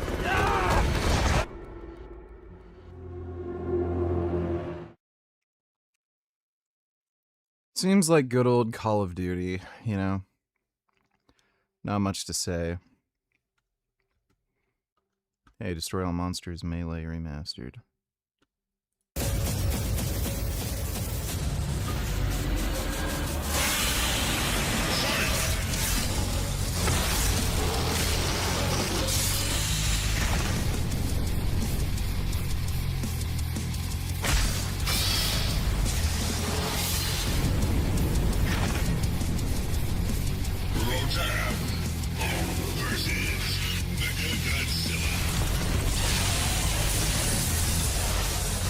I love this one.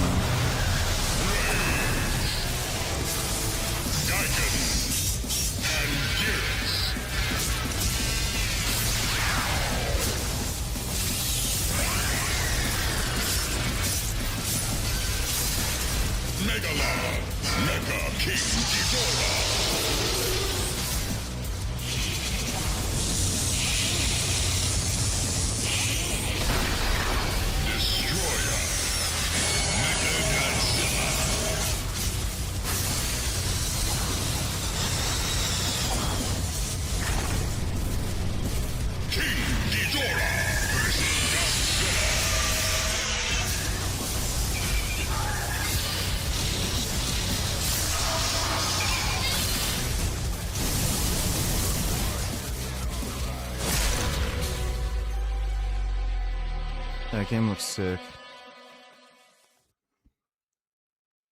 Alright. I'm officially pretty fucking tired.